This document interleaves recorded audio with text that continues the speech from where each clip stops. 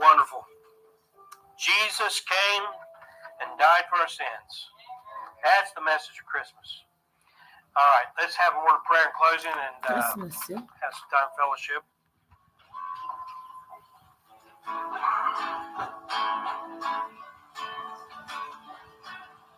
Will you be free from the burden of sin?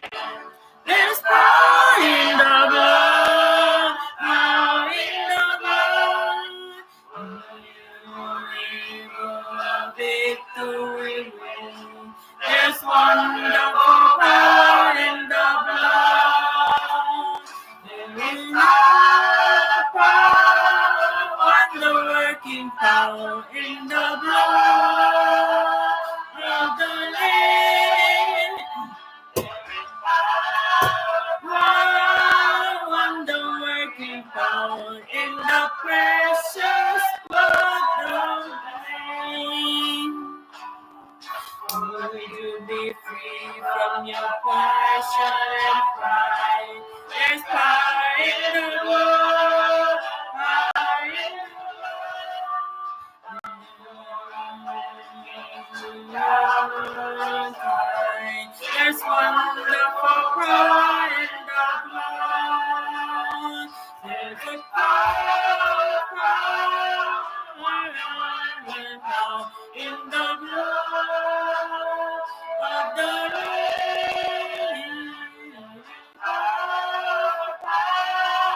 Wonder-working power in the blood of the Lamb.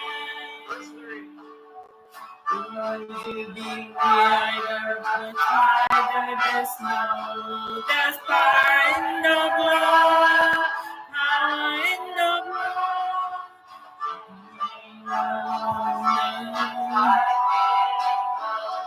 There's wonderful power in the blood. There's a power, wonder-working power in the blood of the Lamb.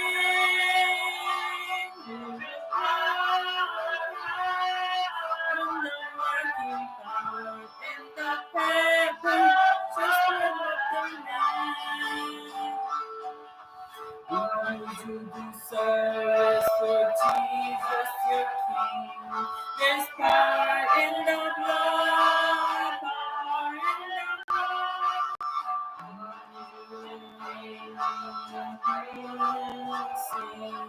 There's wonderful power in the blood.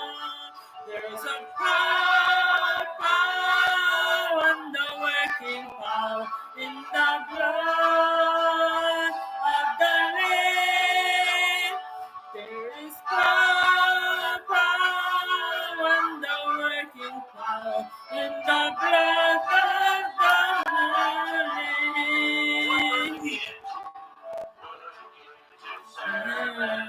Jesus, your King, there's power in the blood, power in the blood.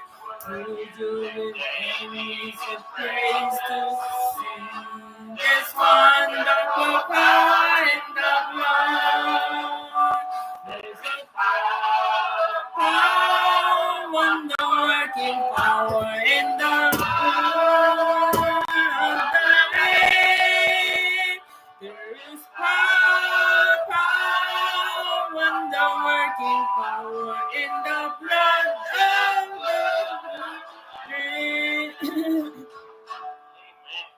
singing. Woke two of you up. I can see it. I'd gone through the loss of the boy's dad. It's been 15 years ago this month. And so a year ago, when we found out that he went home to be with Jesus, it broke my heart, of course. But I just remembered so vividly how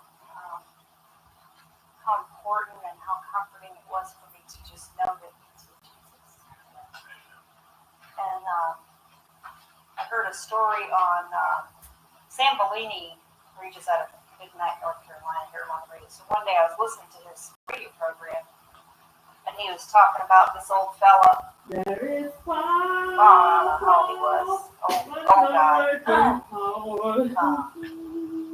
wife was a Christian, and she died. And the neighbor went over to her yelling from the house. And this old guy was in the room saying, "Hallelujah! She's gone home! Hallelujah!" And that's why I wrote this song. It's Hallelujah. Did you know all that?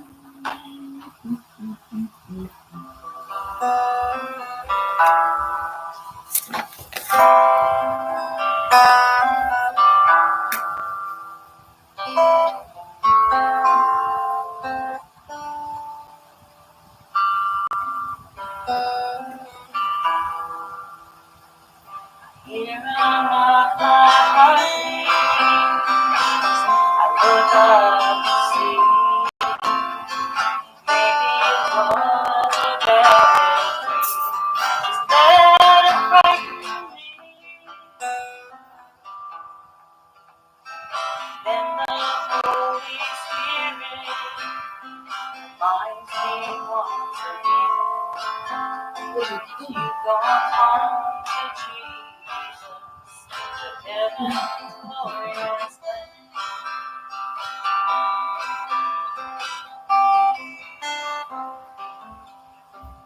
You've gone home, you've gone home, you've gone home, you've gone home, you've gone home. All the saints before, Jesus on the throne. Hallelujah, you've gone home.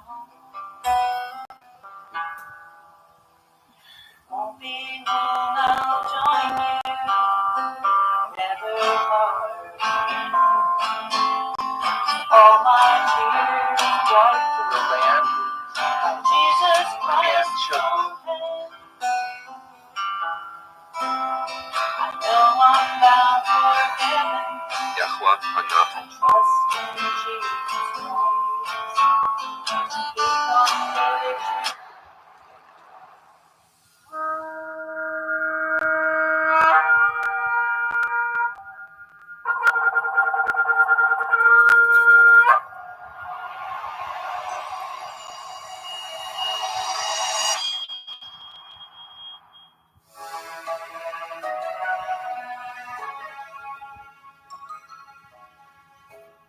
Vaikra, Leviticus chapter 1.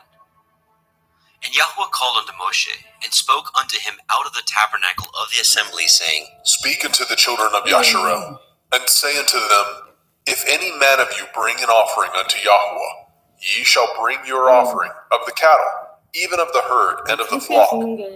If his offering be a burnt sacrifice of the herd, let him offer a male without blemish. He shall offer it of his own voluntary will, at the door of the tabernacle of the assembly before Yahweh. And he shall put his hand upon the head of the burnt offering, and it shall be accepted for him, to make an atonement for him. And he shall kill the bullock before Yahweh, and the priests, Aharon's sons, shall bring the blood, and sprinkle the blood round about upon the altar that is by the door of the tabernacle of the assembly. And he shall flay the burnt offering, and cut it into his pieces. And the sons of Aharon the priest shall put fire upon the altar, and lay the wood in order upon the fire. And the priests, Aharon's sons, shall lay the parts, the head, the fat, in order upon the wood that is on the fire, which is upon the altar. But his inwards and his legs shall he wash in water, and the priest shall burn all on the altar, to be a burnt sacrifice, an offering made by fire, of sweet savor unto Yahweh. And if his offering be of the flocks, namely of the sheep, or of the goats, for a burnt sacrifice, he shall bring it a male without blemish. And he shall kill it on the side of the altar northward, before Yahweh and the priest. Aharon's sons shall sprinkle his blood round about upon the altar. And he shall cut it into his pieces, with his head and his fat, and the priest shall lay them in order on the wood that is on the fire, which is upon the altar. But he shall wash the inwards of the legs with water, and the priest shall bring it all, and burn it upon the altar. It is a burnt sacrifice, an offering made by fire, of sweet savor unto Yahweh. And if the burnt sacrifice for his offering to Yahweh be of fowls, then he shall bring his offering of turtle doves, or of young pigeons. And the priest shall bring it unto the altar, and wring off his head, and burn it on the altar, and the blood thereof shall be wrung out at the side of the altar. And he shall pluck away his crop with his feathers, and cast it beside the altar on the east part, by the place of the ashes. And he shall cleave it with the wings thereof, but shall not divide it asunder. And the priest shall burn it upon the altar, upon the wood that is upon the fire. It is a burnt sacrifice, an offering made by fire, of sweet savor unto Yahweh. Vayikra, Leviticus chapter 2. And when any will offer a meat offering unto Yahweh, his offering shall be of fine flour, and he shall pour oil upon it, and put frankincense thereon. And he shall bring it to Aaron's sons, the priests, and he shall take thereout his handful of the flour thereof, and of the oil thereof, with all the frankincense thereof. And the priest shall burn the memorial of it upon the altar, to be an offering made by fire, of a sweet savor unto Yahweh. And the remnant of the meat offering shall be Aaron's and his sons. It is a thing most holy of the offerings of Yahweh, made by fire.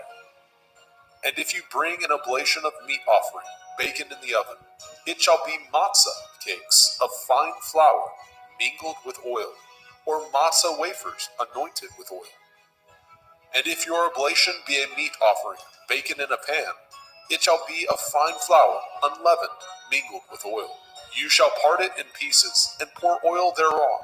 It is a meat offering. And if your oblation be a meat offering, baken in the frying pan, it shall be made of fine flour with oil. And you shall bring the meat offering that is made of these things unto Yahweh. And when it is presented unto the priest, he shall bring it unto the altar. And the priest shall take from the meat offering a memorial thereof, and shall burn it upon the altar. It is an offering made by fire, of sweet savor unto Yahweh. And that which is left of the meat offering shall be Aaron's and his sons. It is a thing most holy of the offerings of Yahweh made by fire.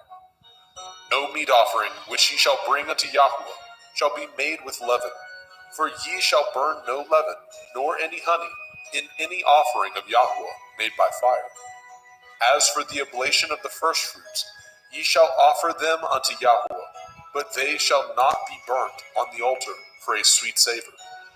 And every oblation of your meat offering shall ye season with salt, neither shall ye suffer the salt of the covenant of your Elohim to be lacking from your meat offering. And all your offerings you shall offer salt. And if you offer a meat offering of your firstfruits unto Yahweh, you shall offer the meat offering of your firstfruits, green ears of grain dried by the fire, even grain beaten out of full ears. And you shall put oil upon it, and lay frankincense thereon. It is a meat offering.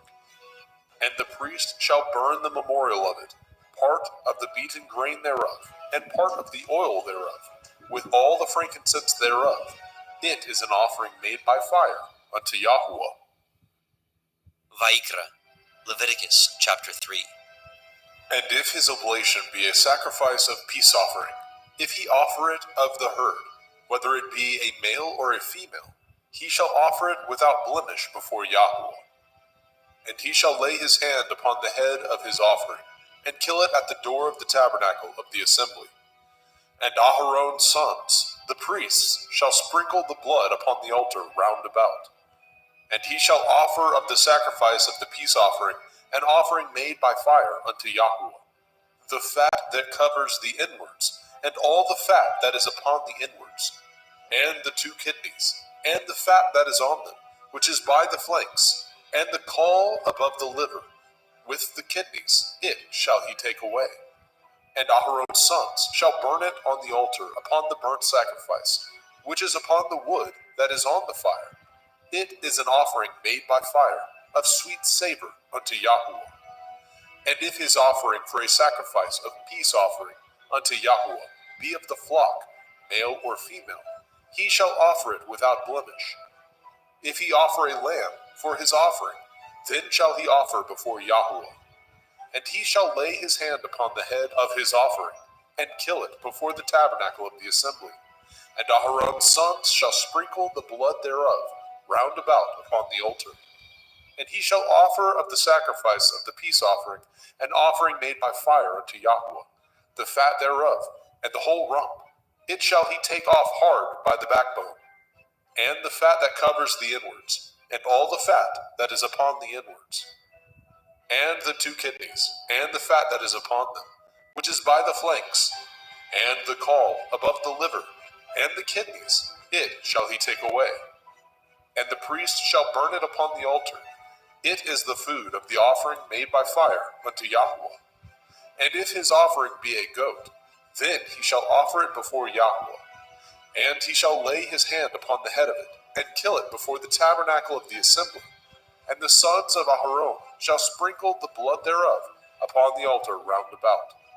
And he shall offer thereof his offering, even an offering made by fire unto Yahweh, the fat that covers the inwards, and all the fat that is upon the inwards, and the 2 kidneys, and the fat that is upon them, which is by the flanks, and the caul above the liver, with the kidneys, it shall he take away. And the priest shall burn them upon the altar. It is the food of the offering, made by fire for a sweet savor. All the fat is Yahweh's. It shall be a perpetual statute for your generations throughout all your dwellings, that ye eat neither fat nor blood. Vayikra, Leviticus chapter 4. And Yahweh spoke unto Moshe, saying, Speak unto the children of Yasharel, saying, If a soul shall sin through ignorance against any of the commandments of Yahweh concerning things which ought not to be done, and shall do against any of them, if the priest that is anointed do sin according to the sin of the people, then let him bring for his sin, which he has sinned, a young bullock, without blemish unto Yahweh, for a sin offering. And he shall bring the bullock unto the door of the tabernacle of the assembly before Yahweh, and shall lay his hands upon the bullock's head, and kill the bullock before Yahweh. And the priest that is anointed shall take of the bullock's blood, and bring it to the tabernacle of the assembly. And the priest shall dip his finger in the blood, and sprinkle of the blood 7 times before Yahweh, before the veil of the sanctuary. And the priest shall put some of the blood upon the horns of the altar of sweet incense before Yahweh, which is in the tabernacle of the assembly, and shall pour all the blood of the bullock at the bottom of the altar of the burnt offering, which is at the door of the tabernacle of the assembly. And he shall take off from it all the fat of the bullock for the sin offering, the fat that covers the inwards, and all the fat that is upon the inwards, and the 2 kidneys, and the fat that is upon them, which is by the flanks, and the caul above the liver, with the kidneys, it shall he take away. As it was taken off from the bullock of the sacrifice of peace offerings, and the priest shall burn them upon the altar of the burnt offering. And the skin of the bullock, and all his flesh, with his head, and with his legs, and his inwards, and his dung, even the whole bullock shall he carry forth without the camp, unto a clean place, where the ashes are poured out, and burn him on the wood with fire. Where the ashes are poured out shall he be burnt. And if the whole assembly of Yasharel sin through ignorance, and the thing be hid from the eyes of the assembly, and they have done somewhat against any of the commandments of Yahweh, concerning things which should not be done, and are guilty, when the sin which they have sinned against it is known, then the assembly shall offer a young bullock for the sin, and bring him before the tabernacle of the assembly. And the elders of the assembly shall lay their hands upon the head of the bullock before Yahweh, and the bullock shall be killed before Yahweh. And the priest that is anointed shall bring of the bullock's blood to the tabernacle of the assembly. And the priest shall dip his finger in some of the blood, and sprinkle it 7 times before Yahweh, even before the veil. And he shall put some of the blood upon the horns of the altar, which is set before Yahweh, that is in the tabernacle of the assembly, and shall pour out all the blood at the bottom of the altar of the burnt offering, which is at the door of the tabernacle of the assembly. And he shall take all his fat from him, and burn it upon the altar. And he shall do with the bullock as he did with the bullock for a sin offering, so shall he do with this. And the priest shall make an atonement for them, and it shall be forgiven them. And he shall carry forth the bullock without the camp, and burn him as he burned the first bullock. It is a sin offering for the assembly. When a ruler has sinned and done somewhat through ignorance against any of the commandments of Yahweh, Elohayu, concerning things which should not be done, and is guilty, or if his sin, wherein he has sinned, come to his knowledge, he shall bring his offering, a kid of the goats, a male without blemish, and he shall lay his hand upon the head of the goats, and kill it in the place where they killed the burnt offering before Yahweh. It is a sin offering. And the priest shall take the blood of the sin offering with his finger, and put it upon the horns of the altar of burnt offering, and shall pour out his blood at the bottom of the altar of burnt offering. And he shall burn all his fat upon the altar, as the fat of the sacrifice of peace offerings. And the priest shall make an atonement for him, as concerning his sin, and it shall be forgiven him. And if any one of the common people sin through ignorance, which he does somewhat against any of the commandments of Yahweh, concerning things which ought not to be done, and be guilty, or if his sin, which he has sinned, come to his knowledge, then he shall bring his offering, a kid of the goats, a female without blemish, for his sin which he has sinned. And he shall lay his hand upon the head of the sin offering, and slay the sin offering in the place of the burnt offering. And the priest shall take of the blood thereof with his finger, and put it upon the horns of the altar of burnt offering, and shall pour out all the blood thereof at the bottom of the altar. And he shall take away all the fat thereof, as the fat is taken away from off the sacrifice of peace offerings. And the priest shall burn it upon the altar for a sweet savor unto Yahweh. And the priest shall make an atonement for him, and it shall be forgiven him. And if he bring a lamb for a sin offering, he shall bring it a female without blemish. And he shall lay his hand upon the head of the sin offering, and slay it for the sin offering in the place where they killed the burnt offering. And the priest shall take of the blood of the sin offering with his finger, and put it upon the horns of the altar of burnt offering, and shall pour out all the blood thereof at the bottom of the altar. And he shall take away all the fat thereof, as the fat of the lamb is taken away from the sacrifice of the peace offering. And the priest shall burn them upon the altar, according to the offering made by fire unto Yahweh. And the priest shall make an atonement for his sin that he has committed, and it shall be forgiven him. Vayikra, Leviticus chapter 5. And if a soul sin, and hear the voice of swearing, and is a witness, whether he has seen or known of it, if he do not utter it, then he shall bear his iniquity. Or if a soul touch any unclean thing, whether it be a carcass of an unclean beast, or a carcass of unclean cattle, or the carcass of unclean creeping things, and if it be hidden from him, he also shall be unclean and guilty. Or if he touch the uncleanness of man, whatsoever uncleanness it be that a man shall be defiled withal, and it be hid from him, when he knows of it, then he shall be guilty. Or if a soul swear, pronouncing with his lips to do evil, or to do good, whatsoever it be that a man shall pronounce with an oath, and it be hid from him, when he knows of it, then he shall be guilty in one of these. And it shall be, when he shall be guilty in one of these things, that he shall confess that he has sinned in that thing. And he shall bring his trespass offering unto Yahweh, for his sin which he has sinned, a female from the flock, a lamb or a kid of the goats, for a sin offering, and the priest shall make an atonement for him concerning his sin. And if he is not able to bring a lamb, then he shall bring for his trespass which he has committed 2 turtle doves, or 2 young pigeons unto Yahweh, one for a sin offering, and the other for a burnt offering. And he shall bring them unto the priest, who shall offer that which is for the sin offering first, and wring off his head from his neck, but shall not divide it asunder. And he shall sprinkle of the blood of the sin offering upon the side of the altar, and the rest of the blood shall be wrung out at the bottom of the altar.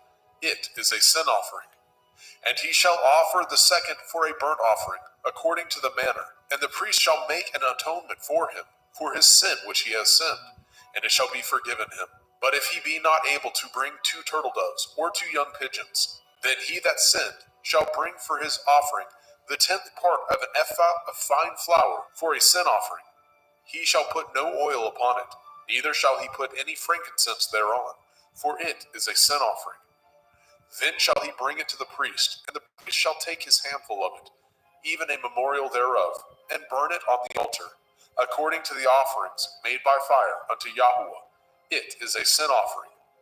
And the priest shall make an atonement for him, as touching his sin, that he has sinned in one of these, and it shall be forgiven him, and the remnant shall be the priest's, as a meat offering. And Yahweh spoke unto Moshe, saying, If a soul commit a trespass, and sin through ignorance, in the holy things of Yahuwah, then he shall bring for his trespass unto Yahuwah a ram without blemish, out of the flocks, with your estimation by shekels of silver, after the shekel of the sanctuary, for a trespass offering. And he shall make the amends for the harm that he has done in the holy thing, and shall add the 5th part thereto, and give it unto the priest. And the priest shall make an atonement for him with the ram of the trespass offering, and it shall be forgiven him. And if a soul sin, and commit any of these things which are forbidden to be done by the commandment of Yahuwah, though he knew it not, yet is he guilty, and shall bear his iniquity. And he shall bring a ram without blemish out of the flock, with your estimation, for a trespass offering, unto the priest. And the priest shall make an atonement for him concerning his ignorance, wherein he erred, and knew it not, and it shall be forgiven him. It is a trespass offering. He has certainly trespassed against Yahuwah. Vayikra, Leviticus chapter 6.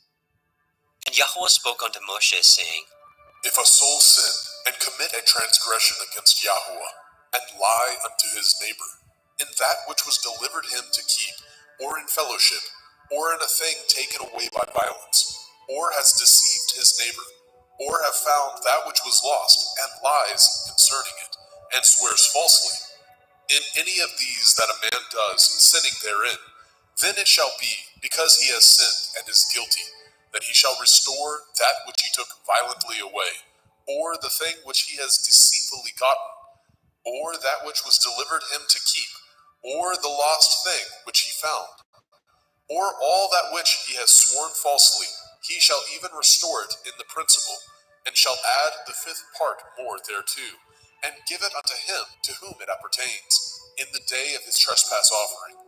And he shall bring his trespass offering unto Yahuwah, a ram without blemish out of the flock, with your estimation for a trespass offering unto the priest. And the priest shall make an atonement for him before Yahuwah, and it shall be forgiven him for anything of all that he has done in trespass therein. And Yahweh spoke unto Moshe, saying, Command Aharon and his sons, saying, This is the Torah of the burnt offering. It is the burnt offering because of the burning upon the altar all night unto the morning, and the fire of the altar shall be burning in it. And the priest shall put on his linen garment, and his linen breeches shall he put upon his flesh, and take up the ashes which the fire has consumed with the burnt offering on the altar, and he shall put them beside the altar. And he shall put off his garments, and put on other garments, and carry forth the ashes without the camp unto a clean place. And the fire upon the altar shall be burning in it. It shall not be put out. And the priest shall burn wood on it every morning, and lay the burnt offering in order upon it, and he shall burn thereon the fat of the peace offerings. The fire shall ever be burning upon the altar. It shall never go out. And this is the Torah of the meat offering. The sons of Aharon shall offer it before Yahuwah, before the altar. And he shall take of it his handful of the flour of the meat offering, and of the oil thereof, and all the frankincense which is upon the meat offering, and shall burn it upon the altar for a sweet savor, even the memorial of it unto Yahuwah. And the remainder thereof shall Aharon and his sons eat, with matzah, unleavened bread, shall it be eaten in the holy place, in the court of the tabernacle of the assembly, they shall eat it. It shall not be baken with leaven. I have given it unto them for their portion of my offering made by fire. It is most holy, as is the sin offering, and as the trespass offering. All the males among the children of Aharon shall eat of it.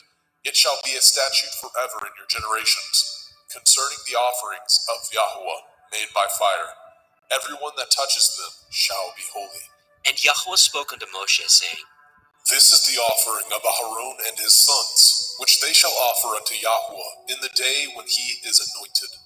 The 10th part of an ephah of fine flour for a meat offering perpetual, half of it in the morning, and half thereof at night.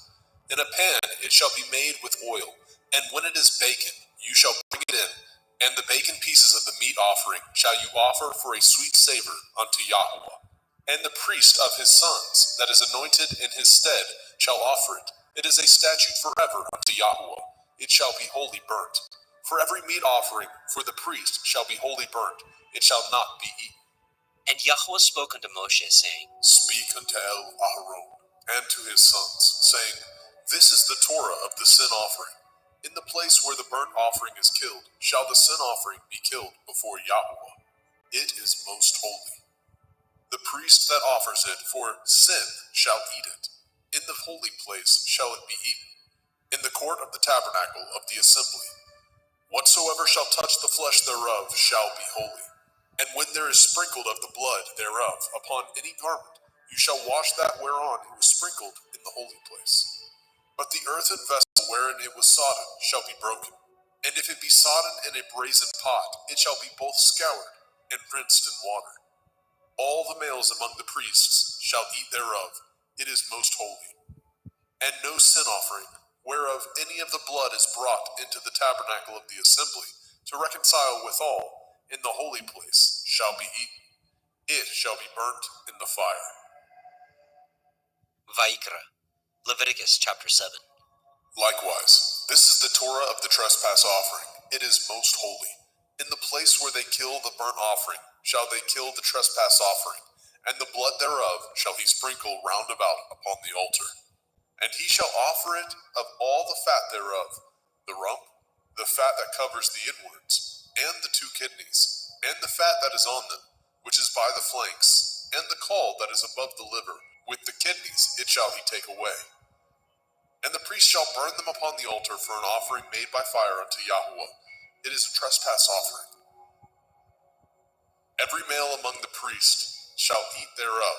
It shall be eaten in the holy place. It is most holy. As the sin offering is, so is the trespass offering. There is one Torah for them. The priest that makes atonement therewith shall have it.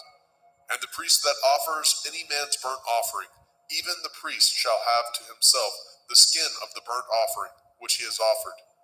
And all the meat offering that is baken in the oven, and all that is dressed in the frying pan, and in the pan, shall be the priest's that offer it.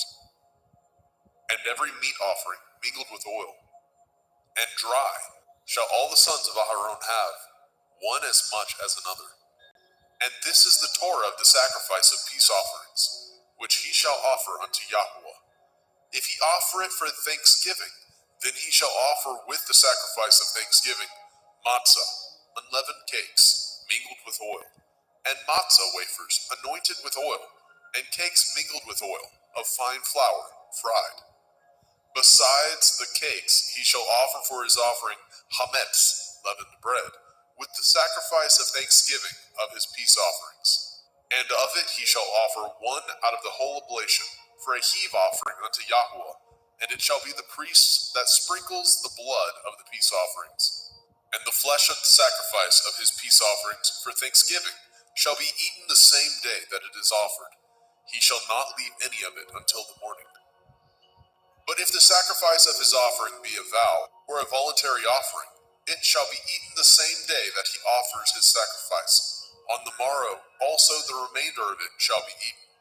But the remainder of the flesh of the sacrifice on the 3rd day shall be burnt with fire.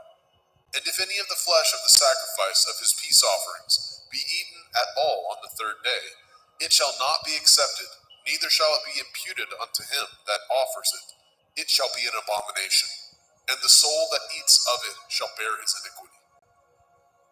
And the flesh that touches any unclean thing shall not be eaten. It shall be burnt with fire.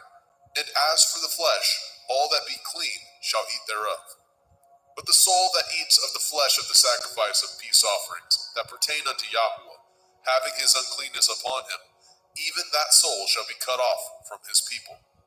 Moreover, The soul that shall touch any unclean thing, as the uncleanness of man, or any unclean beast, or any abominable unclean thing, and eat of the flesh of the sacrifice of peace offerings, which pertain unto Yahweh, even that soul shall be cut off from his people. And Yahweh spoke unto Moshe, saying, Speak unto the children of Yasharel, saying, Ye shall eat no manner of fat, of ox, or of sheep, or of goat, and the fat of the beast that dies of itself, and the fat of that which is torn with beasts, may be used in any other use, but ye shall in no wise eat of it. For whosoever eats the fat of the beast, of which men offer an offering made by fire unto Yahweh, even the soul that eats it shall be cut off from his people. Moreover, ye shall eat no manner of blood, whether it be of fowl or of beast, in any of your dwellings. Whatsoever soul it be that eats any manner of blood, even that soul shall be cut off from his people. And Yahweh spoke unto Moshe, saying, Speak unto the children of Yasharel, saying, He that offers the sacrifice of his peace offerings unto Yahweh shall bring his oblation unto Yahweh of the sacrifice of his peace offerings. His own hand shall bring the offerings of Yahweh made by fire. The fat with the breast it shall he bring, that the breast may be waved for a wave offering before Yahweh. And the priest shall burn the fat upon the altar, but the breast shall be Aharon's and his sons'. And the right shoulder shall ye give unto the priest for a heap offering of the sacrifices of your peace offerings. He among the sons of Aaron that offers the blood of the peace offerings and the fat shall have the right shoulder for his part.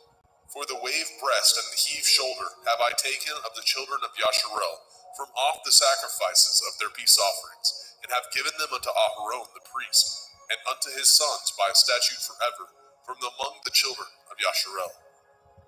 This is the portion of the anointing of Aharon, and of the anointing of his sons, out of the offerings of Yahweh made by fire, in the day when he presented them to minister unto Yahweh in the priest's office, which Yahweh commanded to be given them of the children of Yasharel, in the day that he anointed them, by a statute forever throughout their generations.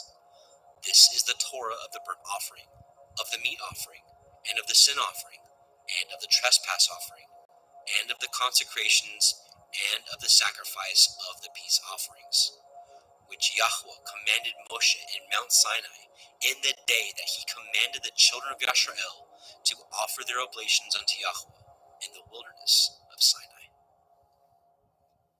Vayikra, Leviticus chapter 8. And Yahweh spoke unto Moshe, saying, Take Aharon and his sons with him, and the garments, and the anointing oil, and a bullock for the sin offering, and 2 rams, and a basket of matzah, unleavened bread, and gather all the assembly together unto the door of the tabernacle of the assembly. And Moshe did as Yahweh commanded him, and the assembly was gathered together unto the door of the tabernacle of the assembly. And Moshe said unto the assembly, This is the thing which Yahweh commanded to be done. And Moshe brought Aharon and his sons, and washed them with water. And he put upon him the coat, and girded him with the belt, and clothed him with the robe, and put the ephod upon him. And he girded him with the belt of the ephod, and bound it unto him therewith. And he put the breastplate upon him. Also he put in the breastplate the Urim and the Tumim. And he put the turban upon his head. Also upon the turban, even upon his forefront, did he put the golden plate, the holy crown, as Yahweh commanded Moshe. And Moshe took the anointing oil, and anointed the tabernacle, and all that was therein, and sanctified them. And he sprinkled thereof upon the altar 7 times, and anointed the altar and all his vessels, both the laver and his foot, to sanctify them.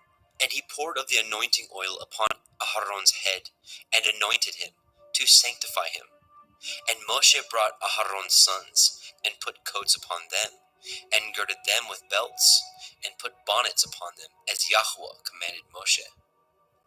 And he brought the bullock for the sin offering, and Aharon and his sons laid their hands upon the head of the bullock for the sin offering, and he slew it.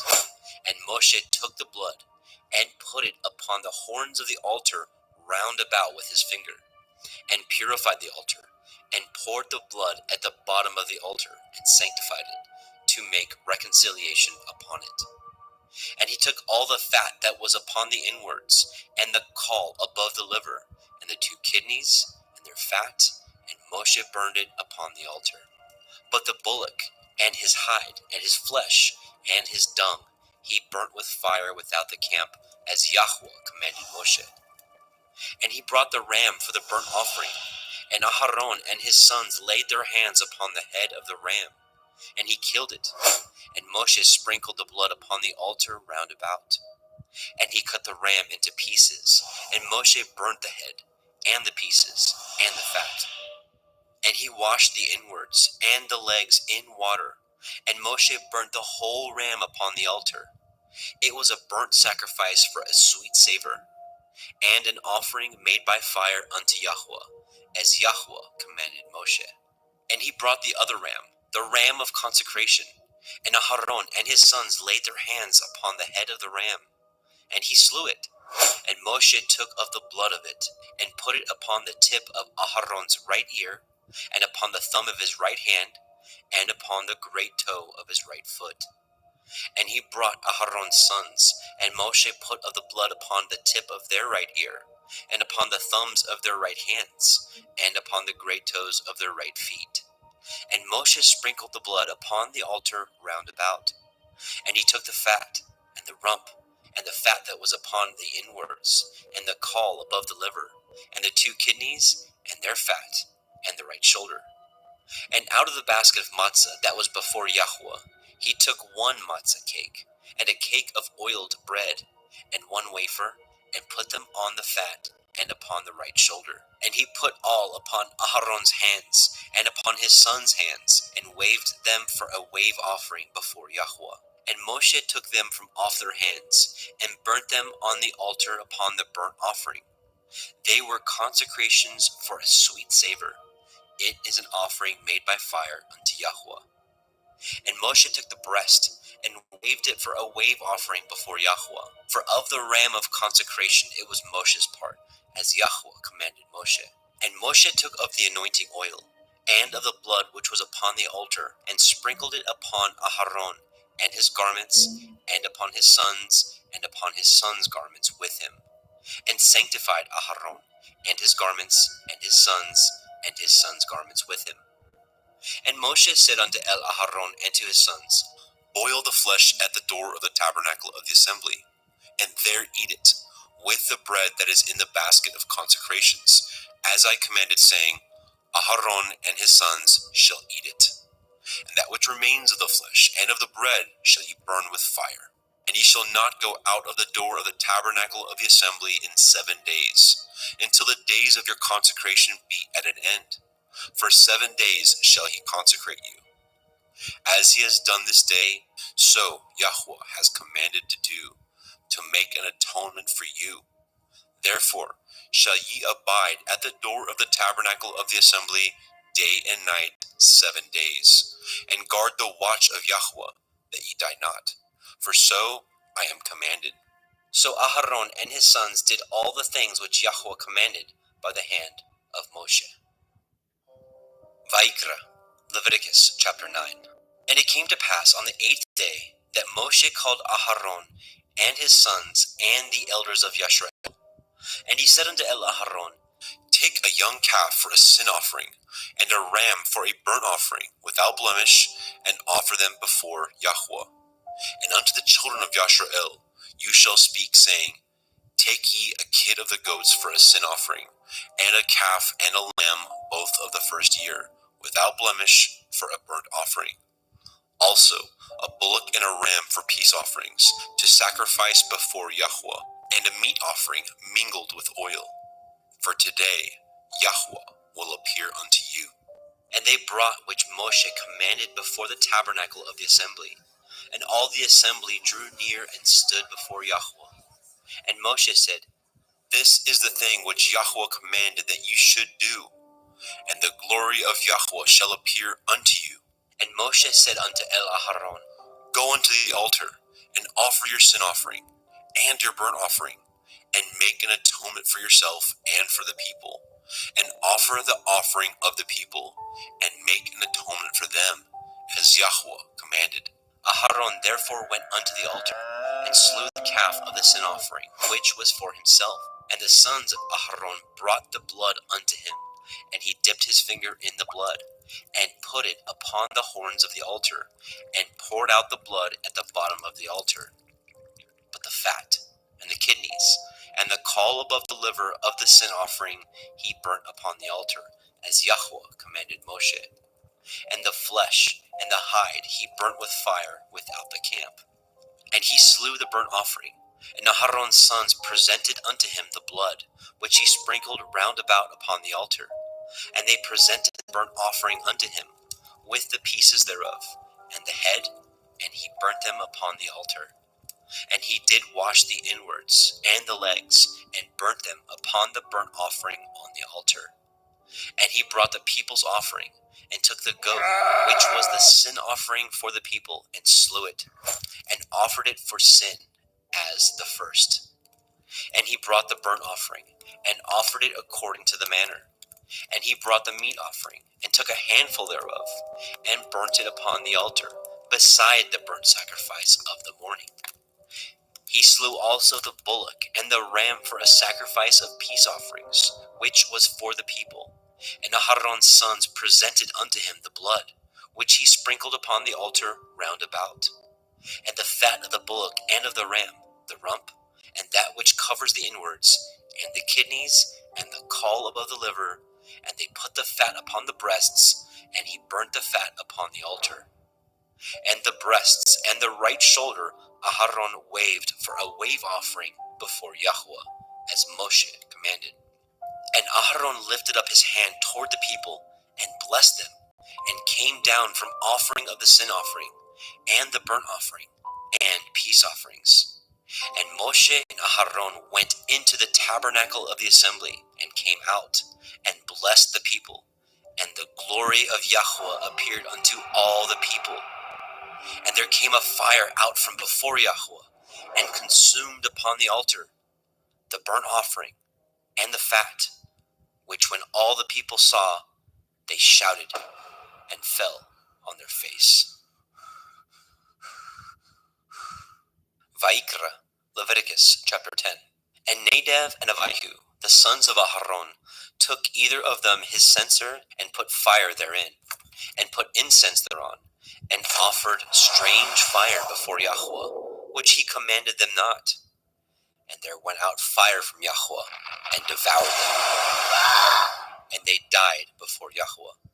Then Moshe said unto Aharon, This is that Yahweh spoke, saying, I will be sanctified in them that come nigh me, and before all the people I will be glorified. And Aharon held his peace. And Moshe called Mishael and Elishaphan, the sons of Uzziel, the uncle of Aharon, and said unto them, Come near, carry your brethren from before the sanctuary out of the camp. So they went near, and carried them in their coats out of the camp, as Moshe had said. And Moshe said unto Aharon, and unto Eleazar, and unto Ithamar his sons, Uncover not your heads, neither rend your clothes, lest ye die, and lest the wrath come upon all the people. But let your brethren, the whole house of Yashrael, bewail the burning which Yahweh has kindled. And ye shall not go out from the door of the tabernacle of the assembly, lest ye die. For the anointing oil of Yahweh is upon you. And they did according to the word of Moshe. And Yahweh spoke unto Aharon, saying, Do not drink wine, nor strong drink, you nor your sons with you, when ye go into the tabernacle of the assembly, lest ye die. It shall be a statute forever throughout your generations, and that ye may put difference between holy and unholy, and between unclean and clean, and that ye may teach the children of Yasharel all the statutes which Yahweh has spoken unto them by the hand of Moshe. And Moshe spoke unto Aharon, and unto Eleazar, and unto Ithamar, his sons that were left, Take the meat offering that remains of the offerings of Yahweh made by fire, and eat it without leaven beside the altar, for it is most holy. And ye shall eat it in the holy place. because it is your due, and your sons' due, of the sacrifices of Yahuwah made by fire. For so I am commanded. And the wave breast and the heave shoulder shall ye eat in a clean place, you and your sons and your daughters with you, for they be your due, and your sons' due, which are given out of the sacrifices of peace offerings of the children of Yashrael. The heave shoulder and the wave breast shall they bring with the offerings made by fire of the fat, to wave it for a wave offering before Yahweh. And it shall be yours and your sons with you by a statute forever, as Yahweh has commanded. And Moshe diligently sought the goat of the sin offering, and behold, it was burnt. And he was angry with Eleazar and Ithamar, the sons of Aharon, which were left alive, saying, Wherefore have ye not eaten the sin offering in the holy place, seeing it is most holy? And Elohim has given it to you to bear the iniquity of the assembly, to make an atonement for them before Yahweh? Behold, the blood of it was not brought in within the holy place. Ye should indeed have eaten it in the holy place, as I commanded. And Aharon said unto Moshe, Behold, this day have they offered their sin offering and their burnt offering before Yahweh, and such things have befallen me. And if I had eaten the sin offering today, should it have been accepted in the sight of Yahweh? And when Moshe heard that, he was content. Vaikra, Leviticus chapter 11. And Yahweh spoke unto El Moshe, and to El Aharon, saying unto them, Speak unto the children of Yasharel, saying, These are the beasts which ye shall eat among all the beasts that are on the earth. Whatsoever parts the hoof, and is cloven-footed, and chews the cud, among the beasts, that shall ye eat. Nevertheless, these shall ye not eat of them that chew the cud, or of them that divide the hoof. As the camel, because he chews the cud, but divides not the hoof, he is unclean unto you. And the coney, because he chews the cud, but divides not the hoof, he is unclean unto you. And the hare, because he chews the cud, but divides not the hoof, he is unclean unto you. And the swine, though he divide the hoof, and be cloven-footed, yet he chews not the cud, he is unclean to you. Of their flesh shall ye not eat, and their carcass shall ye not touch, they are unclean to you. These shall ye eat of all that are in the waters. Whatsoever has fins and scales in the waters, in the seas, and in the rivers, them shall you eat. And all that have not fins and scales in the seas, and in the rivers, of all that move in the waters, and of any living thing which is in the waters, they shall be an abomination unto you. They shall be even an abomination unto you. Ye shall not eat of their flesh, but ye shall have their carcasses in abomination. Whatsoever has no fins nor scales in the water, that shall be an abomination unto you. And these are they which ye shall have an abomination among the fowls. They shall not be eaten. They are an abomination, the eagle, the ossifrage, and the osprey, and the vulture, and the kite after his kind, every raven after his kind, and the owl, and the nighthawk, and the cuckow, and the hawk after his kind, and the little owl, and the cormorant, and the great owl, and the swan, and the pelican, and the gier eagle, and the stork, and the heron after her kind, and the lapwing, and the bat. All fowls that creep going upon all four shall be an abomination unto you. Yet these may ye eat of every flying creeping thing that goes upon all four, which have legs above their feet, to leap withal upon the earth. Even these of them ye may eat, the locust after his kind, and the bald locust after his kind, and the beetle after his kind, and the grasshopper after his kind. But all other flying creeping things, which have 4 feet, shall be an abomination unto you. And for these ye shall be unclean. Whosoever touches the carcass of them shall be unclean until the evening. And whosoever bears aught of the carcass of them shall wash his clothes, and be unclean until the evening. The carcass of every beast which divides the hoof, and is not cloven-footed, nor chews the cud, are unclean unto you. Every one that touches them shall be unclean. And whatsoever goes upon his paws, among all manner of beasts that go on all fours, those are unclean unto you. Whoso touches their carcass shall be unclean until the evening. And he that bears the carcass of them shall wash his clothes, and be unclean unto the evening. They are unclean unto you. These also shall be unclean unto you. Among the creeping things that creep upon the earth, the weasel, the mouse, and the tortoise, after his kind, and the ferret, and the chameleon, and the lizard, and the snail, and the mole, these are unclean to you among all that creep. Whosoever touches them, when they be dead, shall be unclean until the evening. And upon whatsoever any of them, when they are dead, does fall, it shall be unclean, whether it be any vessel of wood, or raiment, or skin, or sack, whatsoever vessel it be, wherein any work is done, it must be put into water, and it shall be unclean until the evening, so it shall be cleansed. And every earthen vessel, where into any of them that falls, whatsoever is in it shall be unclean, and ye shall break it.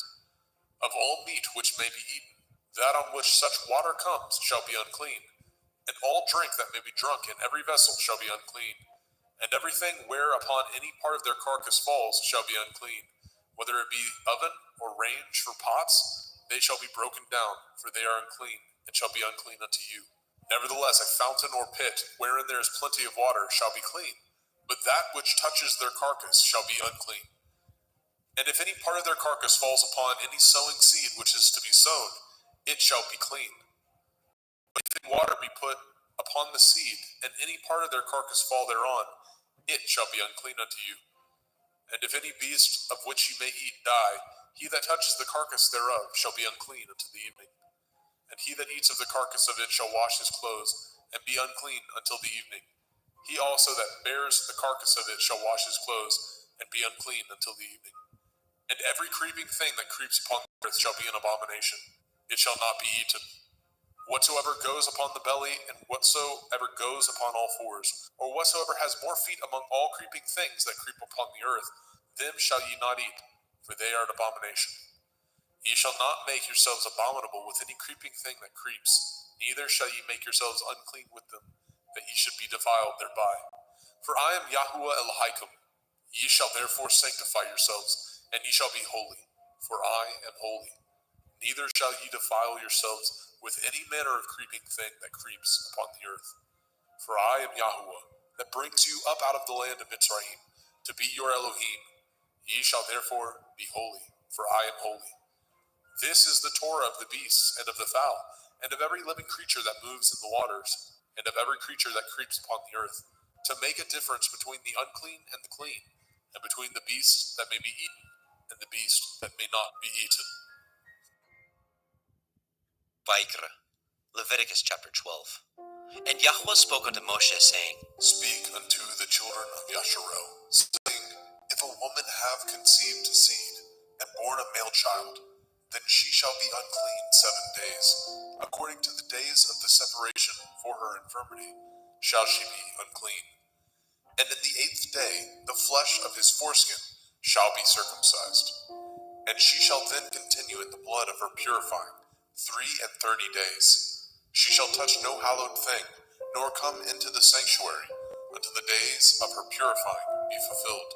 But if she bear a female child, then she shall be unclean 2 weeks, as in her separation, and she shall continue in the blood of her purifying 66 days. And when the days of her purifying are fulfilled, for a son or for a daughter, she shall bring a lamb of the first year for a burnt offering, and a young pigeon, or a turtle dove, for a sin offering, unto the door of the tabernacle of the assembly, unto the priest, who shall offer it before Yahuwah, and make an atonement for her, and she shall be cleansed from the issue of her blood. This is the Torah for her that has borne a male or a female. And if she be not able to bring a lamb, then she shall bring 2 turtle doves, or 2 young pigeons, the one for the burnt offering, and the other for a sin offering. And the priest shall make an atonement for her, and she shall be clean. Vaikra, Leviticus chapter 13. And Yahweh spoke unto El Moshe and El Aharon, saying, When a man shall have in the skin of his flesh a rising, a scab, or a bright spot, and it be in the skin of his flesh, like the plague of leprosy, then he shall be brought unto El Aharon the priest, or unto one of his sons the priests. And the priest shall look on the plague in the skin of the flesh, and when the hair in the plague is turned white, and the plague in sight be deeper than the skin of his flesh, It is a plague of leprosy, and the priest shall look on him and pronounce him unclean. If the bright spot be white in the skin of his flesh, and in sight be not deeper than the skin, and the hair thereof be not turned white, then the priest shall shut up him that has the plague 7 days. And the priest shall look on him the 7th day, and behold, if the plague in his sight be at a stay, and the plague spread not in the skin, then the priest shall shut him up 7 days more. And the priest shall look on him again the 7th day, and behold, if the plague be somewhat dark, and the plague spread not in the skin, the priest shall pronounce him clean.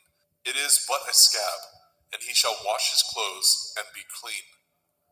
But if the scab spread much abroad in the skin, after that he has been seen of the priest for his cleansing, he shall be seen of the priest again.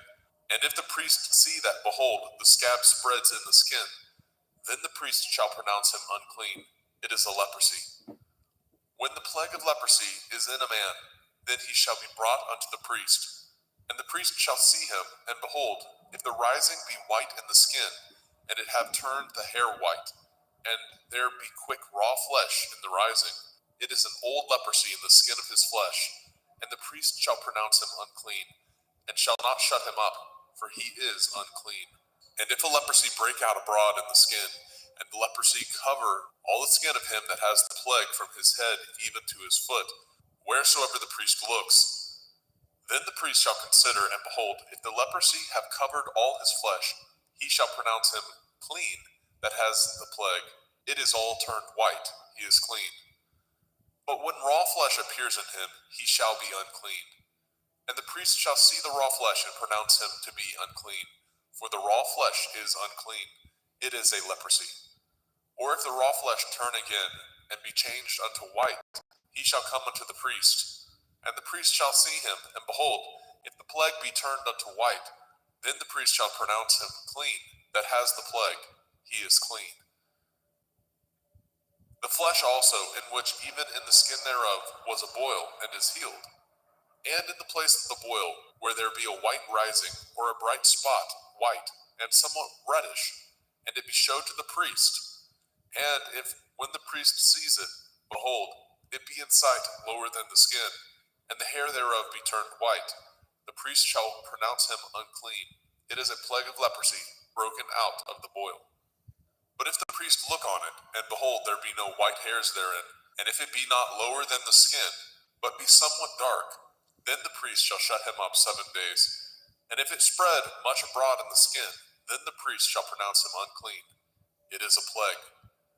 But if the bright spot stay in his place, and spread not, it is a burning boil, and the priest shall pronounce him clean. Or if there be any flesh in the skin whereof there is a hot burning, and the quick flesh that burns have a white bright spot, somewhat reddish or white, then the priest shall look upon it, and behold, if the hair in the bright spot be turned white, and it be in sight deeper than the skin, it is a leprosy broken out of the burning, wherefore the priest shall pronounce him unclean. It is the plague of leprosy. But if the priest look on it, and behold, there be no white hair in the bright spot, and it be no lower than the other skin, but be somewhat dark, then the priest shall shut him up 7 days. And the priest shall look upon him the 7th day, and if it be spread much abroad in the skin, then the priest shall pronounce him unclean. It is the plague of leprosy. And if the bright spot stay in his place, and spread not in the skin, but it be somewhat dark, it is a rising of the burning, and the priest shall pronounce him clean, for it is an inflammation of the burning. If a man or woman have a plague upon the head or the beard, then the priest shall see the plague, and behold, if it be in sight deeper than the skin, and there be in it a yellow thin hair, then the priest shall pronounce him unclean. It is a dry skull, even a leprosy upon the head or beard. And if the priest shall look on the plague of the skull, and behold, it be not in sight deeper than the skin, and that there is no black hair in it, then the priest shall shut up him that has the plague of the skull 7 days. And in the 7th day the priest shall look on the plague, and behold, if the skull spread not, and there be in it no yellow hair, and the skull be not in sight deeper than the skin, he shall be shaven, and the skull shall he not shave, and the priest shall shut him up that has the skull 7 days more. And in the seventh day the priest shall look on the skull, and behold, if the skull be not spread in the skin, nor be in sight deeper than the skin, then the priest shall pronounce him clean, and he shall wash his clothes and be clean.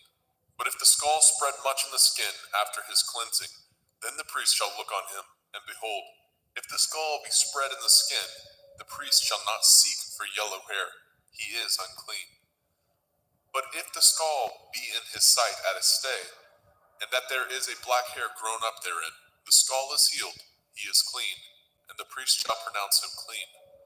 If a man also or a woman have in the skin of their flesh bright spots, even white bright spots, then the priest shall look and behold, if the bright spot in the skin of their flesh be darkish white, it is a freckled spot that grows in the skin, he is clean. And the man whose hair is fallen off his head, he is bald, yet is he clean.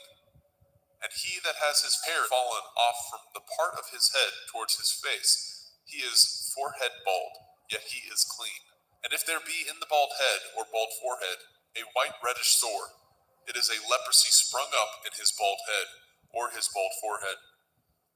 Then the priest shall look upon it, and behold, if the rising of the sore be white reddish in the bald head or in his bald forehead, as the leprosy appears in the skin of the flesh, he is a leprous man, he is unclean. The priest shall pronounce him utterly unclean. His plague is in his head. And the leper in whom the plague is, his clothes shall be rent, and his head bare, and he shall put a covering upon his upper lip, and shall cry, Unclean, unclean. All the days wherein the plague shall be in him shall he be defiled. He is unclean. He shall dwell alone, without the camp shall his habitation be.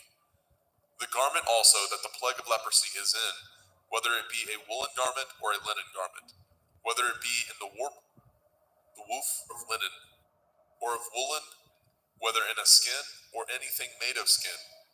And if the plague be greenish or reddish in the garment or in the skin, either in the warp or in the woof or in anything of skin, it is a plague of leprosy, and shall be showed unto the priest.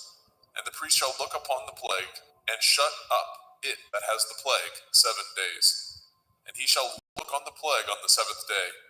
If the plague be spread in the garment, either in the warp or in the woof or in a skin, or in any work that is made of skin, the plague is a fretting leprosy, it is unclean.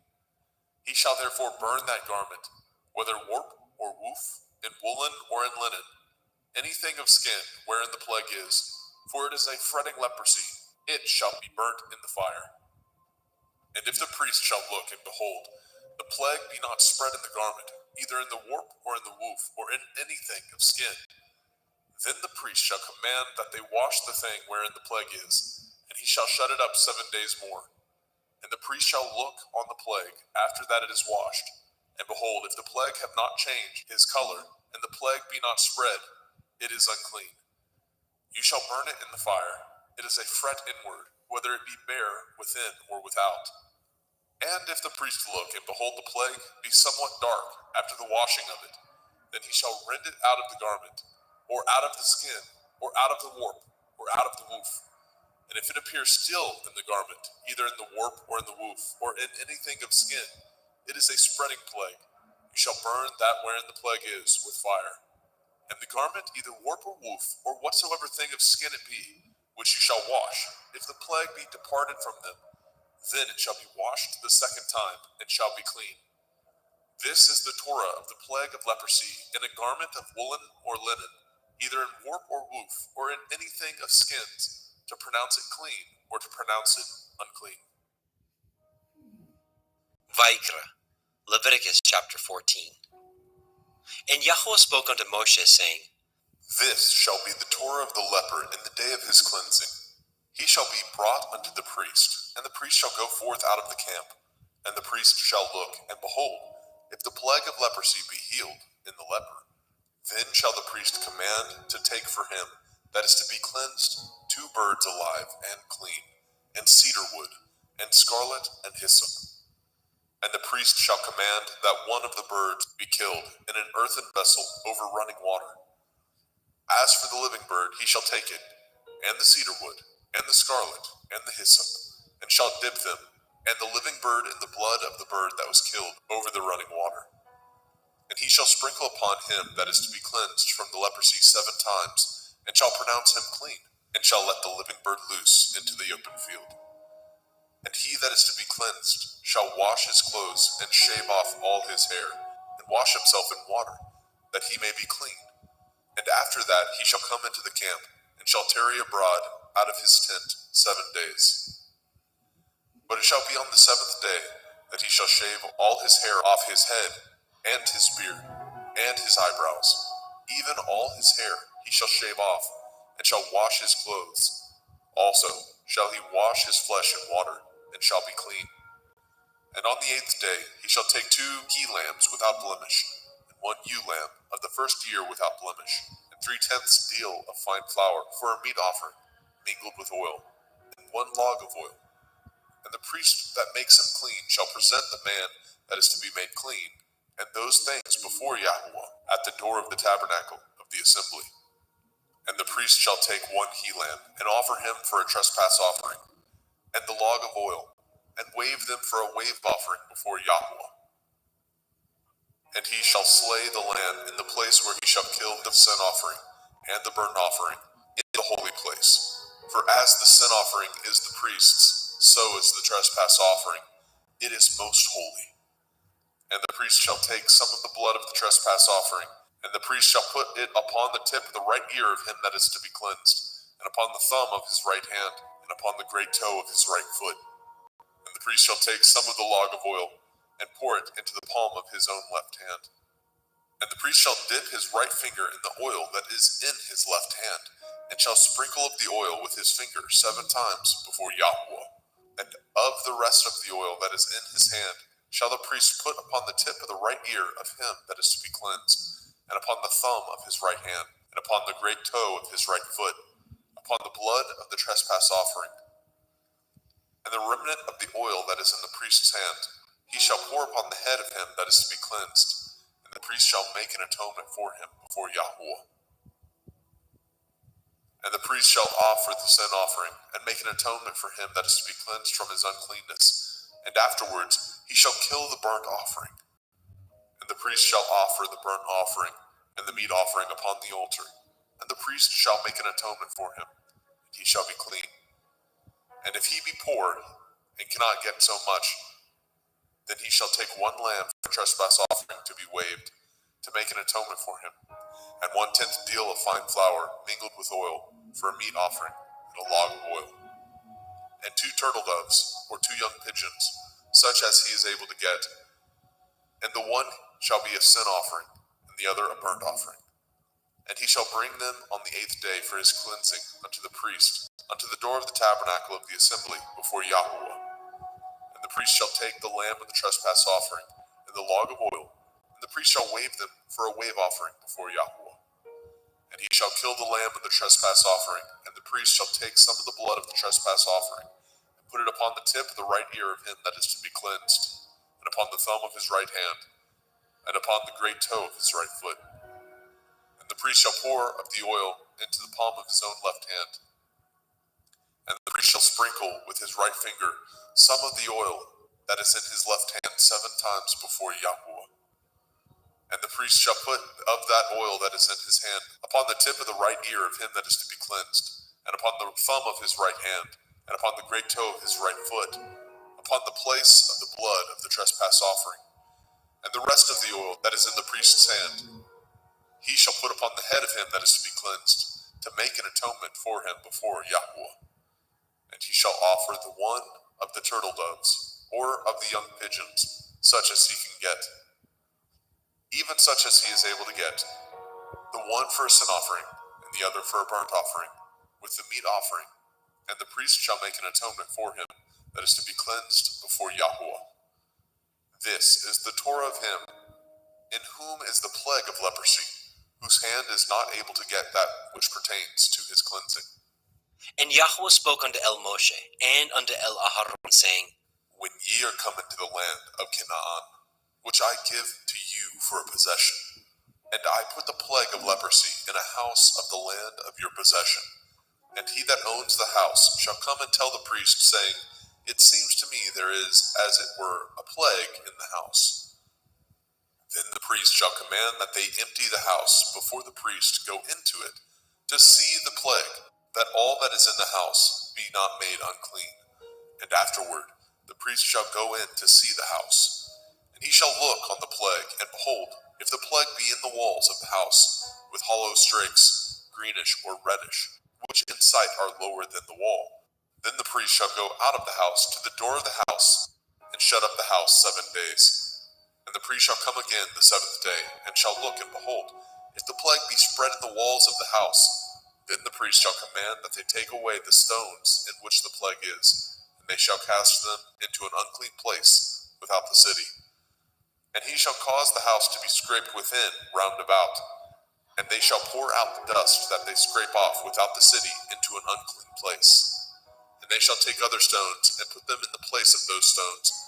And he shall take other mortar, and shall plaster the house. And if the plague come again, and break out in the house, after that he has taken away the stones, and after he has scraped the house, and after it is plastered, then the priest shall come and look, and behold, if the plague be spread in the house, it is a fretting leprosy in the house, it is unclean. And he shall break down the house, the stones of it, and the timber thereof, and all the mortar of the house, and he shall carry them forth out of the city into an unclean place. Moreover, he that goes into the house all the while that it is shut up shall be unclean until the evening.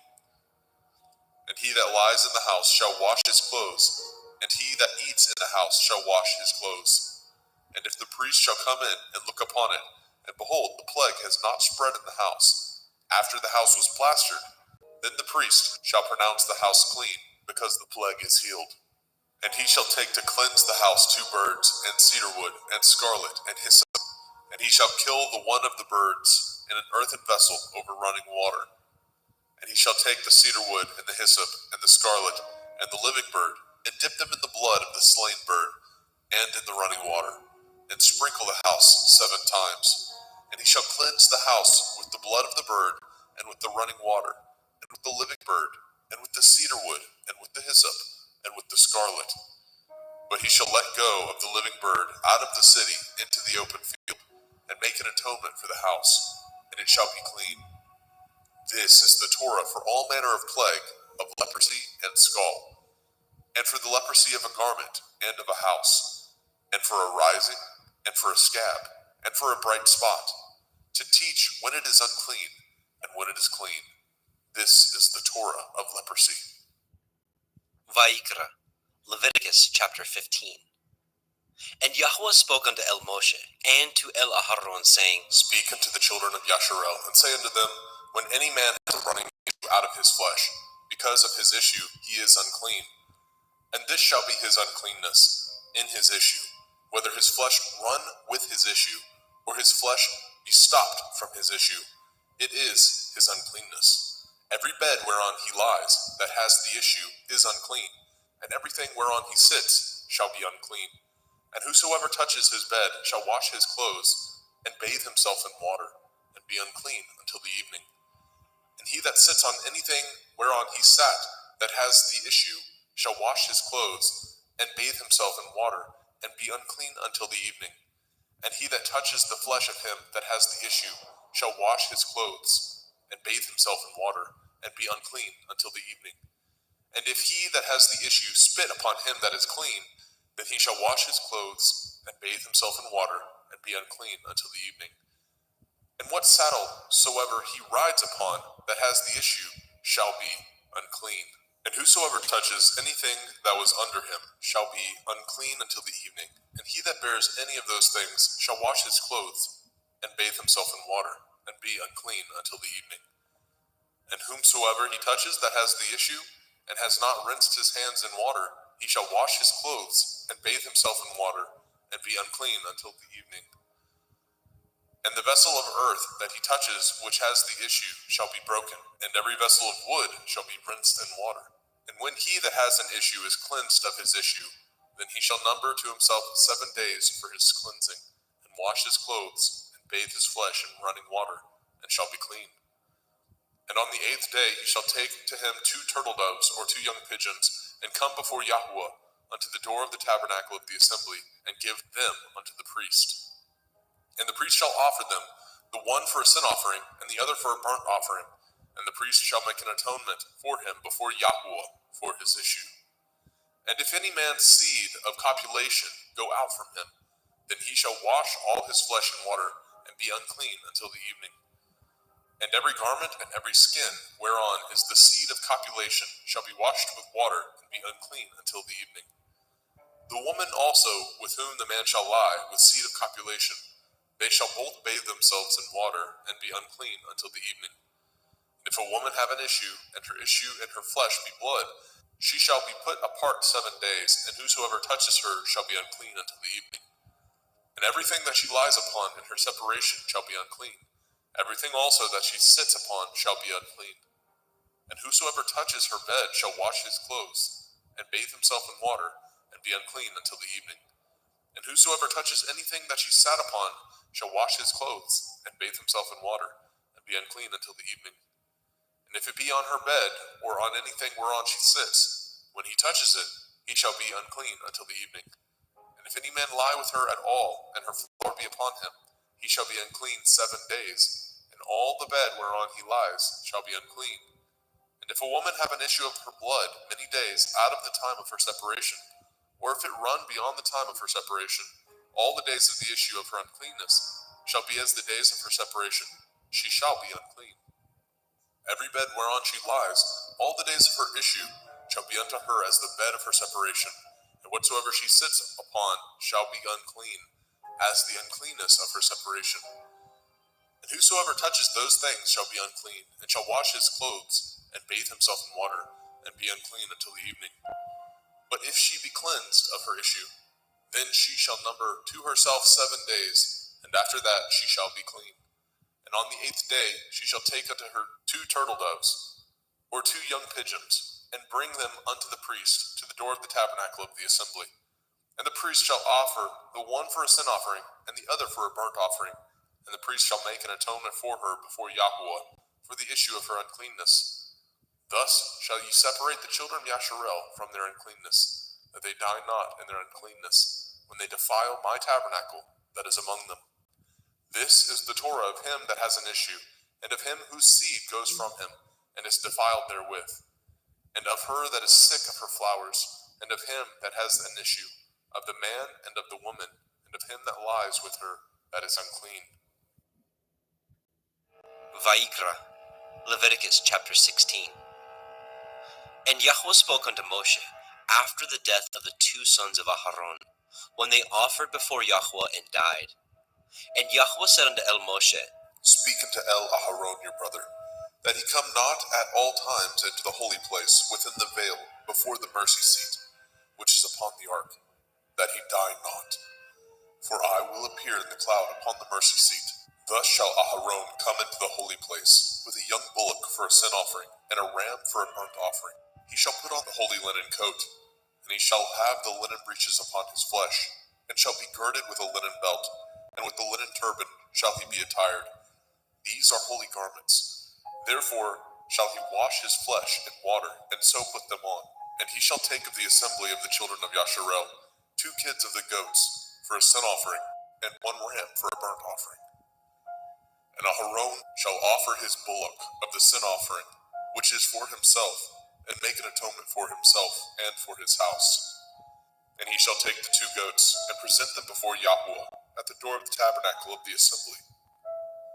And Aharon shall cast lots upon the 2 goats, 1 lot for Yahuwah, and the other lot for Azazel. And Aharon shall bring the goat upon which Yahuwah's lot fell, and offer him for a sin offering. But the goat on which the lot fell to be for Azazel shall be presented alive before Yahuwah, to make an atonement with him, and to let him go for Azazel into the wilderness. And Aharon shall bring the bullock of the sin offering, which is for himself, and shall make an atonement for himself and for his house, and shall kill the bullock of the sin offering, which is for himself. And he shall take a censer full of burning coals of fire from off the altar before Yahuwah, and his hands full of sweet incense beaten small, and bring it within the veil. And he shall put the incense upon the fire before Yahuwah, that the cloud of the incense may cover the mercy seat that is upon the testimony that he died not. And he shall take of the blood of the bullock, and sprinkle it with his finger upon the mercy seat eastward. And before the mercy seat shall he sprinkle of the blood with his finger 7 times. Then shall he kill the goat of the sin offering that is for the people, and bring his blood within the veil, and do with that blood as he did with the blood of the bullock, and sprinkle it upon the mercy seat, and before the mercy seat. And he shall make an atonement for the holy place, because of the uncleanness of the children of Yasharel, and because of their transgressions, in all their sins. And so shall he do for the tabernacle of the assembly, that remains among them in the midst of their uncleanness. And there shall be no man in the tabernacle of the assembly, when he goes to make an atonement in the holy place, until he comes out, and have made an atonement for himself, and for his household, and for all the assembly of Yasharel. And he shall go out unto the altar that is before Yahuwah, and make an atonement for it, and shall take of the blood of the bullock, and of the blood of the goat, and put it upon the horns of the altar round about. And he shall sprinkle the blood upon it with his finger 7 times, and cleanse it, and hallow it from the unclean children of Yasharel. And when he has made an end of reconciling the holy place, and the tabernacle of the assembly, and the altar, he shall bring the live goat. And Aharon shall lay both his hands upon the head of the live goat, and confess over him all the iniquities of the children of Yasharel, and all their transgression in all their sins, putting them upon the head of the goat, and shall send him away by the hand of a fit man into the wilderness. And the goat shall bear upon him all their iniquities, unto a land not inhabited, and he shall let go the goat in the wilderness. And Aharon shall come into the tabernacle of the assembly, and shall put off the linen garments which he put on when he went into the holy place, and shall leave them there. And he shall wash his flesh with water in the holy place, and put on his garments, and come forth, and offer his burnt offering, and the burnt offering of the people, and make an atonement for himself and for the people. And the fat of the sin offering shall he burn upon the altar. And he that let go the goat for Azazel shall wash his clothes, and bathe his flesh in water, and afterwards come into the camp. And the bullock for the sin offering, and the goat for the sin offering, and whose blood was brought in to make an atonement in the holy place, shall one carry forth without the camp, and they shall burn in the fire their skins, and their flesh, and their dung. And he that burns them shall wash his clothes, and bathe his flesh in water, and afterwards he shall come into the camp. And this shall be a statute forever unto you, that in the 7th month, on the 10th day of the month, ye shall afflict your souls, and do no work at all, whether it be one of your own country, or a stranger that sojourns among you. For on that day shall the priest make an atonement for you, to cleanse you, that ye may be clean from all your sins before Yahuwah. It shall be a Sabbath of rest unto you, and ye shall afflict your souls by a statute forever. And the priest, whom he shall anoint, and whom he shall consecrate to minister in the priest's office in his father's stead, shall make the atonement, and shall put on the linen clothes, even the holy garments. And he shall make an atonement for the holy sanctuary, and he shall make an atonement for the tabernacle of the assembly, and for the altar, and he shall make an atonement for the priests, and for all the people of the assembly. And this shall be an everlasting statute unto you, to make an atonement for the children of Yasharel for all their sins once a year. And he did as Yahweh commanded Moshe.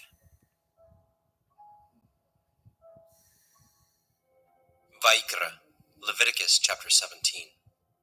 And Yahweh spoke unto Moshe, saying, Speak unto Aharon, and unto his sons, and unto all the children of Yasharel, and say unto them, This is the thing which Yahuwah has commanded, saying, What man soever there be of the house of Yasharel, that kills an ox, or lamb, or goat, in the camp, or that kills it out of the camp, and brings it not unto the door of the tabernacle of the assembly, to offer an offering unto Yahuwah before the tabernacle of Yahuwah, blood shall be imputed unto that man.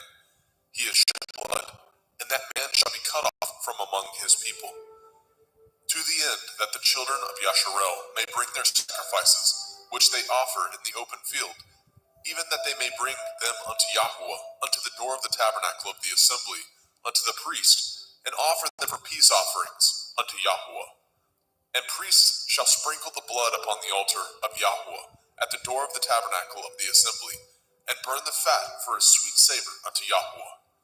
And they shall no more offer their sacrifices unto devils, after whom they have gone a whoring. This shall be a statute forever unto them throughout their generations.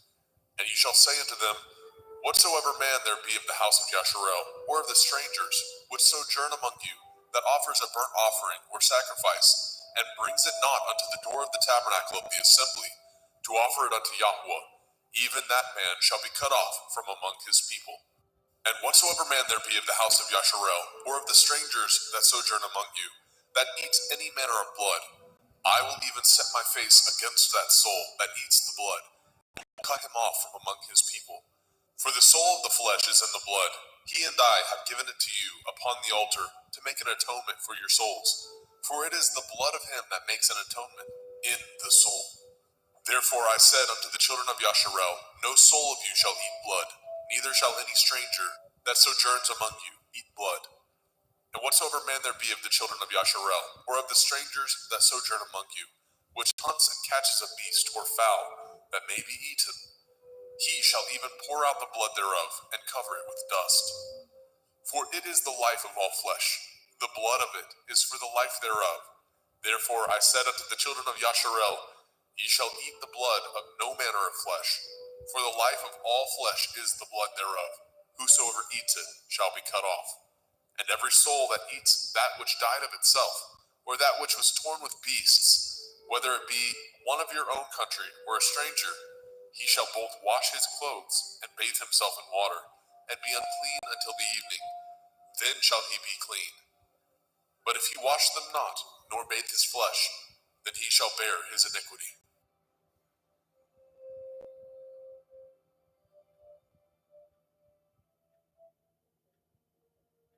Vayikra, Leviticus chapter 18. And Yahweh spoke unto Moshe, saying, Speak unto the children of Yasharel, and say unto them, I am Yahweh Elohim. After the doings of the land of Mitzrayim, where ye dwell, shall ye not do. And after the doings of the land of Canaan, whither I bring you, shall ye not do. Neither shall ye walk in their ordinances. Ye shall do my judgments, and guard my ordinances, to walk therein. I am Yahuwah Elohim. Ye shall therefore guard my statutes and my judgments, which if a man do, he shall live in them. I am Yahweh. None of you shall approach to any that is near of kin to him, to uncover their nakedness. I am Yahweh. The nakedness of your father, or the nakedness of your mother, shall you not uncover. She is your mother. You shall not uncover her nakedness. The nakedness of your father's woman shall you not uncover. It is your father's nakedness. The nakedness of your sister, the daughter of your father, the daughter of your mother, whether she be born at home or born abroad, even their nakedness you shall not uncover. The nakedness of your son's daughter, or of your daughter's daughter, even their nakedness you shall not uncover, for theirs is your own nakedness. The nakedness of your father's woman's daughter, begotten of your father, she is your sister. You shall not uncover her nakedness. You shall not uncover the nakedness of your father's sister. She is your father's near kinswoman. You shall not uncover the nakedness of your mother's sister, for she is your mother's near kinswoman. You shall not uncover the nakedness of your father's brother. You shall not approach to his woman. She is your aunt. You shall not uncover the nakedness of your daughter-in-law. She is your son's woman. You shall not uncover her nakedness. You shall not uncover the nakedness of your brother's woman. It is your brother's nakedness. You shall not uncover the nakedness of a woman and her daughter. Neither shall you take her son's daughter or her daughter's daughter to uncover her nakedness, for they are your near kinswoman. It is wickedness. Neither shall you take a woman to her sister to vex her, to uncover her nakedness, beside the other in her lifetime. Also you shall not approach unto a woman to uncover her nakedness, as long as she is put apart for her uncleanness. Moreover, you shall not lie carnally with your neighbor's woman to defile yourself with her. And you shall not let any of your seed pass through the fire to Molech, neither shall you profane the name of your Elohim. I am Yahweh. You shall not lie with mankind as with womankind. It is an abomination. Neither shall you lie with any beast to defile yourself therewith. Neither shall any woman stand before a beast to lie down thereto. It is confusion. Defile not ye yourselves in any of these things, for in all these the nations are defiled, which I cast out before you. And the land is defiled, therefore I do visit the iniquity thereof upon it, and the land itself vomits out her inhabitants.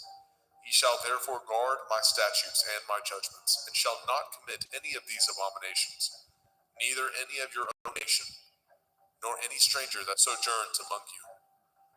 For all these abominations have the men of the land done, which were before you, and the land is defiled. That the land spew not you out also, when ye defile it, as it spewed out the nations that were before you. For whosoever shall commit any of these abominations, even the souls that commit them shall be cut off from among their people.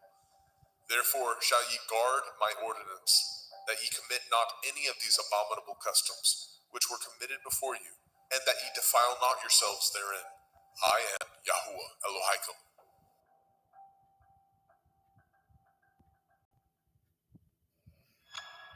Vaikra, Leviticus chapter 19. And Yahweh spoke unto Moshe, saying, Speak unto all the assembly of the children of Yasharel, and say unto them, Ye shall be holy, for I, Yahuwah Elohaikum, am holy. Ye shall fear every man his mother and his father, and guard my Shabbathot. I am Yahuwah Elohaikum. Turn ye not unto idols, nor make to yourselves molten Elohim. I am Yahuwah Elohaikum. And if ye offer a sacrifice of peace offerings unto Yahuwah, ye shall offer it at your own will. It shall be eaten the same day ye offer it, and on the morrow. And if aught remain unto the third day, it shall be burnt in the fire. And if it be eaten at all on the third day, it is abominable. It shall not be accepted. Therefore everyone that eats it shall bear his iniquity, because he has profaned the hallowed thing of Yahuwah, and that soul shall be cut off from among his people. And when ye reap the harvest of your land, ye shall not wholly reap the corners of your field, neither shall you gather the gleanings of your harvest. And you shall not glean your vineyard, neither shall you gather every grape of your vineyard. You shall leave them for the poor and stranger. I am Yahuwah Elohaikum. Ye shall not steal, neither deal falsely, neither lie one to another. And ye shall not swear by my name falsely, neither shall you profane the name of your Elohim. I am Yahuwah. You shall not defraud your neighbor, neither rob him. The wages of him that is hired shall not abide with you all night until the morning. You shall not curse the deaf, nor put a stumbling block before the blind, but shall fear your Elohim. I am Yahuwah. Ye shall do no unrighteousness in judgment. You shall not respect the person of the poor, nor honor the person of the mighty, but in righteousness shall you judge your neighbor. You shall not go up and down as a talebearer among your people, neither shall you stand against the blood of your neighbor. I am Yahuwah. You shall not hate your brother in your heart. You shall in any wise rebuke your neighbor, and not suffer sin upon him. You shall not avenge, nor bear any grudge against the children of your people, but you shall love your neighbor as yourself.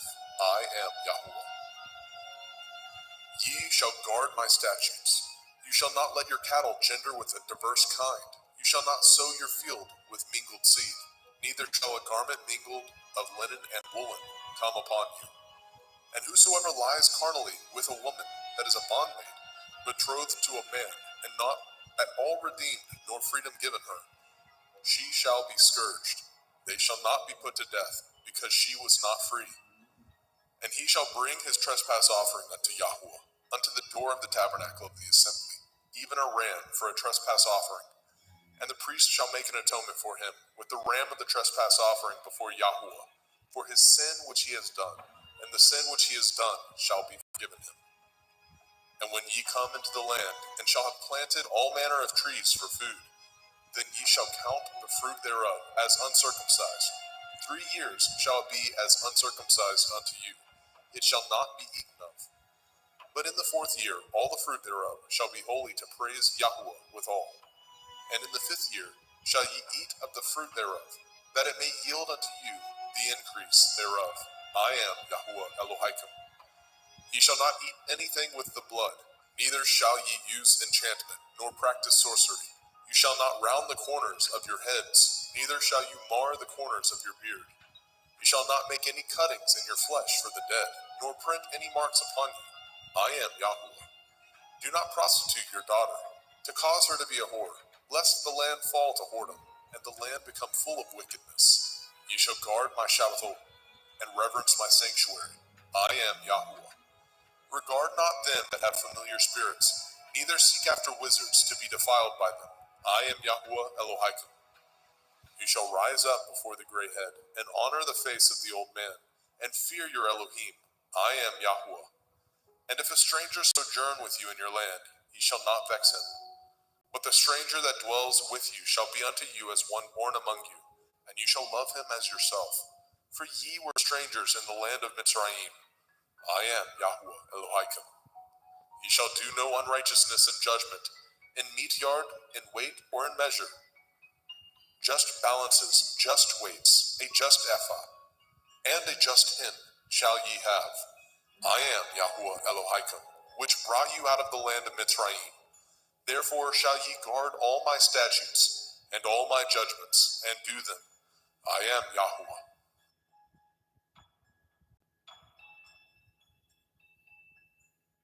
Vaikra, Leviticus chapter 20. And Yahweh spoke unto Moshe, saying, Again you shall say to the children of Yasharel, whosoever he be of the children of Yasharel, or of the strangers that sojourn in Yasharel, that gives any of his seed unto Molech, he shall surely be put to death. The people of the land shall stone him with stones. And I will set my face against that man, and I will cut him off from among his people, because he has given of his seed unto Molech, to defile my sanctuary, and to profane my holy name. And if the people of the land do any ways hide their eyes from the man, when he gives of his seed unto Molech, and kill him not, then I will set my face against that man, and against his family, and will cut him off, and all that go a whoring after him, to commit whoredom with Molech, from among their people. And the soul that turns after such as have familiar spirits, and after wizards, to go a whoring after them, I will even set my face against that soul, and will cut him off from among his people. Sanctify yourselves, therefore, and be ye holy, for I am Yahweh Elohim, and ye shall guard my statutes, and do them. I am Yahweh Mekodishkim. For everyone that curses his father or his mother shall surely be put to death. He has cursed his father or his mother, his blood shall be upon him. And the man that breaks wedlock with another man's woman, even he that breaks wedlock with his neighbor's woman, the man and the woman that breaks wedlock shall surely be put to death. And the man that lies with his father's woman has uncovered his father's nakedness. Both of them shall surely be put to death. Their blood shall be upon them. And if a man lie with his daughter-in-law, both of them shall surely be put to death. They have wrought confusion. Their blood shall be upon them. If a man also lie with mankind, as he lies with a woman, both of them have committed an abomination. They shall surely be put to death. Their blood shall be upon them. And if a man take a woman and her mother, it is wickedness. They shall be burnt with fire, both he and they, that there be no wickedness among you. And if a man lie with a beast, he shall surely be put to death, and ye shall slay the beast. And if a woman approach unto any beast, and lie down thereto, you shall kill the woman and the beast. They shall surely be put to death. Their blood shall be upon them. And if a man shall take his sister, his father's daughter, or his mother's daughter, and see her nakedness, and she see his nakedness, it is a wicked thing, and they shall be cut off in the sight of their people. He has uncovered his sister's nakedness, he shall bear his iniquity.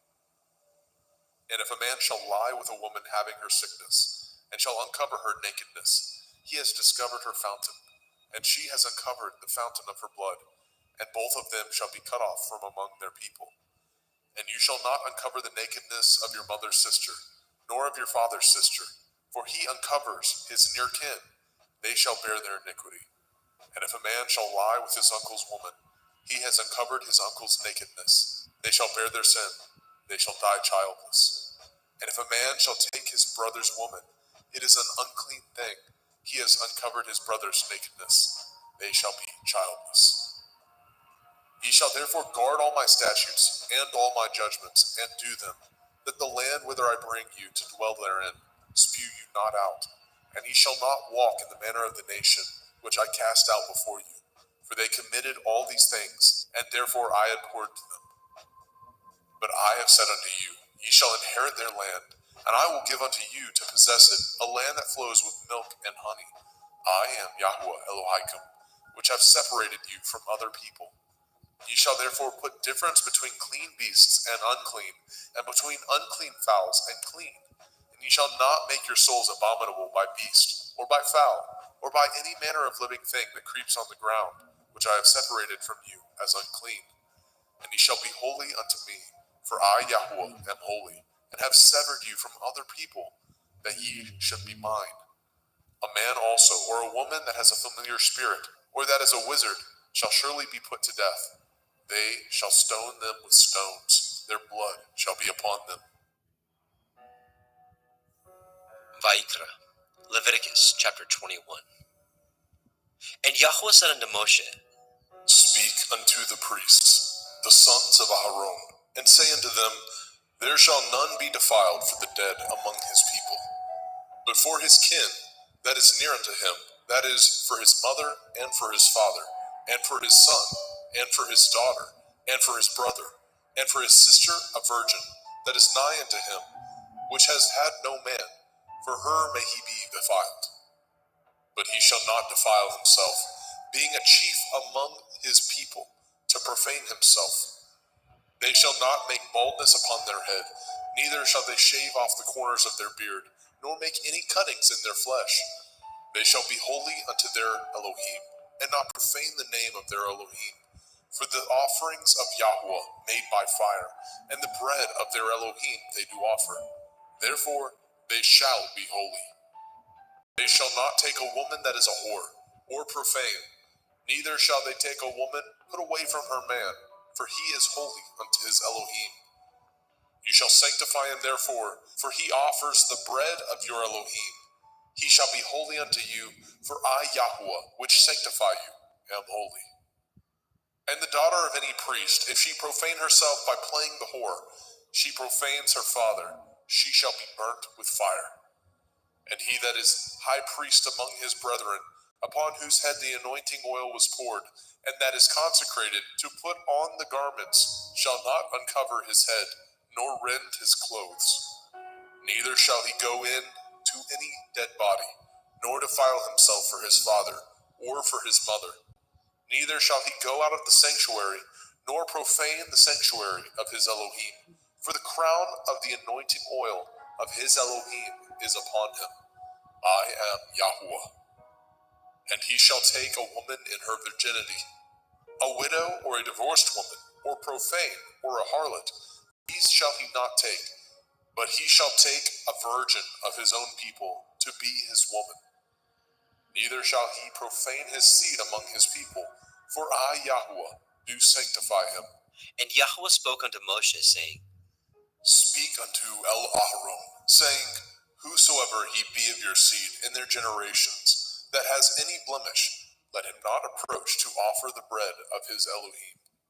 For whosoever man he be that has a blemish, he shall not approach, a blind man or a lame, or he that has a flat nose, or anything superfluous, or a man that is broken-footed, or broken-handed, or crook-backed, or a dwarf, or that has a blemish in his eye, or be scurvy, or scabbed, or has his stones broken. No man that has a blemish of the seed of Aharon the priest shall come nigh to offer the offerings of Yahweh, made by fire. He has a blemish. He shall not come nigh to offer the bread of his Elohim. He shall not eat the bread of his Elohim, both of the most holy and of the holy. Only he shall not go in unto the veil, nor come nigh unto the altar, because he has a blemish, that he profane not my sanctuaries, for I, Yahweh, do sanctify them. And Moshe told it unto El-Aharon, and to his sons, and to all the children of Yashrael. Vayikra, Leviticus chapter 22. And Yahweh spoke unto Moshe, saying, Speak unto El-Aharon and to his sons, that they separate themselves from the holy things of the children of Yasharel, and that they profane not my holy name in those things which they hallow unto me. I am Yahuwah.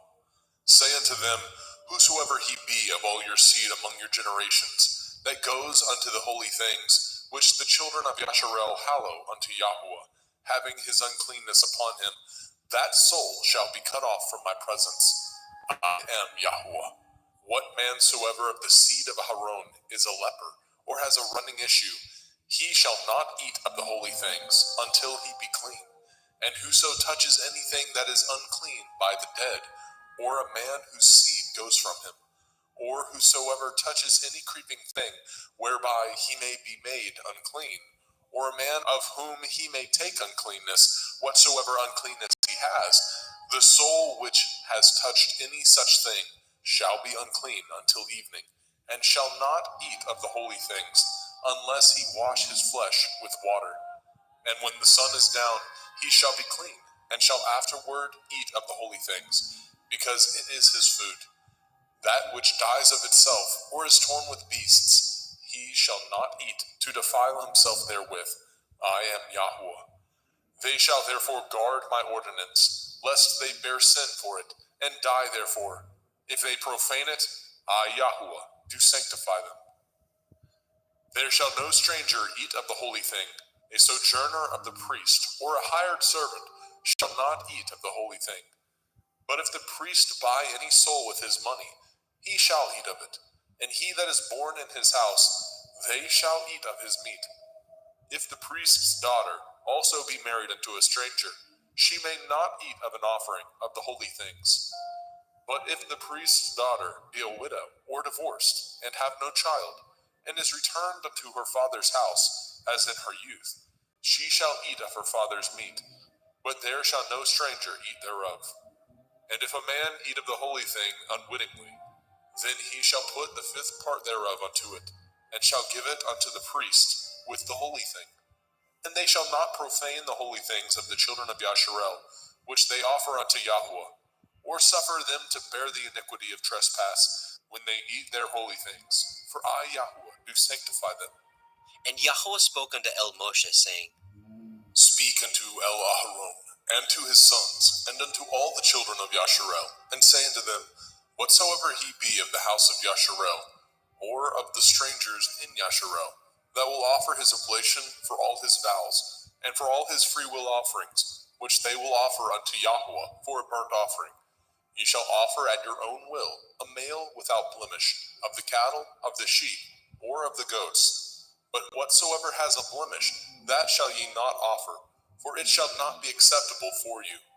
And whosoever offers a sacrifice of peace offerings unto Yahuwah to accomplish his vow, or a freewill offering in cattle or sheep, it shall be perfect to be accepted.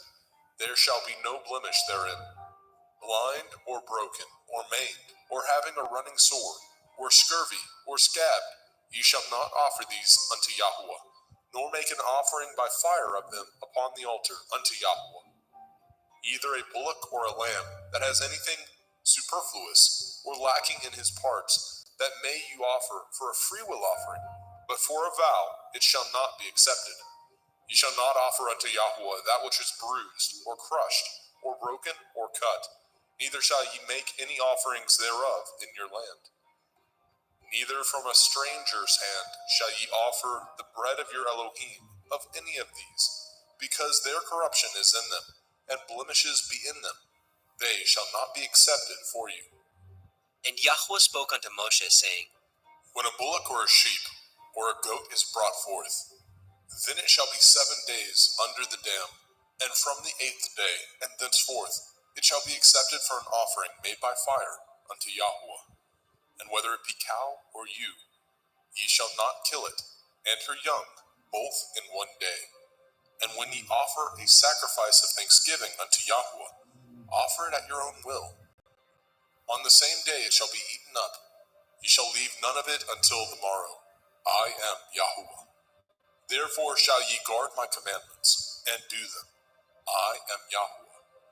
Neither shall ye profane my holy name, but I will be hallowed among the children of Yasharel. I am Yahuwah, which hallow you, that brought you out of the land of Mizraim, to be your Elohim. I am Yahweh.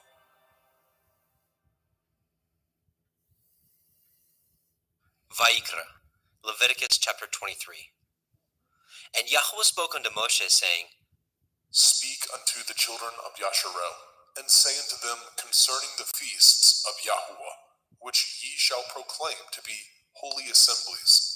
Even these are my feasts. 6 days shall work be done, but the 7th day is the Sabbath of rest, a holy assembly. Ye shall do no work therein. It is the Sabbath of Yahweh in all your dwellings. These are the feasts of Yahweh, even holy assemblies, which ye shall proclaim in their appointed times. In the 14th day of the 1st month, at evening, is Yahweh's Pesach. And on the 15th day of the same month is the feast of Matzah unto Yahweh. 7 days ye must eat matzah, unleavened bread. In the 1st day ye shall have a holy assembly. Ye shall do no servile work therein. But ye shall offer an offering made by fire unto Yahweh 7 days. In the 7th day is a holy assembly. Ye shall do no servile work therein. And Yahweh spoke unto Moshe, saying, Speak unto the children of Yasharel, and say unto them, When ye are come into the land which I give unto you, and shall reap the harvest thereof, then ye shall bring a sheaf of the first fruits of your harvest unto the priest. And he shall wave the sheaf before Yahweh, to be accepted for you. On the morrow after the Sabbath, the priest shall wave it. And ye shall offer that day, when ye wave the sheaf, a he-lamb without blemish, of the 1st year, for a burnt offering unto Yahweh. And the meat offering thereof shall be 2/10 deals of fine flour mingled with oil, an offering made by fire unto Yahweh, for a sweet savor. And the drink offering thereof shall be of wine, the 4th part of a hin. And ye shall eat neither bread, nor parched grain, nor green ears, until the selfsame day that ye have brought an offering unto your Elohim. It shall be a statute forever throughout your generations, in all your dwellings. And ye shall count unto you from the morrow after the Sabbath, from the day that ye brought the sheaf of the wave offering, 7 Shavuot. Sabbaths shall be complete. Even unto the morrow after the 7th Sabbath shall ye number 50 days, and ye shall offer a new meat offering unto Yahweh.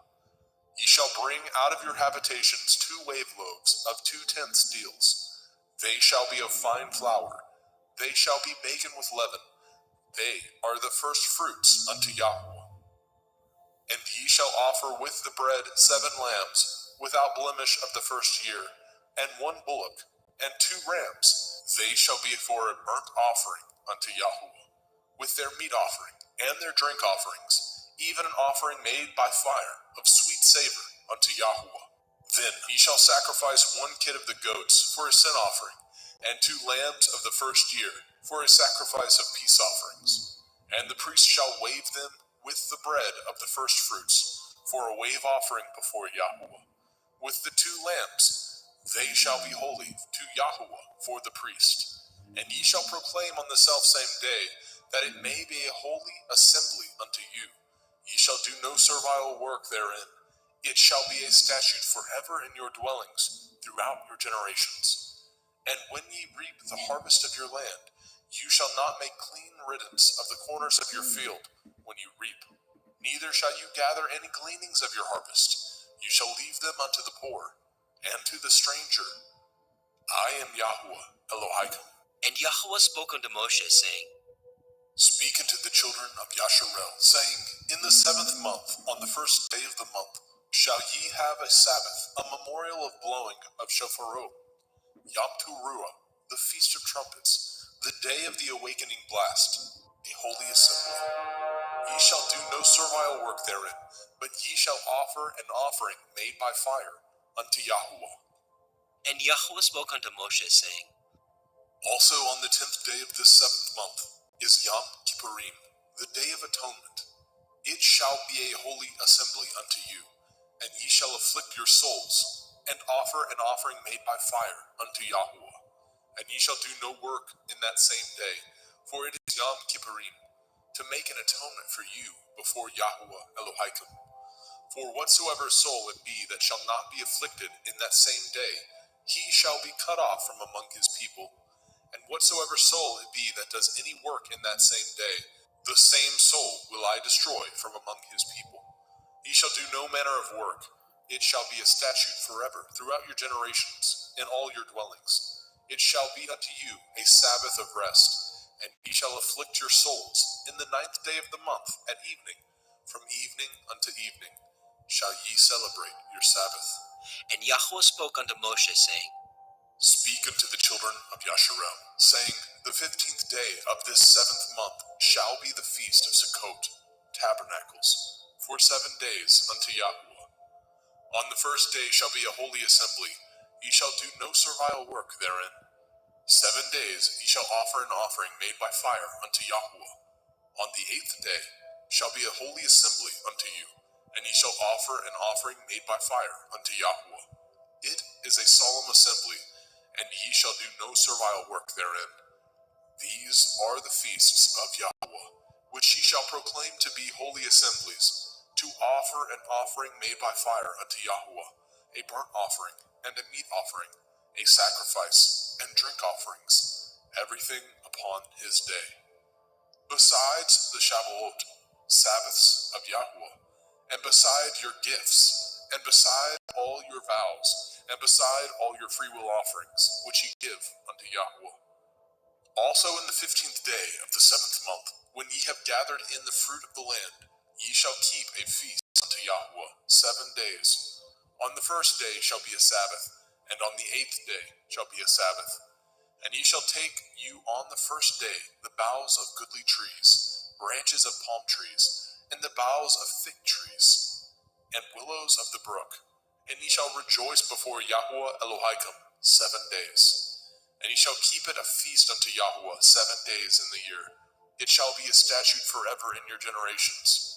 Ye shall celebrate it in the 7th month.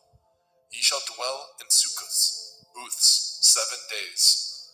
All that are Yasharel born shall dwell in sukkahs, that your generations may know that I made the children of Yasharel to dwell in sukkahs, when I brought them out of the land of Mitzrayim. I am Yahuwah Elohaikum. And Moshe declared unto the children of Yasharel the feasts of Yahweh.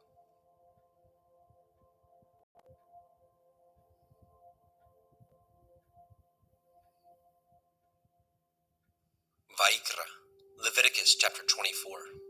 And Yahweh spoke unto Moshe, saying, Command the children of Yasharel that they bring unto you pure olive oil, beaten for the light, to cause the lamps to burn continually, without the veil of the testimony.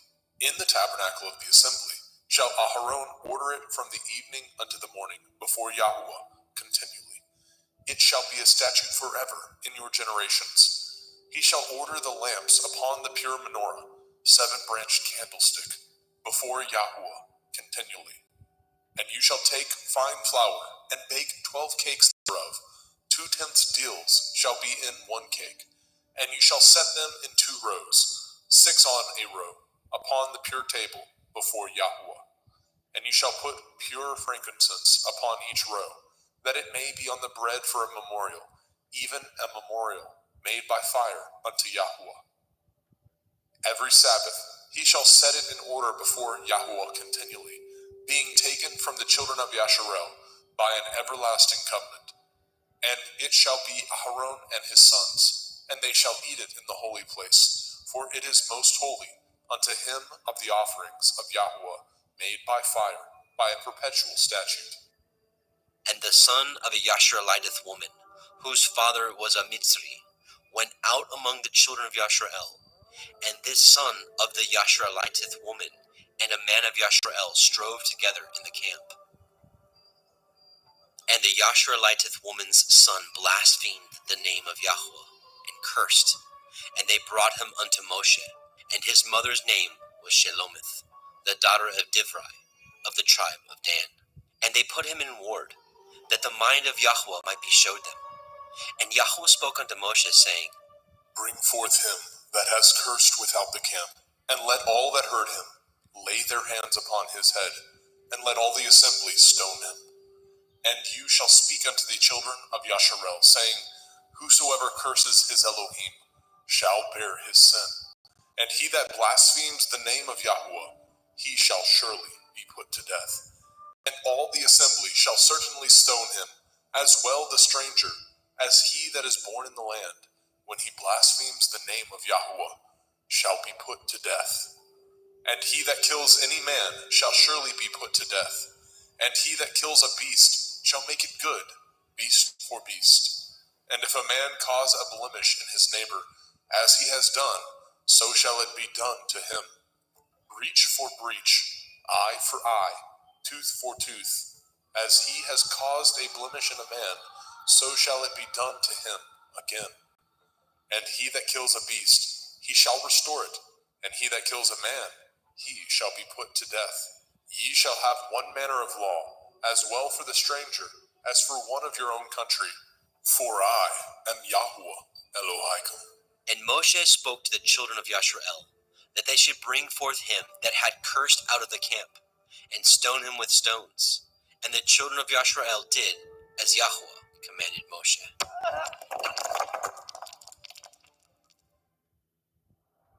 Vayikra, Leviticus chapter 25. And Yahuwah spoke unto Moshe in Mount Sinai, saying, Speak unto the children of Yasharel, and say unto them, When ye come into the land which I give you, then shall the land keep a Sabbath unto Yahuwah. 6 years you shall sow your field, and 6 years you shall prune your vineyard, and gather in the fruit thereof. But in the 7th year shall be a Sabbath of rest unto the land, a Sabbath for Yahuwah. You shall neither sow your field, nor prune your vineyard. That which grows of its own accord of your harvest you shall not reap, neither gather the grapes of your vine undressed, for it is a year of rest unto the land. And the Sabbath of the land shall be food for you and for your servant, and for your maid, and for your hired servant, and for your stranger that sojourns with you, and for your cattle, and for the beasts that are in your land, shall all the increase thereof be meat. And you shall number 7 Shabbathot, Sabbaths of years unto you, 7 times 7 years, and the space of the 7 Shabbathot of years shall be unto you 49 years.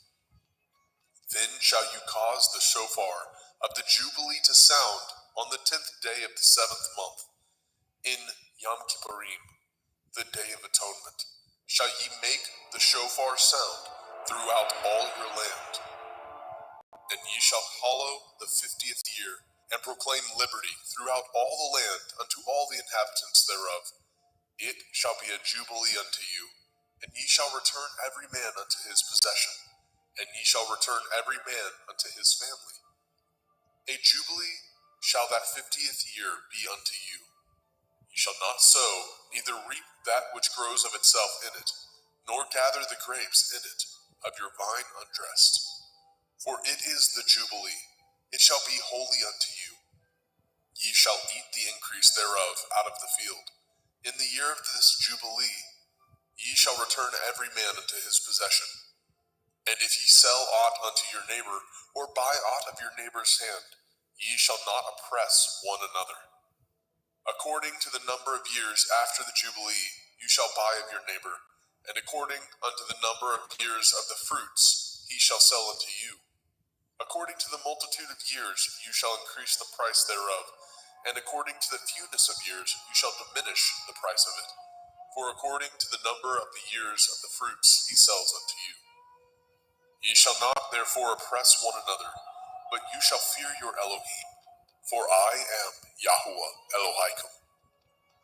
Wherefore ye shall do my statutes, and guard my judgments, and do them, and ye shall dwell in the land in safety. And the land shall yield her fruit, and ye shall eat your fill, and dwell therein in safety. And if ye say, What shall we eat the 7th year? Behold, we shall not sow, nor gather in our increase. Then I will command my blessing upon you in the 6th year, and it shall bring forth fruit for 3 years. And ye shall sow the 8th year, and eat yet of old fruit until the 9th year. Until her fruits come in, ye shall eat of the old store. The land shall not be sold forever, for the land is mine, and ye are strangers and sojourners with me. And in all the land of your possession ye shall grant a redemption for the land. If your brother be waxen poor, and has sold away some of his possession, and if any of his kin come to redeem it, then shall he redeem that which his brother sold. And if the man have not to redeem it, and himself be able to redeem it, then let him count the years of the sale thereof, and restore the overplus unto the man whom he sold it, that he may return unto his possession. But if he be not able to restore it to him, then that which is sold shall remain in the hand of him that has bought it until the year of Jubilee. And in the Jubilee it shall go out, and he shall return unto his possession. And if a man sell a dwelling house in a walled city, then he may redeem it within a whole year after it is sold. Within a full year may he redeem it.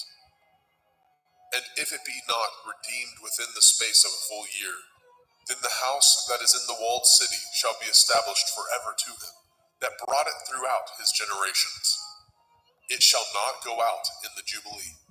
But the houses of the villages which have no wall round about them shall be counted as the fields of the country. They may be redeemed, and they shall go out in the Jubilee. Notwithstanding, the cities of the Leviim, of the houses of the cities of their possession, may the Leviim redeem at any time. And if a man purchases of the Leviim, then the house that was sold and the city of his possession shall go out in the year of Jubilee. For the houses of the cities of the Leviim are their possession among the children of Yasharel. But the field of the suburbs of their cities may not be sold, for it is their perpetual possession. And if your brother be waxen poor and fallen in decay with you, then you shall relieve him, yea, though he be a stranger or a sojourner, that he may live with you. Take no usury of him, or increase, but fear your Elohim, that your brother may live with you. You shall not give him your money upon usury, nor lend him your victuals for increase. I am Yahuwah Elohaikum, which brought you forth out of the land of Mitzrayim, to give you the land of Canaan, and to be your Elohim. And if your brother that dwells by you be waxen poor, and be sold unto you, you shall not compel him to serve as a bondservant, but as a hired servant, and as a sojourner. He shall be with you, and shall serve you unto the year of Jubilee. And then shall he depart from you, both he and his children with him, and shall return unto his own family, and unto the possession of his fathers shall he return. For they are my servants, which I brought forth out of the land of Mitzrayim. They shall not be sold as bondmen. You shall not rule over him with rigor, but shall fear your Elohim. Both your bondmen and your bondmaids, which you shall have, shall be of the heathen that are round about you. Of them shall ye buy bondmen and bondmaids. Moreover, of the children of the strangers that do sojourn among you, of them shall ye buy, and of their families that are with you, which they begat in your land, and they shall be your possession. And ye shall take them as an inheritance for your children after you, to inherit them for a possession. They shall be your bondmen forever. But over your brethren, the children of Yasharel, you shall not rule one over another with rigor. And if a sojourner or a stranger wax rich by you, and your brother that dwells by him wax poor, and sell himself unto the stranger or sojourner by you, or to the stock of the stranger's family, after that he is sold, he may be redeemed again. One of his brethren may redeem him.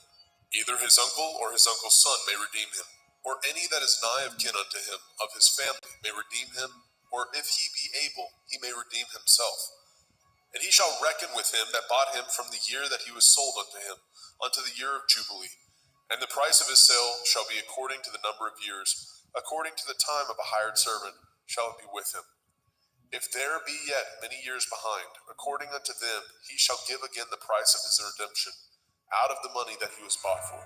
And if there remain but few years unto the year of Jubilee, then he shall count with him and according unto his years shall he give him again the price of his redemption. And as a yearly hired servant shall be with him, and the other shall not rule with rigor over him in your sight.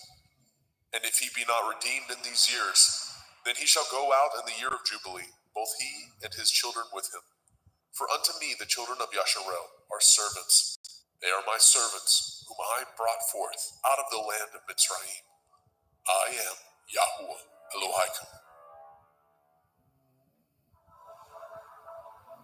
Vaikra, Leviticus chapter 26. Ye shall make you no idols, nor graven image, neither rear you up a standing image, neither shall ye set up any image of stone in your land, to bow down unto it.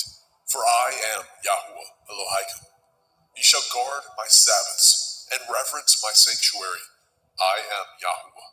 If ye walk in my statutes, and guard my commandments, and do them, then I will give you rain in due season, and the land shall yield her increase, and the trees of the field shall yield their fruit.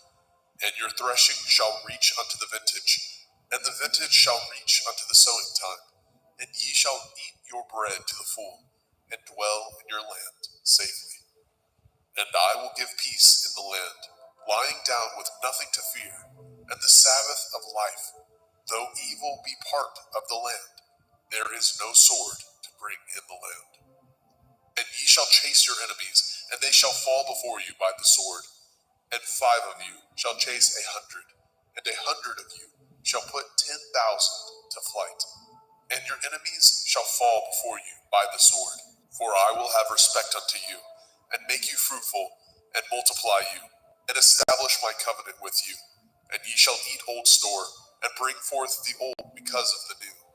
And I will set my tabernacle among you, and my soul shall not abhor you. And I will walk among you, and will be your Elohim, and ye shall be my people. I am Yahuwah Elohaikum, which brought you forth out of the land of Mitzrayim, that ye should not be their bondmen. And I have broken the bands of your yoke, and made you go upright. But if ye will not hearken unto me, and will not do all these commandments, and if ye shall despise my statutes, or if your soul abhor my judgments, so that ye will not do all my commandments, but that ye break my covenant, I also will do this unto you. I will even appoint over you terror, consumption, and the burning ague, that shall consume the eyes, and cause sorrow of heart, and ye shall sow your seed in vain, for your enemies shall eat it. And I will set my face against you, and ye shall be slain before your enemies. They that hate you shall reign over you, and ye shall flee when none pursues you. And if ye will not yet for all this hearken unto me, then I will punish you 7 times more for your sins. And I will break the pride of your power, and I will make your heaven as iron, and your earth as brass. And your strength shall be spent in vain, for your land shall not yield her increase, neither shall the trees of the land yield their fruits. And if ye walk contrary unto me, and will not hearken unto me, I will bring 7 times more plagues upon you according to your sins. I will also send wild beasts among you, which shall rob you of your children, and destroy your cattle, and make you few in number, and your highways shall be desolate. And if ye will not be reformed by me by these things, but will walk contrary unto me, then will I walk contrary unto you, and will punish you yet 7 times for your sins. And I will bring a sword upon you, that shall avenge the quarrel of my covenant. And when ye are gathered together within your cities, I will send the pestilence among you, and ye shall be delivered into the hand of the enemy.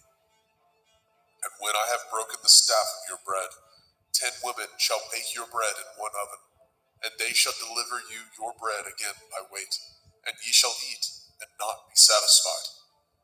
And if ye will not for all this hearken unto me, but walk contrary unto me, then I will walk contrary unto you also in fury, and I, even I, will chastise you 7 times for your sins. And ye shall eat the flesh of your sons, and the flesh of your daughters shall ye eat. And I will destroy your high places, and cut down your images, and cast your carcasses, upon the carcasses of your idols, and my soul shall abhor you.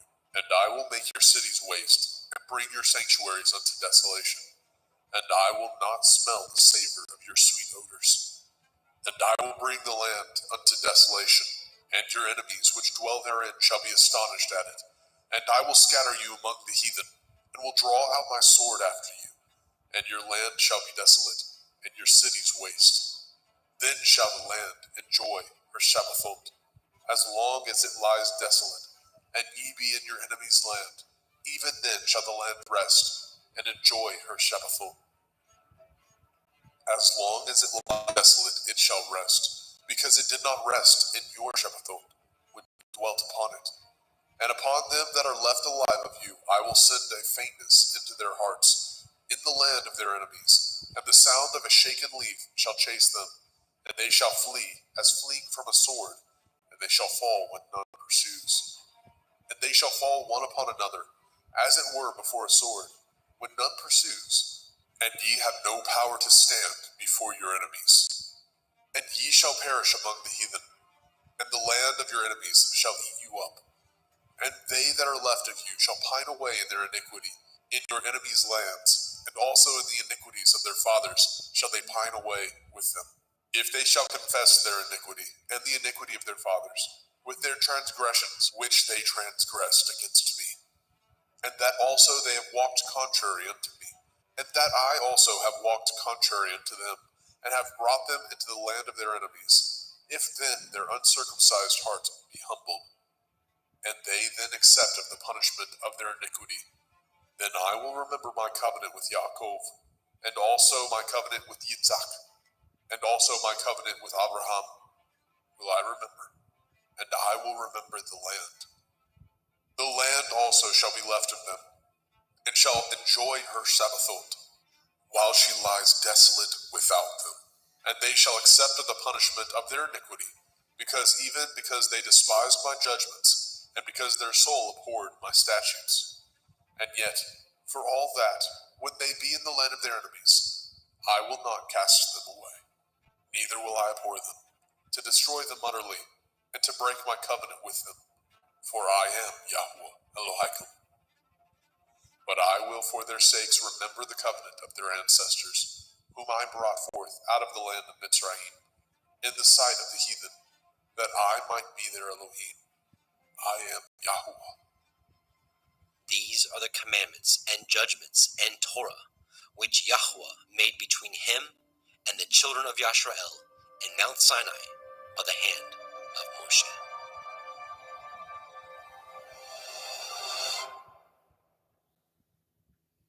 Vayikra, Leviticus chapter 27. And Yahweh spoke unto Moshe, saying, Speak unto the children of Yasharel, and say unto them, when a man shall make a singular vow, the persons shall be for Yahuwah by your estimation. And your estimation shall be of the male from 20 years old, even unto 60 years old. Even your estimation shall be 50 shekels of silver, after the shekel of the sanctuary. And if it be a female, then your estimation shall be 30 shekels. And if it be from 5 years old, even unto 20 years old, then your estimation shall be of the male 20 shekels, and for the female 10 shekels. And if it be from a month old, even unto 5 years old, then your estimation shall be of the male 5 shekels of silver, and for the female your estimation shall be 3 shekels of silver. And if it be from 60 years old and above, if it be a male, then your estimation shall be 15 shekels, and for the female 10 shekels. But if he be poorer than your estimation, then he shall present himself before the priest, and the priest shall value him according to his ability. That vowed shall the priest value him. And if it be a beast, whereof men bring an offering unto Yahuwah, all that any man gives of such unto Yahuwah shall be holy. He shall not alter it, nor change it, a good for a bad, or a bad for a good. And if he shall at all change beast for beast, then it and the exchange thereof shall be holy. And if it be any unclean beast, of which they do not offer a sacrifice unto Yahuwah, then he shall present the beast before the priest. And the priest shall value it, whether it be good or bad, as you value it. Who are the priest, so shall it be. But if he will at all redeem it, then he shall add a fifth part thereof unto your estimation. And when a man shall sanctify his house to be holy unto Yahuwah, then the priest shall estimate it, whether it be good or bad. As the priest shall estimate it, so shall it stand. And if he that sanctified it will redeem his house, then he shall add the fifth part of the money of your estimation unto it, and it shall be his. And if a man shall sanctify unto Yahuwah some part of a field of his possession, then your estimation shall be according to the seed thereof. A omer of barley seed shall be valued at 50 shekels of silver. If he sanctify his field from the year of Jubilee, according to your estimation, it shall stand. But if he sanctify his field after the Jubilee, then the priest shall reckon unto him the money according to the years that remain, even unto the year of Jubilee, and it shall be abated from your estimation. And if he that sanctified the field will in any wise redeem it, then he shall add the fifth part of the money of your estimation unto it, and it shall be assured to him. And if he will not redeem the field, or if he have sold the field to another man, it shall not be redeemed any more. But the field, when it goes out in the Jubilee, shall be holy unto Yahuwah. As a field devoted, the possession thereof shall be the priest's. And if a man sanctify unto Yahuwah a field which he has bought, which is not of the fields of his possession, then the priest shall reckon unto him the worth of your estimation, even unto the year of the Jubilee. And he shall give your estimation in that day as a holy thing unto Yahuwah. In the year of the Jubilee, the field shall return unto him of whom it was bought, even to him to whom the possession of the land did belong. And all your estimation shall be according to the shekel of the sanctuary. 20 gerahs shall be the shekel. Only the firstling of the beasts, which should be Yahuwah's firstling. No man shall sanctify it, whether it be ox or sheep. It is Yahuwah's. And if it be of an unclean beast, and he shall redeem it according to your estimation, and shall add a fifth part of it thereto, or if it be not redeemed, then it shall be sold according to your estimation. Notwithstanding, no devoted thing that a man shall devote unto Yahuwah of all that he has, both of man and beast, and of the field of his possession, shall be sold or redeemed. Every devoted thing is most holy unto Yahuwah. None devoted, which shall be devoted of men, shall be redeemed, but shall surely be put to death. And all the tithe of the land, whether of the seed of the land, or of the fruit of the tree, is Yahuwah's. It is holy unto Yahuwah. And if a man shall at all redeem aught of his tithes, he shall add thereto the fifth part thereof. And concerning the tithe of the herd, or of the flock, even of whatsoever passes under the rod, the 10th shall be holy unto Yahuwah. He shall not search whether it be good or bad, neither shall he change it. And if he change it at all, then both it and the change thereof shall be holy. It shall not be redeemed. These are the commandments which Yahuwah commanded Moshe for the children of Yisrael in Mount Sinai.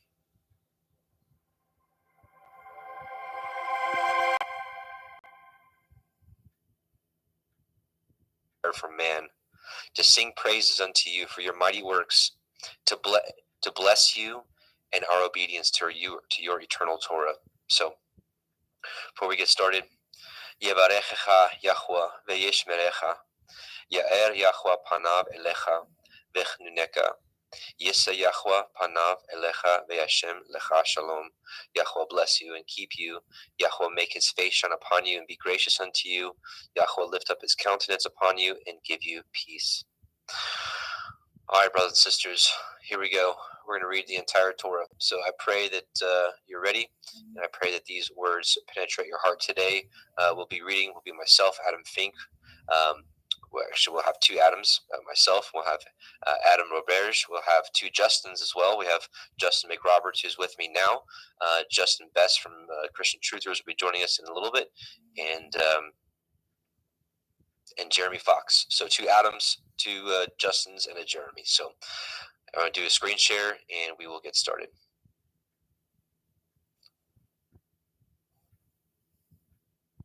Oops.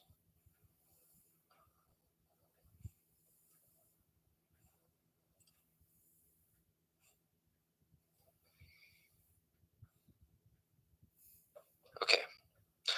Genesis. Bereshit. Genesis 1:1.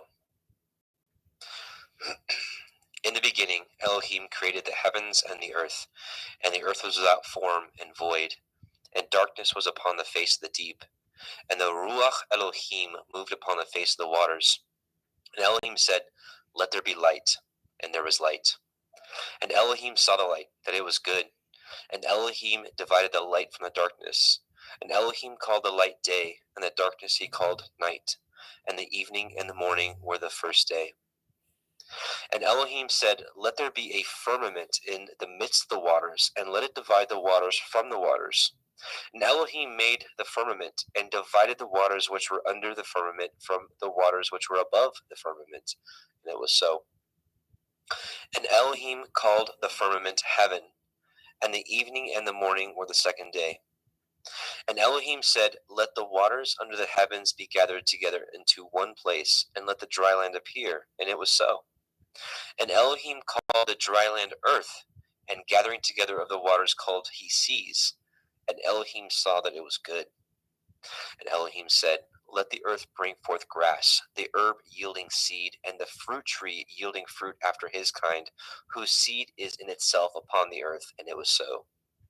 And the earth brought forth grass, and herb yielding seed after his kind, and the tree yielding fruit, whose seed was in itself after his kind.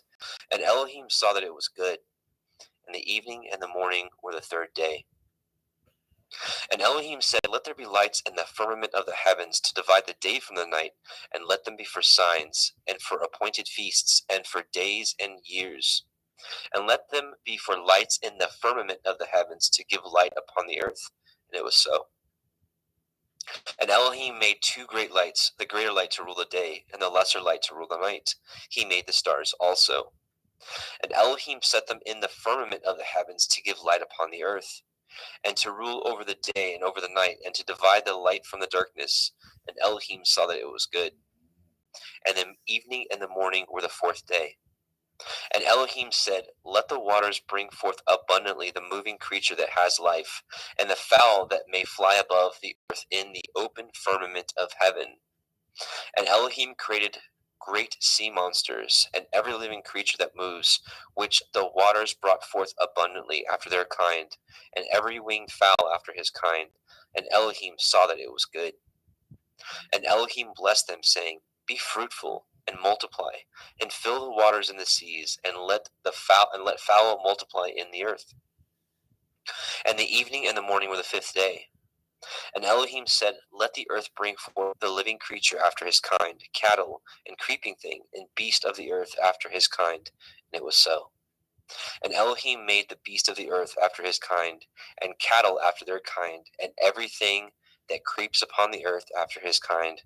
And Elohim saw that it was good.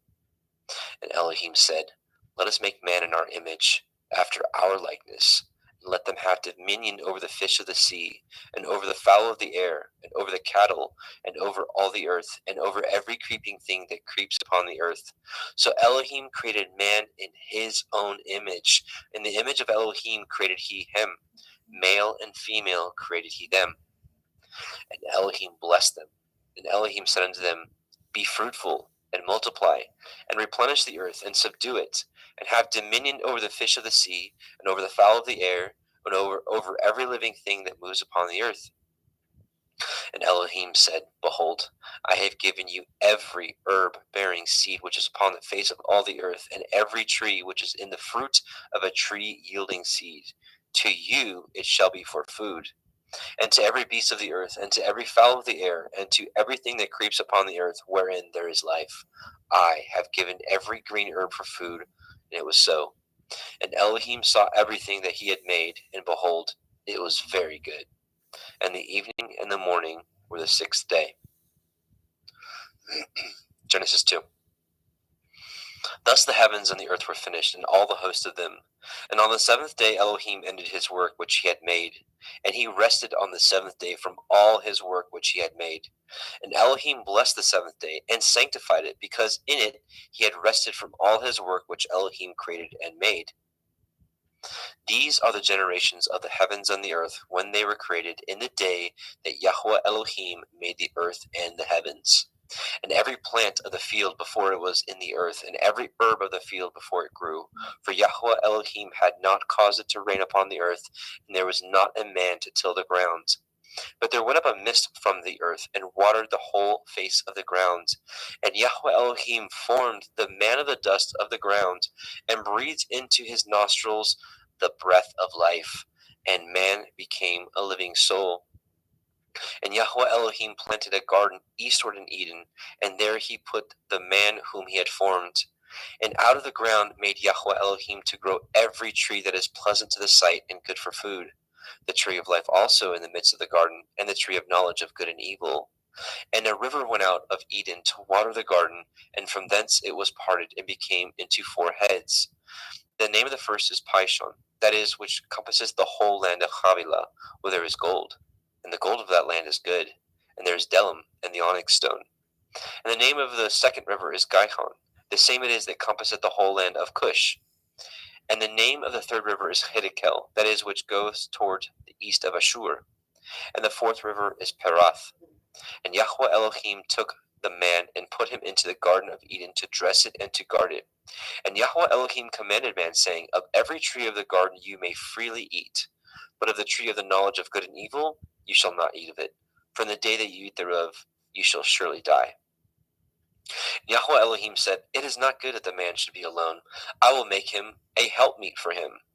And out of the ground Yahweh Elohim formed every beast of the field, and every fowl of the air, and brought them unto the man to see what he would call them.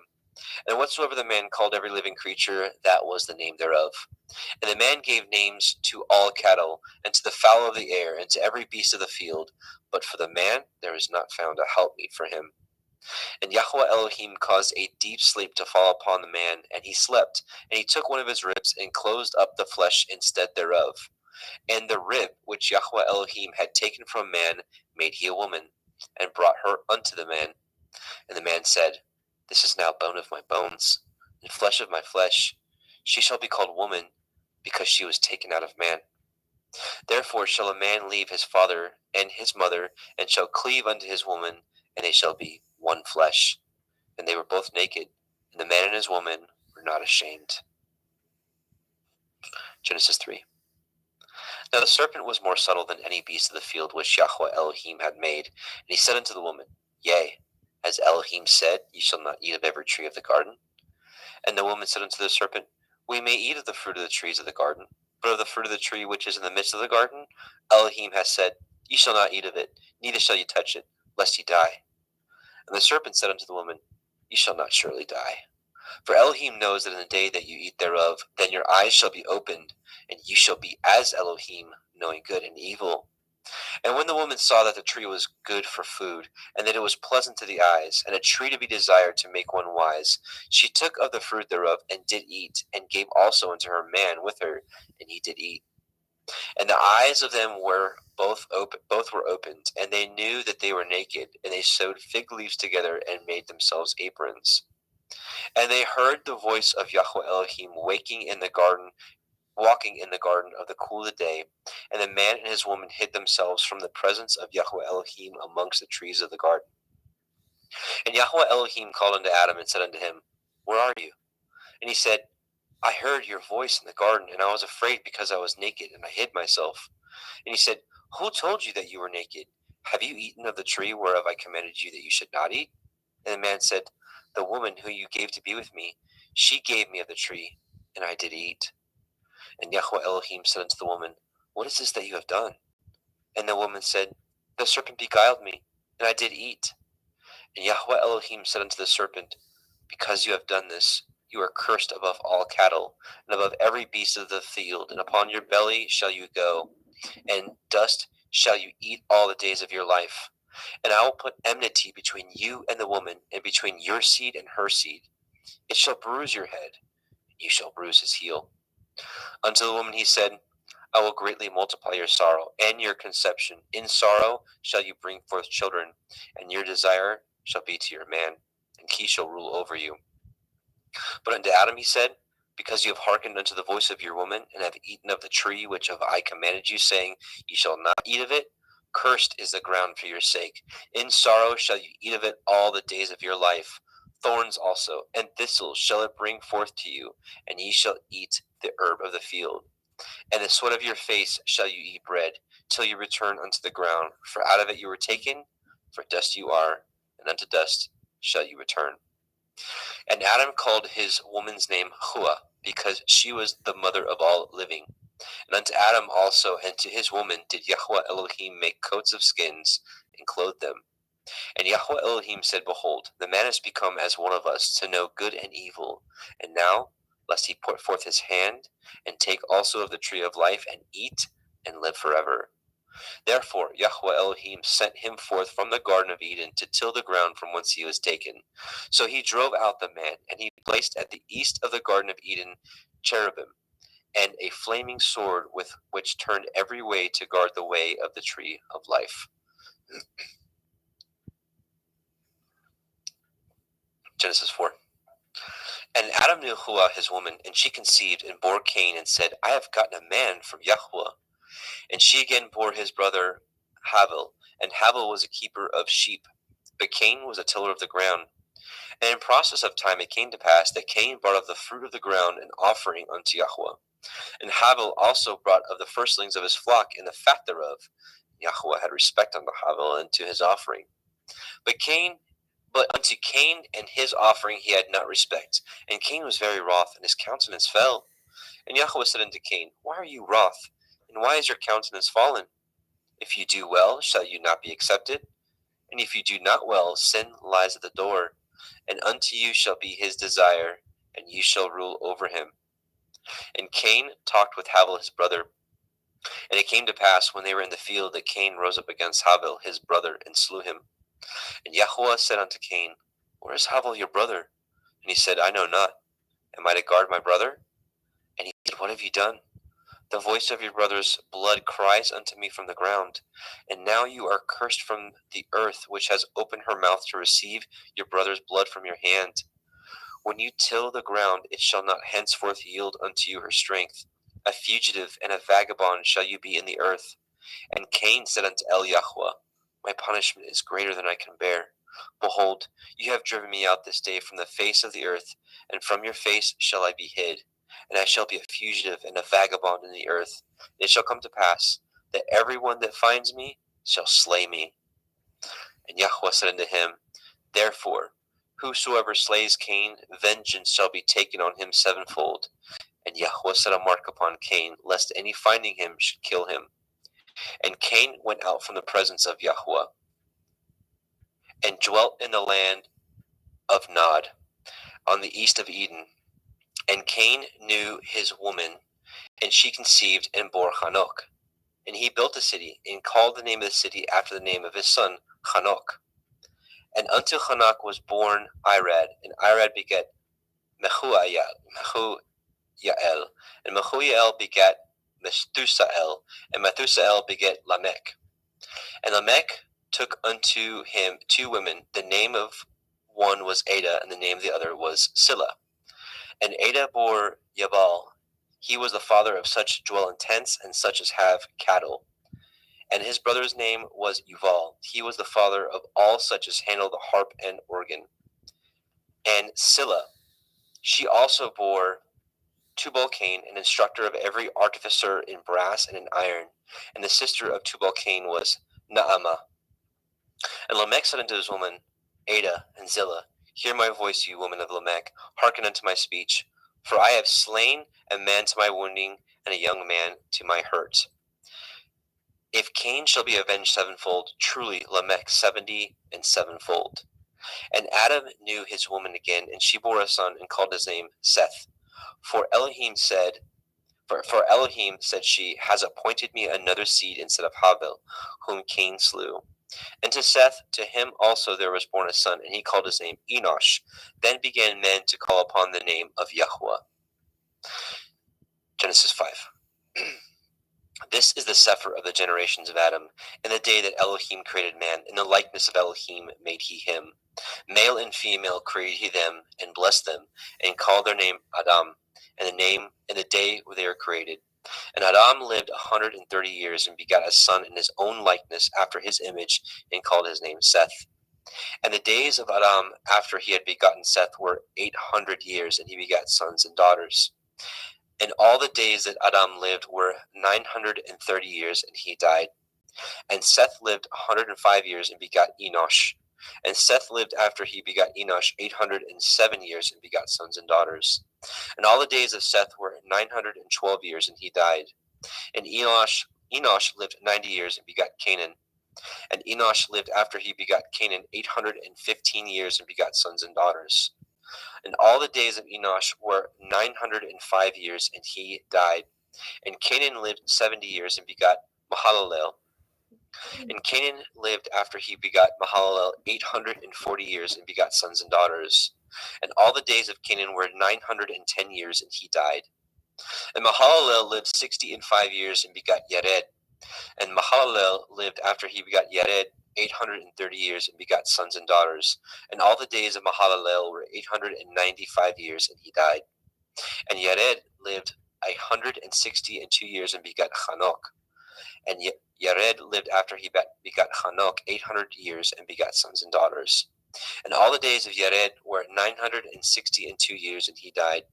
And Hanok lived 65 years, and begot Methuselah. And Hanok walked with Elohim after he begot Methuselah 300 years, and begot sons and daughters. All the days of Hanok were 365 years. And Hanok walked with Elohim, and he was not, for Elohim took him.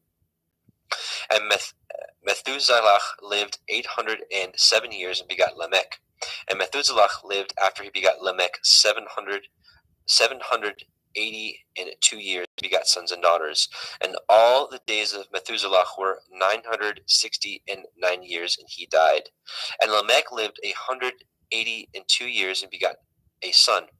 And he called his name Noah, saying, the same shall comfort us concerning our work and toil of our hands, because of the ground which Yahweh has cursed.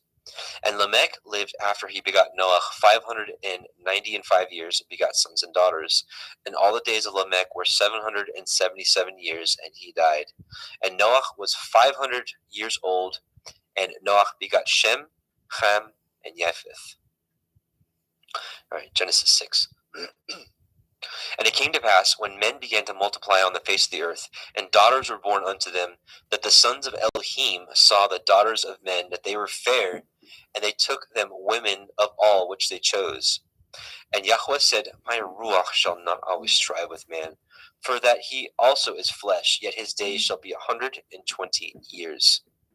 There were Nephilim in the earth in those days, and also after that, when the sons of Elohim came in unto the daughters of men, and they bore children to them, the same became warriors and tyrants, which were of ancient times, men of infamy. And Yahweh saw that the wickedness of man was great in the earth, and that every imagination of the thoughts of his heart was only evil continually. And Yahweh repented that he had made man on the earth, and it grieved him at his heart. And Yahweh said, I will destroy man whom I have created from the face of the earth, both man and beast, and the creeping thing, and the fowls of the air, for I repent that I have made them. But Noah found grace in the eyes of Yahweh. These are the generations of Noah. Noah was a just man and perfect in his generations. And Noah walked with Elohim. And Noah begot 3 sons, Shem, Ham, and Japheth. The earth also was corrupt before Elohim, and the earth was filled with violence. And Elohim looked upon the earth, and behold, it was corrupt, for all flesh had corrupted his way upon the earth. And Elohim said unto Noah, the end of all flesh is come before me, for the earth is filled with violence through them, and behold, I will destroy them with the earth. Make you an ark of gopher wood. Rooms shall you make in the ark, and shall pitch it within and without pitch. Within and without with pitch. And this is the fashion which you shall make of it. The length of the ark shall be 300 cubits, the breadth of it 50 cubits, and the height of it 30 cubits. A window shall you make to the ark, and in a cubit shall you finish it above. And the door of the ark you shall set in the side thereof, with lower, second, and third stories shall you make it. And behold, I, even I, do bring a flood of waters upon the earth to destroy all flesh, wherein is the breath of life. From under heaven, and everything that is in the earth shall die. But with you will I establish my covenant, and you shall come into the ark, you, and your sons, and your woman, and your sons' women with you. And of every living thing of all flesh, 2 of every sort shall you bring into the ark, to keep them alive with you. They shall be male and female. Of fowls after their kind, and of cattle after their kind, of every creeping thing of the earth after his kind, 2 of every sort shall come unto you, to keep them alive. And take unto you of all the food that is eaten, and ye shall gather it to you, and it shall be for food for you and for them. Thus did Noah according to all that Elohim commanded him, so did he. Genesis 7.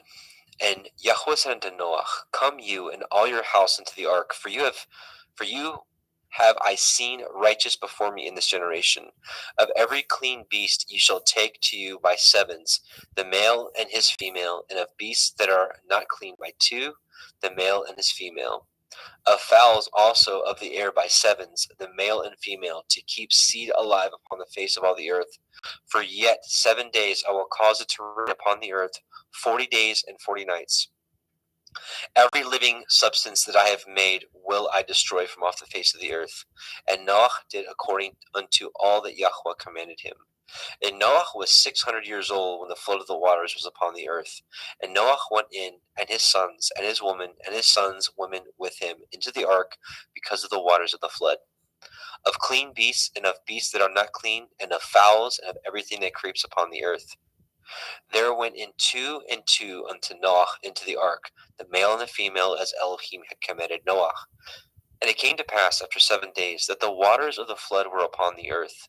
In the 600th year of Noah's life, in the 2nd month, in the 17th day of the month, the same day were all the fountains of the great deep broken up, and the windows of heaven were opened. And there rain was upon the earth 40 days and 40 nights. And the selfsame day entered Noah, and Shem, and Ham, and Japheth, the sons of Noah, Noah's woman, and the 3 women of his sons with them into the ark.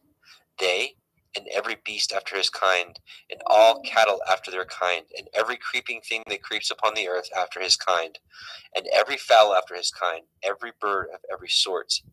And they went in unto Noah into the ark, 2 and 2 of all flesh, wherein is the breath of life. And they that went in male and female of all flesh, as Elohim had commanded him, and Yahweh shut him in. And the flood was 40 days upon the earth, and the waters increased, and bore up the ark, and it was lift up above the earth.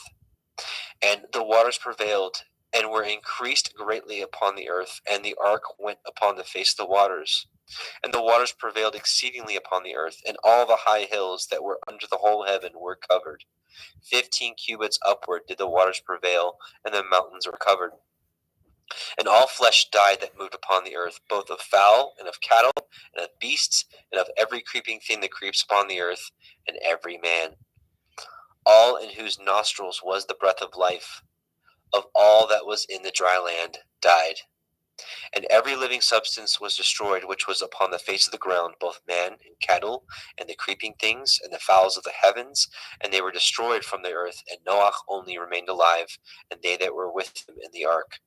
And the waters prevailed upon the earth 150 days. Genesis 8. And Elohim remembered Noah, and every living thing, and all the cattle that was with him in the ark. And Elohim made a wind to pass over the earth, and the waters assuaged. The fountains also of the deep and the windows of heaven were stopped, and the rain from the heaven was restrained. And the waters returned from off the earth continually, and after the end of the 150 days the waters were abated. And the ark rested in the 7th month, on the 17th day of the month, upon the mountains of Ararat. And the waters decreased continually until the 10th month. In the 10th month, on the 1st day of the month, were the tops of the mountains seen. And it came to pass at the end of 40 days that Noah opened the window of the ark which he had made, and he sent forth a raven which went to and fro until the waters were dried up from off the earth. Also he sent forth a dove from him to see if the waters were abated from off the face of the ground. But the dove found no rest for the sole of her foot, and she returned unto him into the ark, for the waters were on the face of the earth, face of the whole earth. Then he put forth his hand and took her and pulled her in unto him into the ark. And he stayed yet other 7 days, and again he sent forth the dove out of the ark. And the dove came in to him in the evening, and lo, in her mouth was an olive leaf plucked off. So Noah knew that the waters were abated from off the earth. And he stayed yet other 7 days, and sent forth the dove, which returned not again unto him any more. And it came to pass in the 601st year, in the 1st month, the 1st day of the month, the waters were dried up from off the earth. And Noah removed the covering of the ark, and looked, and behold, the face of the ground was dry. And in the 2nd month, on the 27th day of the month, the earth dried.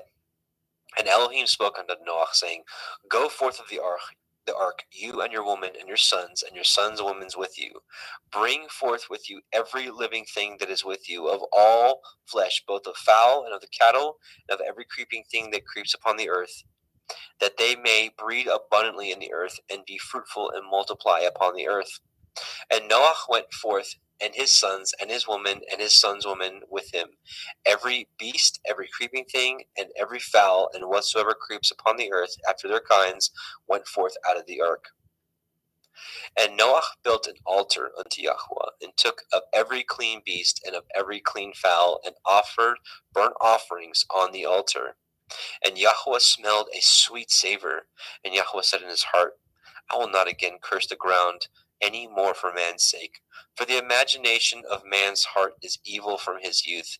Neither will I again smite any more everything living as I have done. While the earth remains, seed time and harvest, and cold and heat, and summer and winter, and day and night shall not cease. And Elohim blessed Noah and his sons, and said unto them, Be fruitful, and multiply, and replenish the earth. And the fear of you and the dread of you shall be upon every beast of the earth, and upon every fowl of the air, upon all that moves upon the earth, and upon all the fish of the sea. Into your hand are they delivered. Every moving thing that lives shall be meat for you, even as the green herb have I given you all things. But flesh with the life thereof, which is the blood thereof, shall you not eat. And surely your blood of your lives will I require. At the hand of every beast will I require it. At the hand of man, at the hand of every man's brother will I require the life of man. Whoso sheds man's blood, by man shall his blood be shed. For in the image of Elohim made he man. And you, be ye fruitful, and multiply, and bring forth abundantly in the earth, and multiply therein. And Elohim spoke unto Noah and to his sons with him, saying, And I, behold, I establish my covenant with you, and with your seed after you, and with every living creature that is with you, of the fowl, of the cattle, and of every beast of the earth with you, from all that go out from the ark, to every beast of the earth. And I will establish my covenant with you.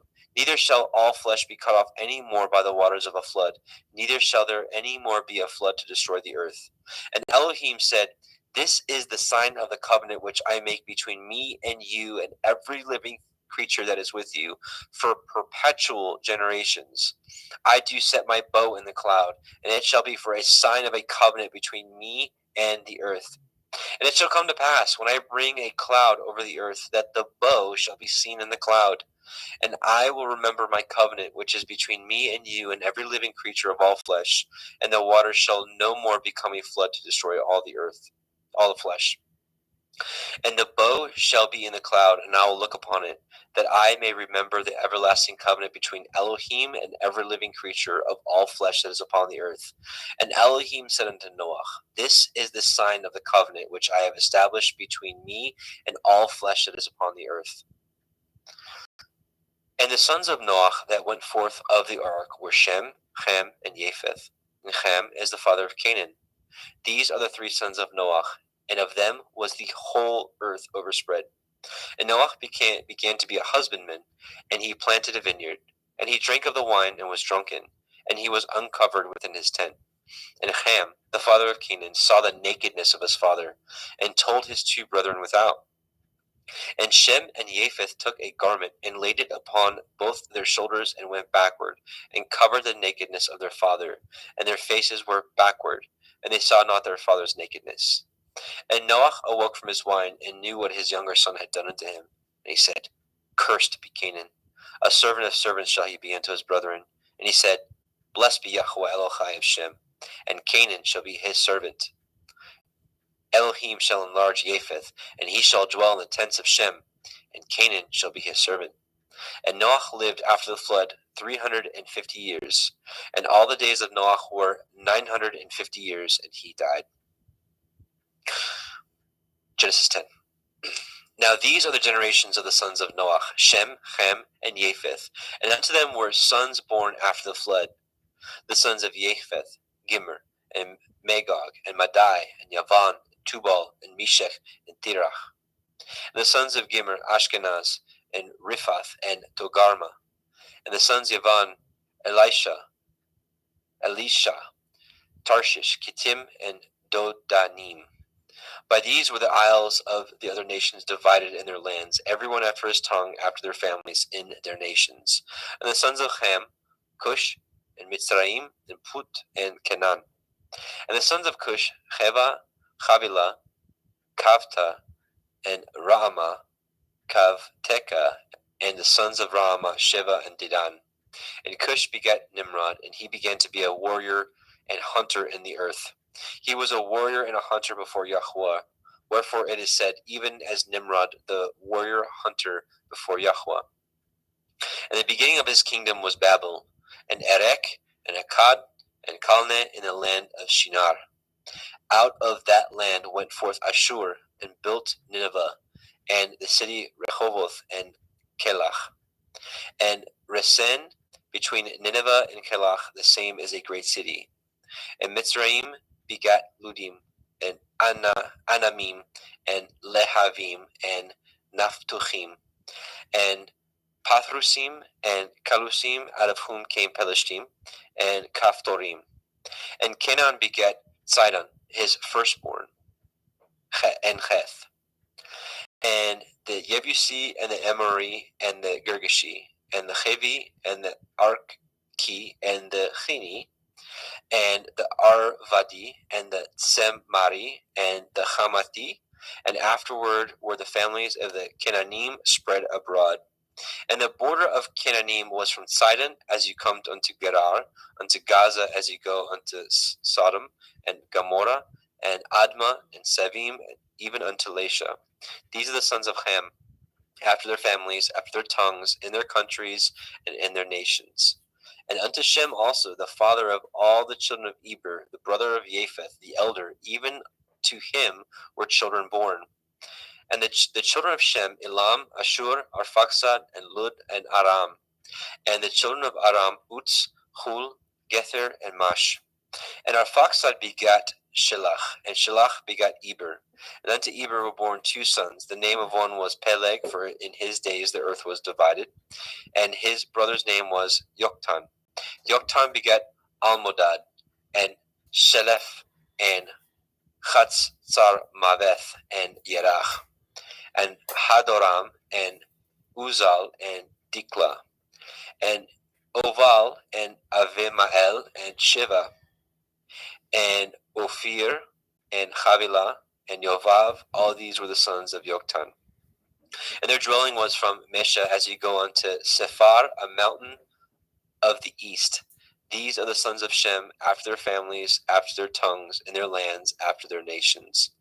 These are the families of the sons of Noach, after their generations, in their nations, and by these were the nations divided in the earth after the flood. Genesis 11. And the whole earth was of one language and of one speech. And it came to pass, as they journeyed from the east, that they found a plain in the land of Shinar, and they dwelt there. And they said one to another, Go to, let us make brick, and burn them thoroughly. And they had brick for stone, and slime had they for mortar. And they said, Go to, let us build a city and a tower, whose top may reach unto the heavens, and let us make a name, lest we be scattered abroad upon the face of the whole earth. And Yahweh came down to see the city and the tower which the children of men built. And Yahweh said, Behold, the people is one, and they have all one language, and this they begin to do. And now nothing will be restrained from them, which they have imagined to do. Go to, let us go down, and there confound their language, that they may not understand one another's speech. So Yahweh scattered them abroad from thence upon the face of all the earth, and they left off to build the city. Therefore is the name of it called Babel, because Yahweh did there confound the language of all the earth. And from thence did Yahweh scatter them abroad upon the face of the earth. These are the generations of Shem. Shem was 100 years old and begat Arphaxad 2 years after the flood. And Shem lived after he begat Arphaxad 500 years and begat sons and daughters. And Arphaxad lived 35 years and begat Shelah. Arphaxad lived after he begat Shelah 403 years and begat sons and daughters. And Shelah lived 30 years and begat Eber. And Shelah lived after he begat Eber 403 years and begat sons and daughters. And Eber lived 430 years and begat Peleg. And Eber lived after he begat Peleg 430 years and begat sons and daughters. And Peleg lived 30 years and begat Reu. And Peleg lived after he begat Reu 209 years and begat sons and daughters. And Reu lived 32 years and begat Serug. And Reu lived after he begat Serug 207 years and begat sons and daughters. And Serug lived 30 years and begat Nahor. And Serug lived after he begat Nahor 200 years and begat sons and daughters.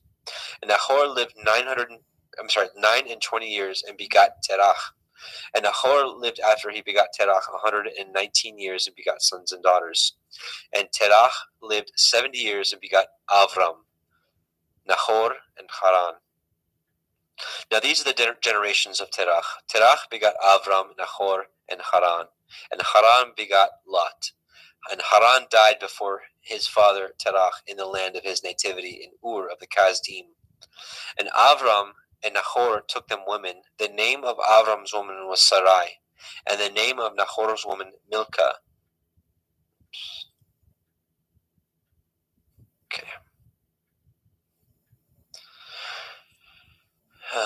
Okay. Sorry. And the name of Nahor's woman Milcah, the daughter of Haran, the father of Milcah, and the father of Yechan. But Sarai was barren; she had no child. And Terach took Avram's son, and Lot, the son of Haran, his son's son, and Sarai, his daughter-in-law, his son Avram's woman, and they went forth with them from Ur of the Kasdim, to go into the land of Canaan, and they came unto Haran and dwelt there. And the days of Terach were 205 years, and Terach died in Haran.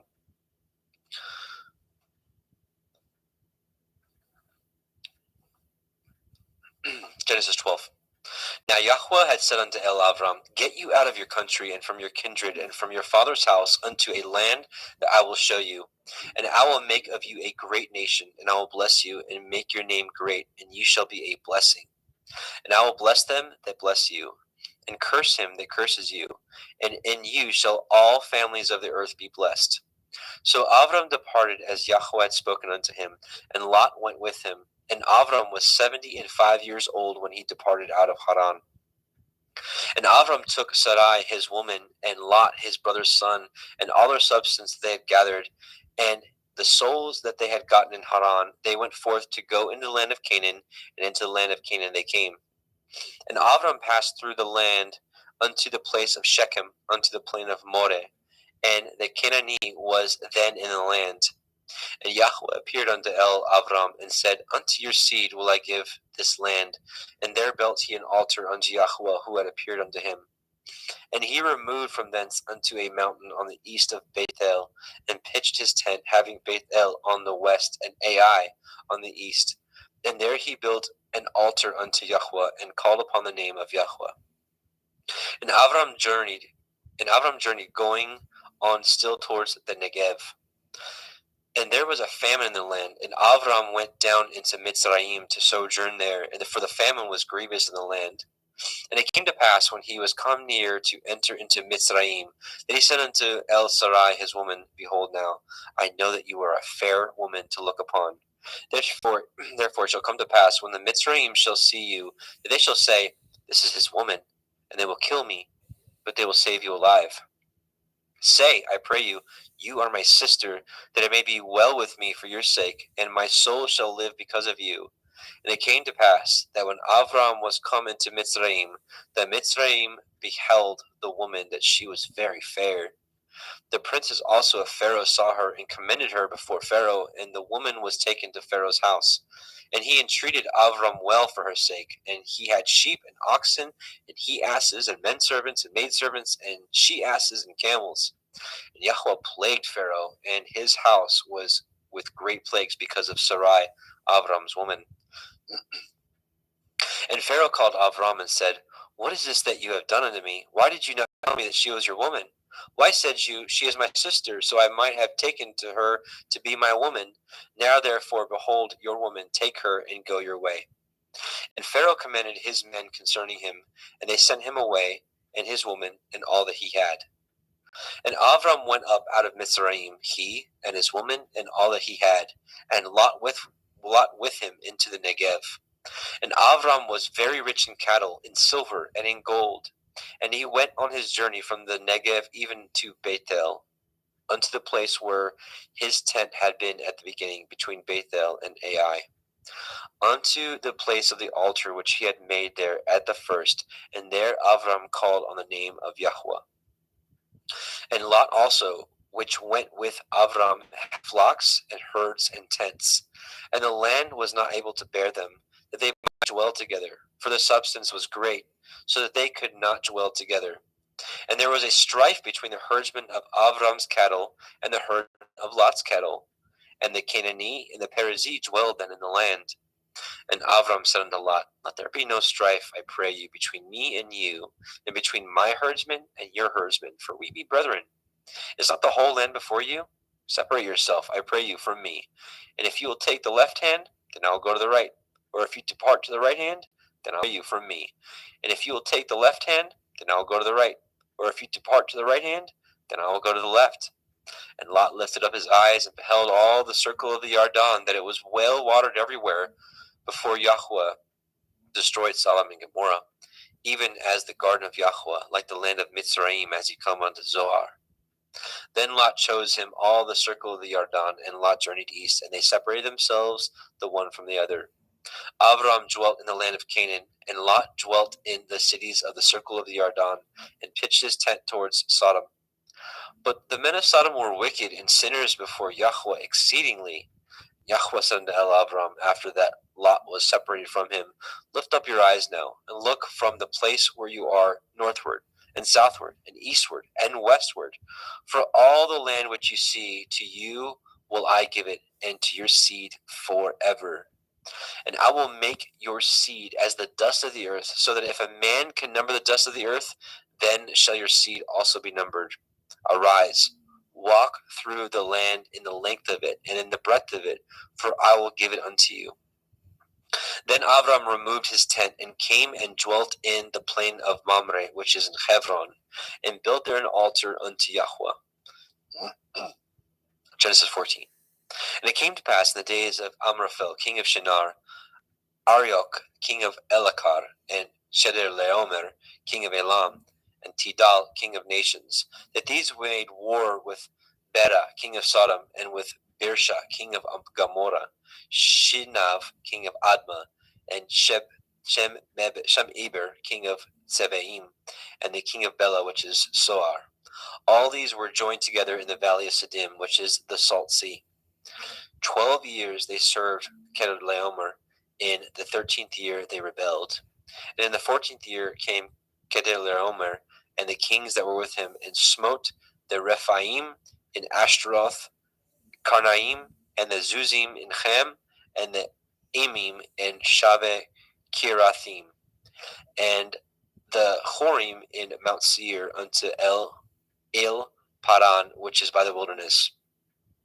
And they returned and came to Ain Mishpat, which is Kadesh, and smote all the country of Amalekim, and also the Amorim that dwelt in Chatzon Tamar. And there went out the king of Sodom, and the king of Gomorrah, and the king of Admah, and the king of Tzavim, and the king of Bela, the same as Zoar, and they joined battle with them in the valley of Siddim, with Kedorlaomer, the king of Elam, and with Tidal, king of nations, and Amraphel, king of Shinar, and Arioch, king of Elakar, 4 kings with 5. And the valley of Siddim was full of slime pits, and the kings of Sodom and Gomorrah fled and fell there, and they that remained fled to the mountains. And they took all the goods of Sodom and Gomorrah, and all their victuals, and went their way. And they took Lot, Avram's brother's son, who dwelt in Sodom, and his goods, and departed. And there came one that had escaped, and told Avram the Ivri, for he dwelt in the plain of Mamre the Emori, brother of Eshcol, and brother of Aner, and these were confederate with Avram. And when Avram heard that his brother was taken captive, he armed his trained servants, born in his own house, 318, and pursued them unto Dan.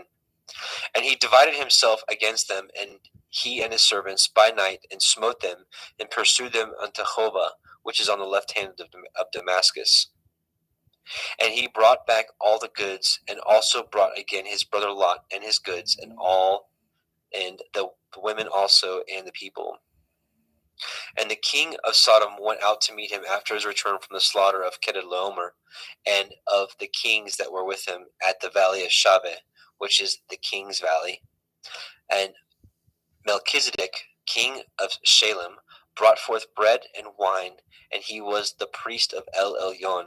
And he blessed him and said, Blessed be Avram of El Elyon, possessor of heaven and earth, and blessed be El Elyon, which has delivered your enemies into your hand. And he gave him tithes of all. And the king of Sodom said unto El Avram, Give me the persons, and take the goods to yourselves. And Avram said to the king of Sodom, I have lifted up my hand unto El Yahweh, El Elyon, the possessor of heaven and earth, that I will not take from a thread even to a shoe latchet, and that I will not take anything that is yours, lest you should say, I have made Avram rich, save only that which the young men have eaten, and the portion of the men which went with me, Aner, Eshcol, and Mamre, let them take their portion. Genesis 15. After these things, the word of Yahweh came unto El Avram in a vision, saying, Fear not, Avram, I am your shield and your exceeding great reward. And Avram said, Adonai Yahweh, what will you give me, seeing I go childless? And the steward of my house is this Eliezer of Damascus. And Avram said, Behold, to me you have given no seed, and lo, one born in my house is my heir. And behold, the word of Yahweh came unto him, saying, This shall not be your heir, but he that shall come forth out of your own generation shall be your heir. And he brought him forth abroad, and said, Look now toward the heavens, and count the stars, if you be able to number them. And he said unto him, So shall your seed be. And he believed in Yahweh, and he counted it to him for righteousness. And he said unto him, I am Yahweh, that brought you out of Ur of the Kasdim, to give you this land to inherit it. And he said, Adonai Yahweh, whereby shall I know that I shall inherit it? And he said unto him, Take me a heifer of 3 years old, and a she-goat of 3 years old, and a ram of 3 years old, and a turtle dove, and a young pigeon. And he took unto him all these, and divided them in the midst, and laid each piece one against the other, but the birds he divided not. And when the fowls came down upon the carcasses, Avram drove them away. And when the sun was going down, a deep sleep fell upon Avram, and lo, a horror of great darkness fell upon him. And he said unto Avram, Know of a surety that your seed shall be a stranger in a land that is not theirs, and shall serve them, and they shall afflict them 400 years. And also that nation whom they shall serve will I judge, and afterward they shall come out with great substance. And ye shall go to your fathers in peace. Ye shall be buried in a good old age. But in the 4th generation they shall come hither again, for the iniquity of the Amorim is not yet full. And it came to pass that when the sun went down, and it was dark, behold, a smoking furnace, and a burning lamp that passed between those pieces. In the same day Yahweh cut a covenant with Avram, saying, Unto your seed have I given this land, from the river of Mitzrayim unto the great river, the river Perath. The Cananim and the Kenizim and the Kadmonim, and the Hittim and the Perizim and the Rephaim, and the Amorim and the Cananim and the Girgashim and the Yebusim. And here we will stop and change over. I see Justin Best is with us. So Justin McRoberts, Justin is going to take the next portion because he's got a limited time. Welcome, Brother Justin.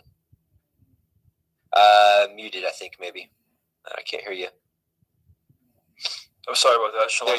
There you are. Welcome, brother. Thank you. So we just left off at the end of 15. So do you want to pick it up? You can have a screen share and pick it up at 16. Yep, absolutely. Genesis chapter 16, Sarai and Hagar. Now Sarai, Abram's woman, bore him no children, and she had a handmaid, a Mitzri, whose name was Hagar. And Sarai said unto Abram, Behold now, Yahweh has restrained me from bearing. I pray you, go in unto my maid, that I obtain children by her. And Abram hearkened to the voice of Sarai. And Sarai, Abram's woman, took Hagar, her maid, the Mitzrayim, after Abram had dwelt 10 years in the land of Canaan, and gave her to her man Abram to be his woman. And he went in unto Hagar, and she conceived. And when she saw that she had conceived, her mistress was despised in her eyes. And Sarai said unto Abram, My wrong be upon you. I have given my maid into your bosom. And when she saw that she had conceived, I was despised in her eyes. Yahweh judge between me and you. But Abram said unto Sarai, Behold, your maid is in your hand. Do to her as it pleases you. And when Sarai dealt hardly with her, she fled from her face. And the angel of Yahweh found her by a fountain of water in the wilderness, by a fountain in the way of Shur. And he said, Hagar, Sarai's maid, whence came you, and whither will you go? And she said, I flee from the face of my mistress Sarai. And the angel of Yahweh said unto her, Return to your mistress, and submit yourself under her hands. And the angel of Yahweh said unto her, I will multiply your seed exceedingly, that it shall not be numbered for multitude. And the angel of Yahweh said unto her, Behold, you are with child, and shall bear a son, and shall call his name Yishmael, because Yahweh has heard your affliction. And he will be a wild man. His hand will be against every man, and every man's hand against him, and he shall dwell in the presence of all his brethren. And she called the name of Yahweh that spoke unto her, You see me. For she said, Have I also here looked after him that sees me? Wherefore the well was called Ber Lachoroi. Behold, it is between Kadesh and Bered. And Hagar bore Abram a son, and Abram called his son's name, which Hagar bore, Yishmael. And Abram was 86 years old when Hagar bore Yishmael to Abram. Genesis 17. And when Abram was 90 years old and 9, Yahweh appeared unto Abram and said unto him, I am El Shaddai. Walk before me and be perfect, and I will make my covenant between me and you, and will multiply you exceedingly. And Abram fell on his face, and Elohim talked with him, saying, As for me, behold, my covenant is with you, and you shall be a father of many nations. Neither shall your name any more be called Abram, but your name shall be called Abraham, for a father of many nations have I made you. And I will make you exceeding fruitful, and I will make nations of you, and kings shall come out of you. And I will establish my covenant between me and you and your seed after you in their generations for an everlasting covenant, to be Elohim unto you and to your seed after you. And I will give unto you and to your seed after you the land wherein you are a stranger, all the land of Canaan, for everlasting possession, and I will be their Elohim. And Elohim said unto Abraham, You shall guard my covenant, therefore, you and your seed after you in their generations. This is my covenant, which ye shall guard, between me and you and your seed after you. Every male child among you shall be circumcised, and ye shall circumcise the flesh of your foreskin, and it shall be a sign of the covenant betwixt me and you. And he that is 8 days old shall be circumcised among you, every male child in your generations. He that is born in the house or bought with money of any stranger, which is not of your seed. He that is born in your house, and he that is bought with your money, must need to be circumcised. And my covenant shall be in your flesh for an everlasting covenant. And the uncircumcised male child, whose flesh of his foreskin is not circumcised, that soul shall be cut off from his people. He has broken my covenant. And Elohim said unto Abraham, As for Sarai your woman, you shall not call her name Sarai, but Sarah shall be her name. And I will bless her, and give you a son also of her. Yea, I will bless her, and she shall be a mother of nations. Kings of people shall be of her. Then Abraham fell upon his face and laughed, and said in his heart, Shall a child be born unto him that is 100 years old? And shall Sarah, that is 90 years old, bear? And Abraham said unto Elohim, Oh, that Ishmael might live before you. And Elohim said, Sarah your woman shall bear you a son indeed, and you shall call his name Yitzchak, and I will establish my covenant with him for an everlasting covenant, and with his seed after him. And as for Ishmael, I have heard you. Behold, I have blessed him, and I will make him fruitful, and I will multiply him exceedingly. 12 princes shall he beget, and I will make him a great nation. But my covenant will I establish with Yitzchak, which Sarah shall bear unto you at the set time in the next year. And he left off talking with him, and Elohim went up from Abraham. And Abraham took Ishmael his son, and all that were born in his house, and all that were bought with his money, every male among the men of Abraham's house, and circumcised the flesh of their foreskin in the selfsame day, as Elohim had said unto him. And Abraham was 90 years old and 9 when he was circumcised in the flesh of his foreskin. And Ishmael his son was 13 years old when he was circumcised in the flesh of his foreskin. And the selfsame day was Abraham circumcised, and Ishmael his son. And all the men of his house, born in the house and bought with money of the stranger, were circumcised with him.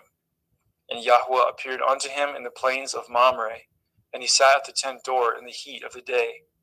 And he lifted up his eyes and looked, and lo, 3 men stood by him.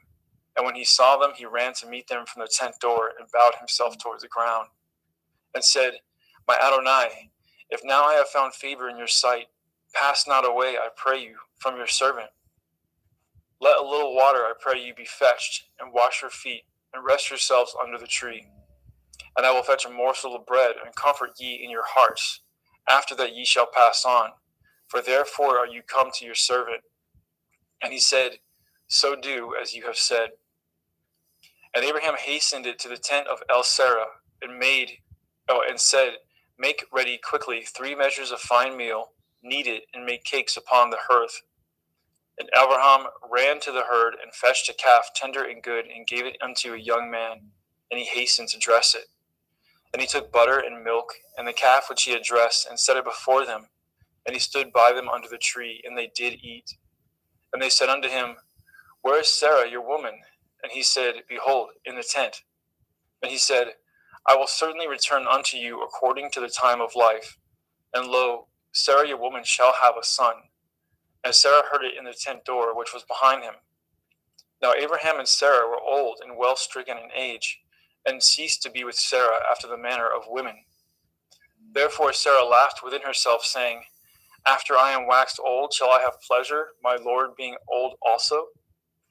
And Yahweh said unto Abraham, Wherefore did Sarah laugh, saying, Shall I of a surety bear a child, which am old? Is anything too hard for Yahweh? At the time appointed I will return unto you, according to the time of life, and Sarah shall have a son. Then Sarah denied, saying, I laughed not, for she was afraid. And he said, Nay, but you did laugh. And the men rose up from thence, and looked towards Sedom. And Abraham went with them to bring them on the way. And Yahweh said, Shall I hide from Abraham that thing which I do? Seeing that Abraham shall surely become a great and mighty nation, and all the nations of the earth shall be blessed in him. For I know him, that he will command his children, his household after him, and they shall guard the way of Yahuwah, to do justice and judgment, that Yahuwah may bring upon Abraham that which he has spoken of him. And Yahuwah said, Because the cry of Sodom and Gomorrah is great, and because their sin is very grievous, I will go down now and see whether they have done altogether according to the cry of it, which is come unto me, and if not, I will know. And the men turned their faces from thence and went towards Sodom. But Abraham stood yet before Yahuwah. And Abraham drew near and said, Will you also destroy the righteous with the wicked? Perchance there be 50 righteous within the city. Will you also destroy and not spare the place for the 50 righteous that are therein? That be far from you to do after this manner, to slay the righteous with the wicked, and that the righteous should be as the wicked. That be far from you. Shall not judge of all the earth do right? And Yahuwah said, If I find in Sodom 50 righteous within the city, then I will spare all the place for their sakes. And Abraham answered and said, Behold now, I have taken upon me to speak unto Adonai, which am but dust and ashes. Perchance there shall lack 5 of the 50 righteous. Will you destroy all the city for a lack of 5? And he said, If I find there 40 and 5, I will not destroy it. And he spoke unto him yet again and said, Perchance there shall be 40 found there. And he said, I will not do it for 40's sake. And he said unto him, O let not Adonai be angry, and I will speak. Perchance there shall be 30 found there. And he said, I will not do it if I find 30 there. And he said, Behold now, I have taken upon me to speak unto Adonai. Perchance there shall be found 20 there. And he said, I will not destroy it for 20's sake. And he said, O let not Adonai be angry, and I will speak yet but this once. Perchance 10 shall be found there. And he said, I will not destroy it for 10's sake. And Yahuwah went his way as soon as he had left communing with Abraham, and Abraham returned unto his place. Genesis 19.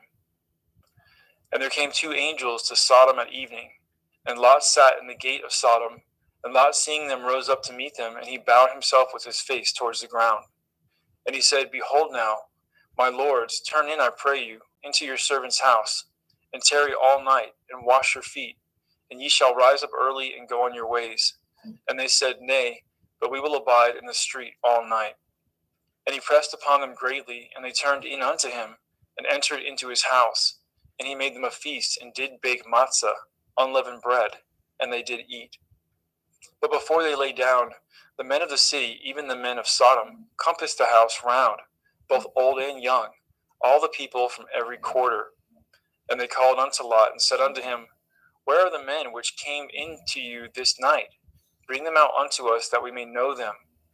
And Lot went out the door unto them, and shut the door after him, and said, I pray you, brethren, do not so wickedly. Behold now, I have 2 daughters which have not known man. Let me, I pray you, bring them out unto you, and do ye to them as good in your eyes. Only unto these men do nothing, for therefore came they under the shadow of my roof. And they said, Stand back. And they said again, This one fellow came in to sojourn, and he will need to be a judge. Now will we deal worse with you than with them. And they pressed sore upon the man, even Lot, and came near to break the door. But the men put forth their hand and pulled Lot into the house to them, and shut the door. And they smote the men that were at the door of the house with blindness, both small and great, so that they wearied themselves to find the door. And the men said unto Lot, Have you here any besides? Son-in-law, and your sons, and your daughters, and whatsoever you have in the city, bring them out of this place. For we will destroy this place, because the cry of them is waxing great before the face of Yahuwah, and Yahuwah has sent us to destroy it.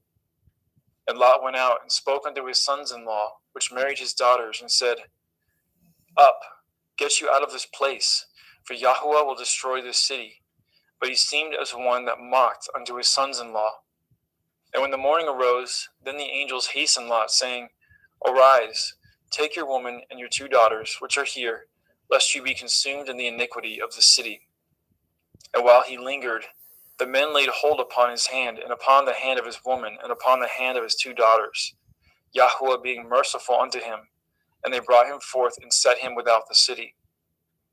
And it came to pass, when they had brought them forth abroad, that he said, Escape for your life. look not behind you, neither stay in all the circle of the Yarden. Escape to the mountain, lest you be consumed. And Lot said unto them, Oh, not so, my Adonai. Behold now, your servant has found grace in your sight, and you have magnified your mercy, which you have showed unto me in saving my life. And I cannot escape to the mountain, lest some evil take me, and I die. Behold now, this city is near to flee unto, and it is a little one. Oh, let me escape thither. Is it not a little one? And my soul shall live. And he said unto him, See, I have accepted you concerning this thing also, that I will not overthrow this city for which you have spoken. Make haste, escape thither, for I cannot do anything until you are come thither. Therefore the name of the city was called Soar. The sun was risen upon the earth when Lot entered into Soar. Then Yahweh rained upon Sodom and upon Amorah brimstone and fire from Yahweh out of the heavens. And he overthrew those cities and all the circle of the Yarden, and all the inhabitants of the cities, and that which grew upon the ground. But his woman looked back from behind him, and she became a pillar of salt. And Abraham got up early in the morning to the place where he stood before Yahweh. And he looked toward Sodom and Amorah, and toward all the land of the circle of the Yarden, and behold, and lo, the smoke of the country went up as the smoke of a furnace.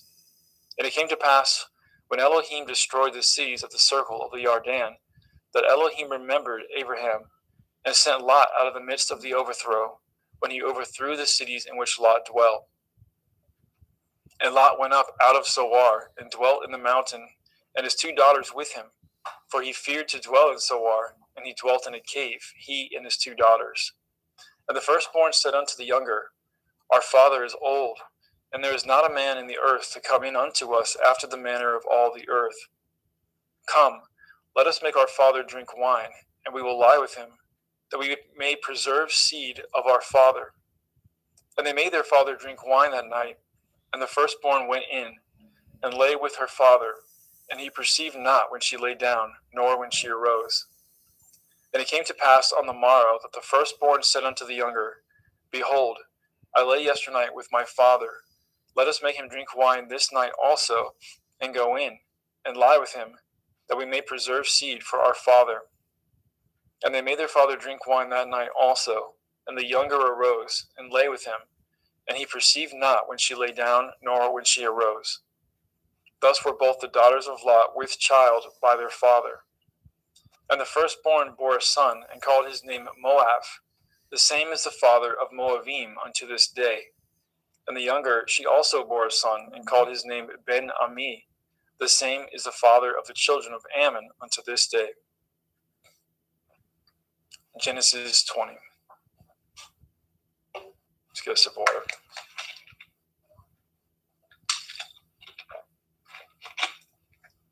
And Abraham journeyed from thence toward the country of the Negev, and dwelt between Kadesh and Shur, and sojourned in Gerar. And Abraham said of El-Sarah, his woman, She is my sister. And Avimelech, king of Gerar, sent and took Sarah. But Elohim came to Avimelech in a dream by night, and said to him, Behold, you are but a dead man, for the woman which you have taken, for she is a man's woman. But Avimelech had not come near her, and he said, Adonai, will you slay also a righteous nation? Said he not unto me, She is my sister? And she, even she herself, said, He is my brother. In the integrity of my heart and innocence of my hands have I done this.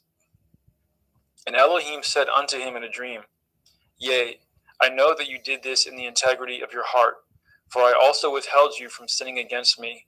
Therefore suffered I you not to touch her. Now therefore restore the man his woman, for he is a prophet, and he shall pray for you, and you shall live. And if you restore her not, know that you shall surely die, you and all that are yours. Therefore Avimelech rose early in the morning, and called all his servants, and told all things in their ears, and the men were sore afraid. Then Avimelech called Abraham, and said unto him, What have you done unto us? And what have I offended you, that you have brought on me and on my kingdom a great sin? You have done deeds unto me that ought not to be done. And Abimelech said unto Abraham, What saw you that you have done this thing?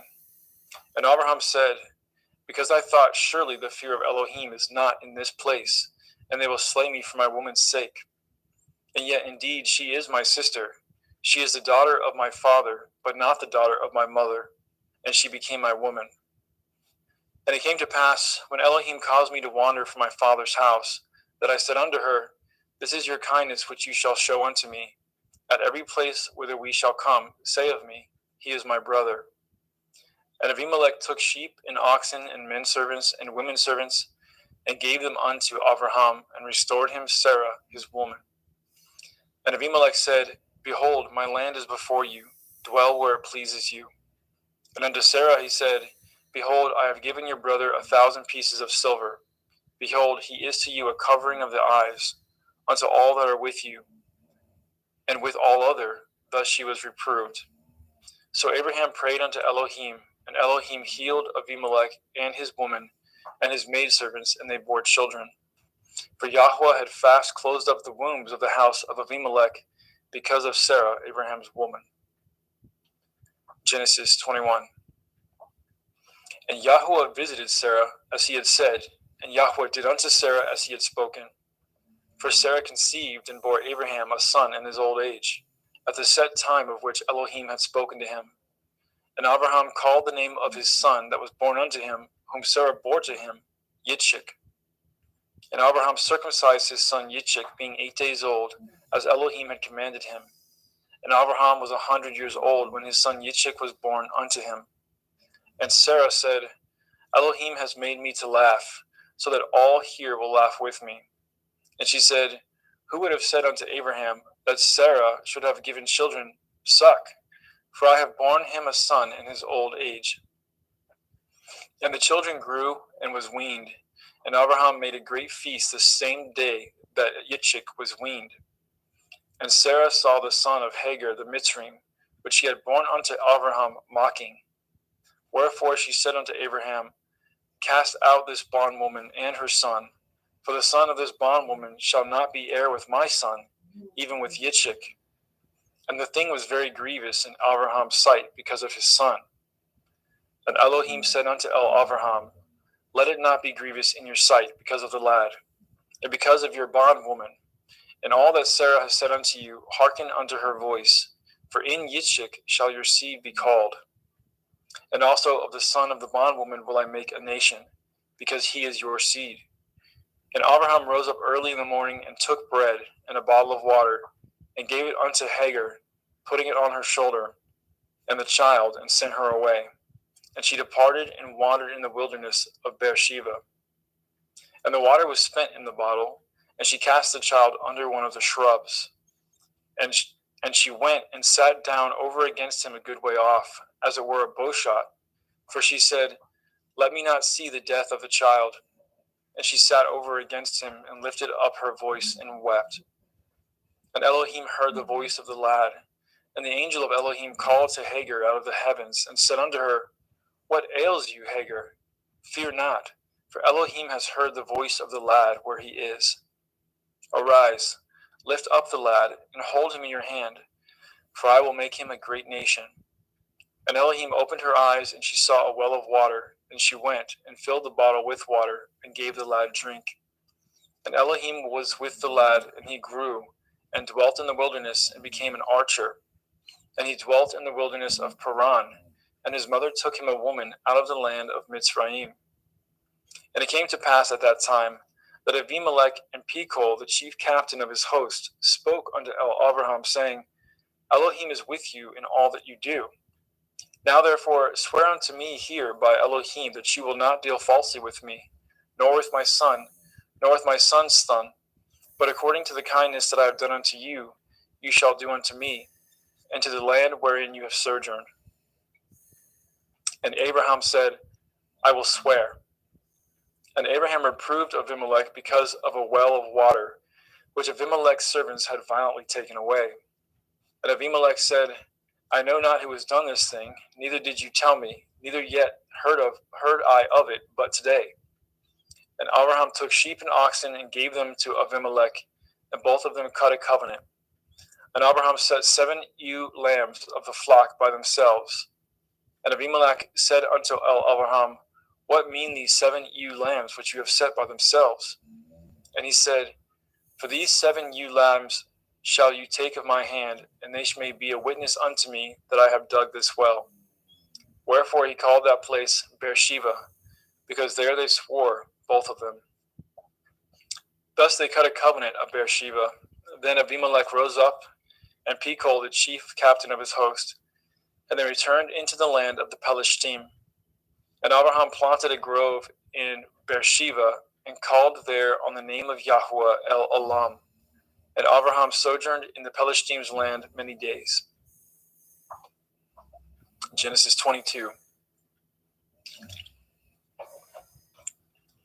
And it came to pass after these things, that Elohim did try Abraham, and said unto him, Abraham. And he said, Behold, here I am. And he said, Take now your son, your Yakid, Yitzchak, whom you love, and get you into the land of the Moriah, and offer him there for a burnt offering upon one of the mountains which I will tell you of. And Abraham rose up early in the morning, and saddled his ass, and took 2 of his young men with him, and Yitzchak his son, and clave wood for the burnt offering, and rose up, and went unto the place which Elohim has told him. Then on the 3rd day, Abraham lifted up his eyes, and saw the place afar off. And Abraham said unto his young men, Abide ye here with the ass, and I and the lad will go yonder and worship, and come again to you. And Abraham took the wood of the burnt offering, and laid it upon Yitzchak his son. And he took the wood fire in his hand, and a knife, and they went both of them together. And Yitzchak spoke unto Abraham his father, and said, My father. And he said, Here I am, my son.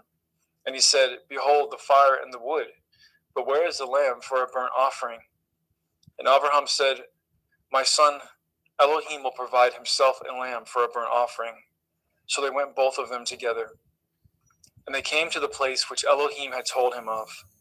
And Abraham built an altar there, and laid the wood in order, and bound Yitzchak his son, and laid him on the altar upon the wood. And Abraham stretched forth his hand, and took the knife to slay his son.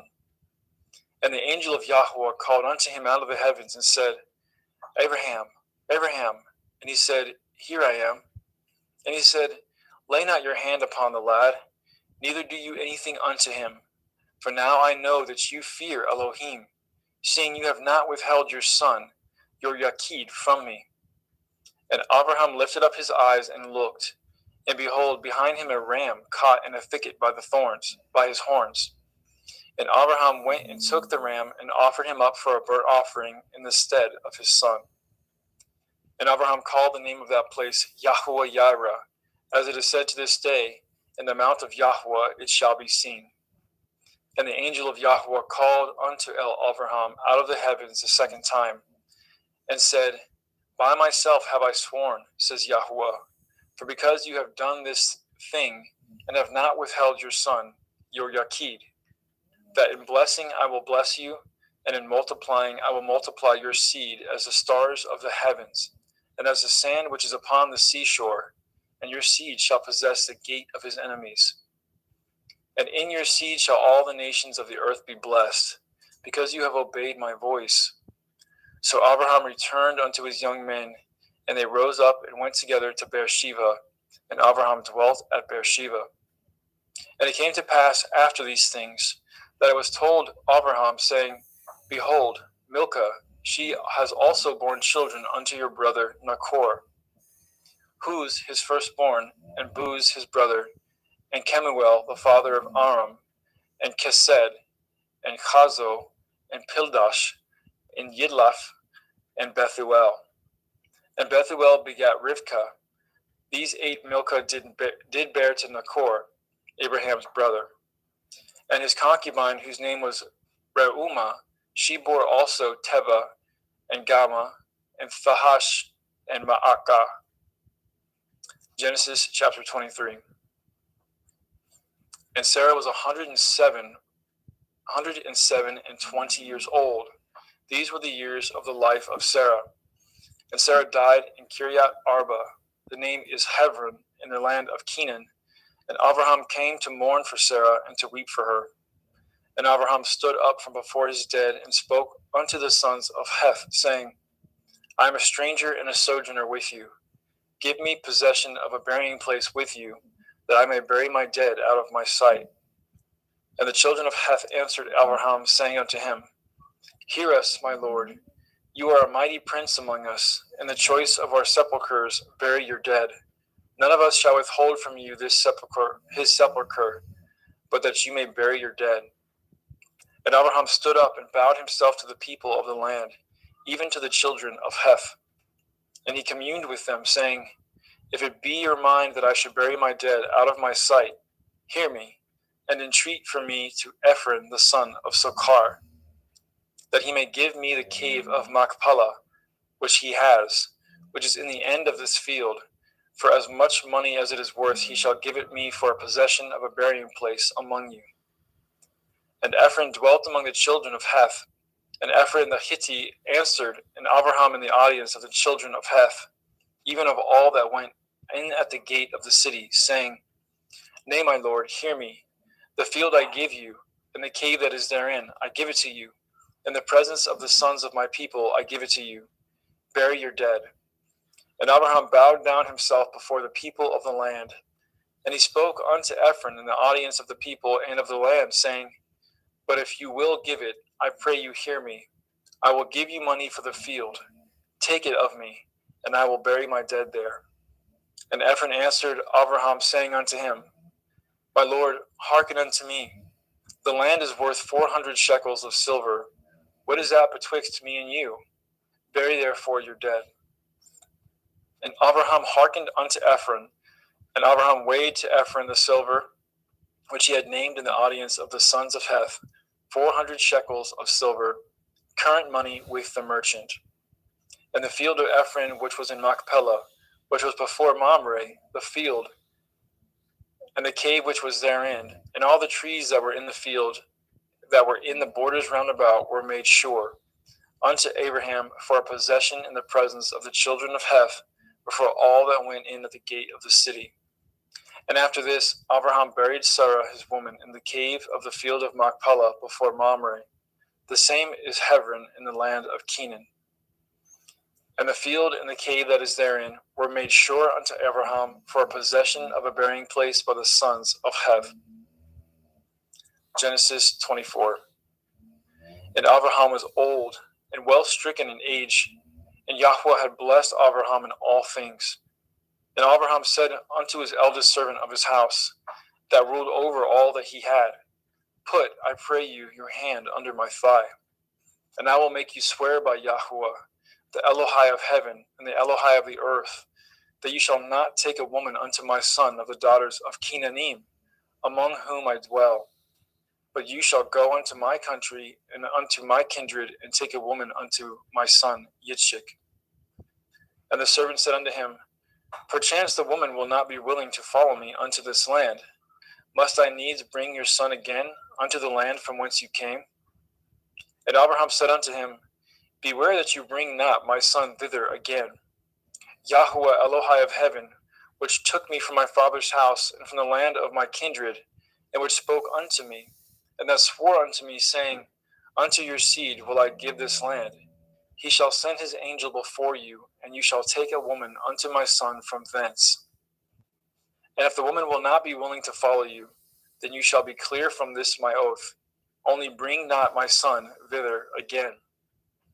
And the servant put his hand under the thigh of Abraham his master, and swore to him concerning that matter.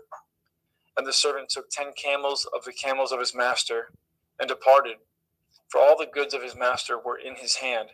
And he arose, and went to Aram Naharaim, unto the city of Nachor. And he made his camels to kneel down without the city by a well of water at the time of the evening, even the time that women go out to draw water. And he said, O Yahweh Elohai of my master, Abraham, I pray you, send me good speed this day, and show kindness unto my master, Abraham. Behold, I stand here by the well of water, and the daughters of the men of the city come out to draw water. And let it come to pass that the damsel to whom I shall say, Let down your pitcher, I pray you that I may drink. And she shall say, Drink, and I will give your camels drink also. Let this same be she that you have appointed for your servant Yitzchak, and thereby shall I know that you have showed kindness unto my master. And it came to pass before he had done speaking, that behold, Rivkah came out, who was born to Bethuel, son of Milcah, the woman of Nachor, Abraham's brother, with her pitcher upon her shoulder. And the damsel was very fair to look upon, a virgin, neither had any man known her. And she went down to the well and filled her pitcher and came up. And the servant ran to meet her and said, Let me, I pray you, drink a little water of your pitcher. And she said, Drink, my lord. And she hasted and let down her pitcher upon her hand and gave him drink. And when she had done giving him drink, she said, I will draw water for your camels also, until they have done drinking. And she hasted and emptied her pitcher into the trough and ran again unto the well to draw water, and drew for all his camels. And the man wondering at her held his peace, to wit whether Yahweh had made his journey prosperous or not. And it came to pass, as the camels had done drinking, that the man took a golden earring of half a shekel weight, and 2 bracelets for her hands of 10 shekel weights of gold. And he said, Whose daughter are you? Tell me, I pray you. Is there room in your father's house for us to lodge in? And she said unto him, I am the daughter of Bethuel, son of Milcah, which she bore unto Nachor. She said moreover unto him, We have both straw and provender enough, and room to lodge in. And the man bowed down his head and worshipped Yahweh. And he said, Blessed be Yahweh Elohai of my master Abraham, who has not left destitute my master of his mercy and his truth. I being in the way, Yahweh led me to the house of my master's brethren. And the damsel ran, and told them of her mother's house these things. And Rivkah had a brother, and his name was Lavan. And Lavan ran out unto the man unto the well.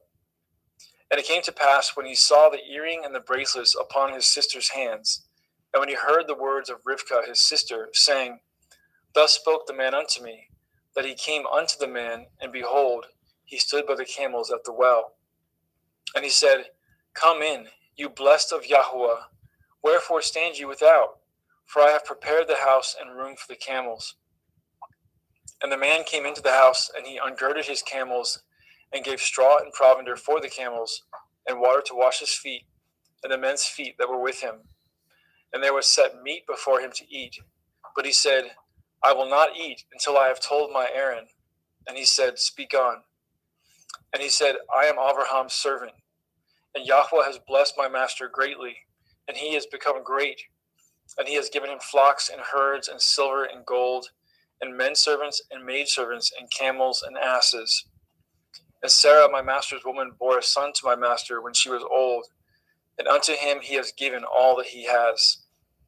And my master made me swear, saying, You shall not take a woman to my son of the daughters of the Canaanim, in whose land I dwell. But you shall go to my father's house, and to my kindred, and take a woman unto my son. And I said unto my master, Perchance the woman will not follow me. And he said unto me, Yahweh, before whom I walk, will send his angel with you, and prosper your way. And you shall take a woman for my son of the kindred and of my father's house. Then shall you be clear from this my oath, when you come to my kindred. And if they give not you one, you shall be clear from my oath. And I came this day unto the well, and said, O Yahweh Elohai of my master Abraham, if now you do prosper my way which I go, behold, I stand by the well of water. And it shall come to pass that when the virgin comes forth to draw water, and I say to her, Give me, I pray you, a little water of your pitcher to drink. And she say to me, Both drink you, and also I will draw for your camels. Let the same be the woman whom Yahweh has appointed out for my master's son. And before I had done speaking in my heart, behold, Rivkah came forth with her pitcher on her shoulder, and she went down unto the well and drew water. And I said unto her, Let me drink, I pray you. And she made haste and let down her pitcher from her shoulder, and said, Drink, and I will give your camels drink also. So I drank, and she made the camels to drink also. And I asked her and said, Whose daughter are you? And she said, The daughter of Bethuel, Nachor's son, whom Milcah bore unto him. And I put the earring upon her face and the bracelets upon her hands. And I bowed down my head and worshipped Yahweh, and blessed Yahweh Elohai of my master Avraham, which had led me in the right way to take my master's brother's daughter unto his son. And now, if ye will deal kindly and truly with my master, tell me, and if not, tell me, that I may turn to the right hand or to the left. Then Lavan and Bethuel answered and said, The thing proceeds from Yahweh. We cannot speak unto you bad or good. Behold, Rivkah is before you. Take her and go, and let her be your master's son's woman, as Yahweh has spoken. And it came to pass that when Abraham's servant heard their words, he worshipped Yahweh, bowing himself to the earth. And the servant brought forth jewels of silver and jewels of gold, and raiment, and gave them to Rivkah. And he also gave to her brother and to her mother precious things. And they did eat and drink, he and the men that were with him, and tarried all night. And they rose up in the morning, and he said, Send me away unto my master. And her brother and her mother said, Let the damsel abide with us a few days, at the least 10. After that she shall go. And he said unto them, Hinder me not, seeing Yahweh has prospered my way. Send me away that I may go to my master. And they said, We will call the damsel and inquire at her mouth. And they called Rivkah and said unto her, Will you go with this man? And she said, I will go. And they sent away Rivkah their sister, and her nurse, and Abraham's servant, and his men. And they blessed Rivkah and said unto her, You are our sister. Be the mother of thousands of millions, and let your seed possess the gate of those which hate them. And Rivkah arose, and her damsels, and they rode upon the camels and followed the man. And the servant took Rivkah and went his way. And Yitzchak came from the way of the well of Beer Lachoiroi, for he dwelt in the country of the Negev. And Yitzchak went out to meditate in the field in the evening, and he lifted up his eyes and saw, and behold, the camels were coming. And Rivkah lifted up her eyes, and when she saw Yitzchak, she lighted off the camel. For she had said unto the servant, What man is this that walks in the field to meet us? And the servant had said, It is my master. Therefore she took a veil and covered herself. And the servant told Yitzchak all things that he had done. And Yitzchak brought her into his mother's Sarai's tent, and took Rivkah, and she became his woman, and he loved her. And Yitzchak was comforted after his mother's death.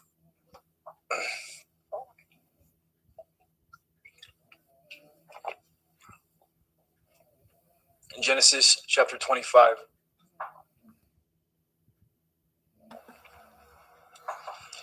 And again Abraham took a woman, and her name was Keturah. And she bore him Zimran, and Yokshan, and Medan, and Midian, and Yishbak, and Shuach. And Yokshan begot Shiva, and Dedan, and the sons of Dedan were Ashurim, Letushim, and Leumim.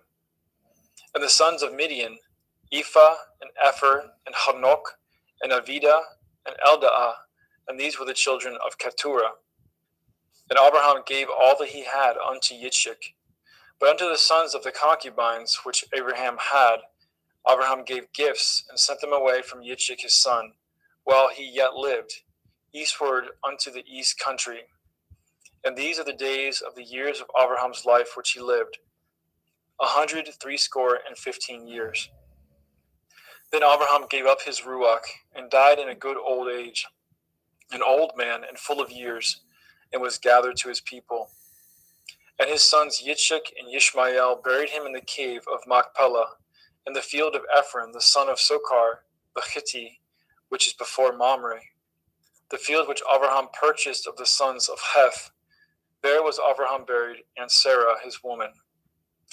And it came to pass after the death of Abraham, that Elohim blessed his son Yitzchak, and Yitzchak dwelt by the well of Be'er Lachairoi.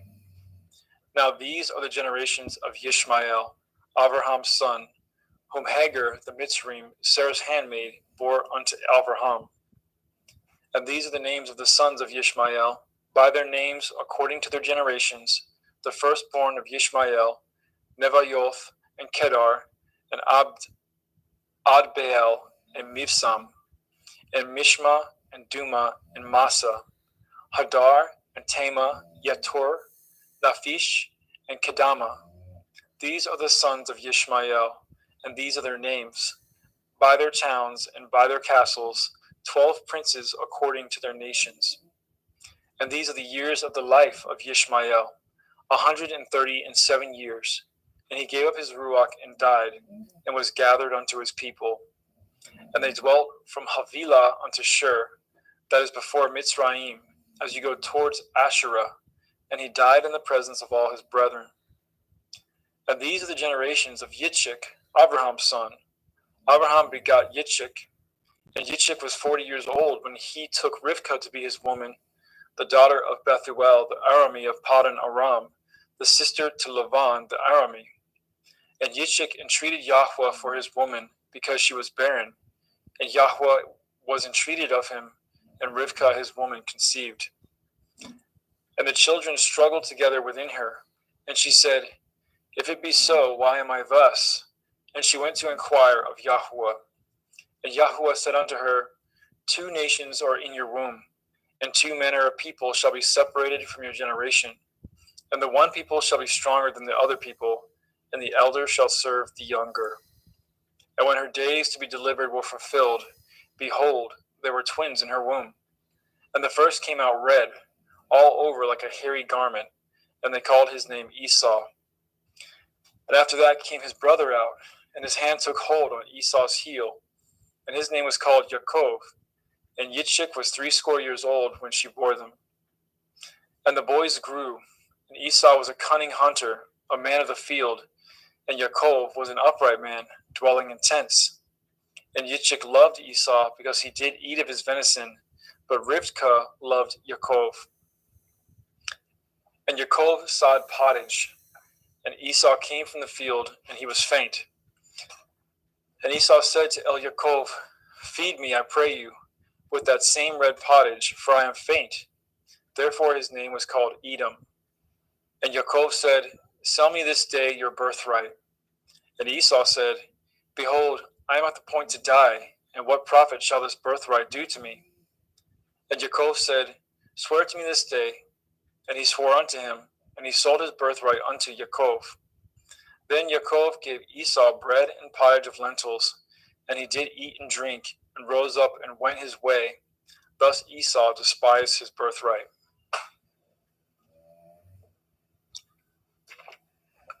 Genesis chapter 26. And there was a famine in the land beside the first famine that was in the days of Abraham. And Yitzchak went unto Abimelech, king of the Pelishtim, unto Gerar. And Yahweh appeared unto him and said, Go not down into Mitzrayim. Dwell in the land which I shall tell you of. Sojourn in this land, and I will be with you, and I will bless you. For unto you and unto your seed I will give all these countries, and I will perform the oath which I swore unto Abraham your father. And I will make your seed to multiply as the stars of heaven, and I will give unto your seed all these countries, and in your seed shall all the nations of the earth be blessed. Because that Abraham obeyed my voice and did guard my watch, my commandments, my statutes, and my Torah. And Yitzchak dwelt in Gerar. And the men of the place asked him of his woman, and he said, She is my sister. For he feared to say, She is my woman, lest, said he, the men of the place should kill me for Rivkah, because she was fair to look upon. And it came to pass, when he had been there a long time, that Abimelech, king of the Pelishtim, looked out a window and saw, and behold, Yitzchak was sporting with Rivkah his woman. And Abimelech called Yitzchak and said, Behold, of a surety she is your woman. And how said you, She is my sister? And Yitzchak said unto him, Because I said, Lest I die for her. And Abimelech said, What is this you have done unto us? One of the people might lightly have lain with your woman, and you should have brought guiltiness upon us. And Abimelech charged all his people, saying, He that touches this man or his woman shall surely be put to death. Then Yitzchak sowed in that land, and received in the same year 100-fold, and Yahweh blessed him. And the man waxed great, and went forward, and grew until he became very great.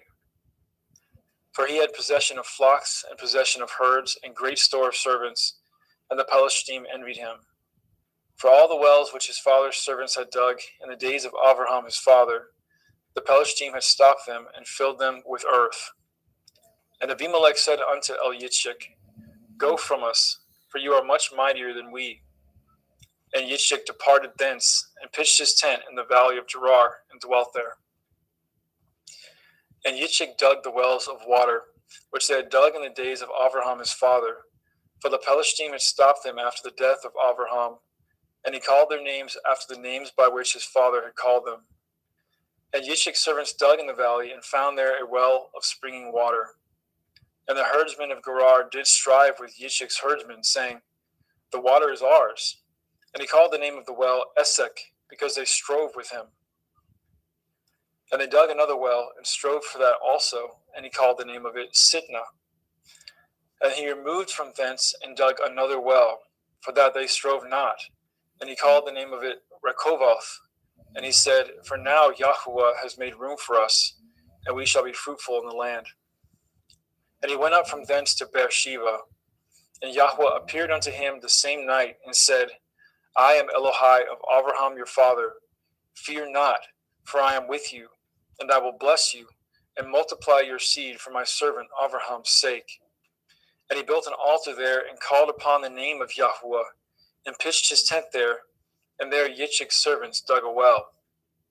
Then Abimelech went to him from Gerar, and Akuzoth, one of his friends, and Pekol, the chief captain of his army. And Yitzchak said unto them, Wherefore come ye to me, seeing you hate me, and have sent me away from you? And they said, We saw certainly that Yahuwah was with you. And we said, Let there be now an oath betwixt us, even betwixt us and you, and let us cut a covenant with you, that you will do us no hurt, as we have not touched you, and as we have done unto you nothing but good, and have sent you away in peace. You are now the blessed of Yahuwah. And he made them a feast, and they did eat and drink. And they rose up early in the morning, and swore to one another, and Yitzchak sent them away, and they departed from him in peace.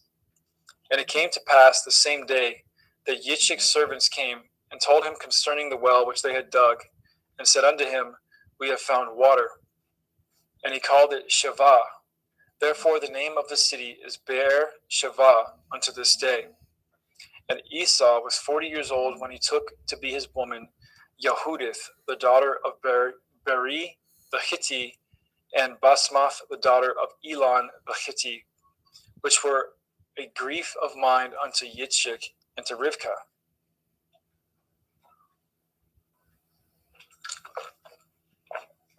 Genesis 27.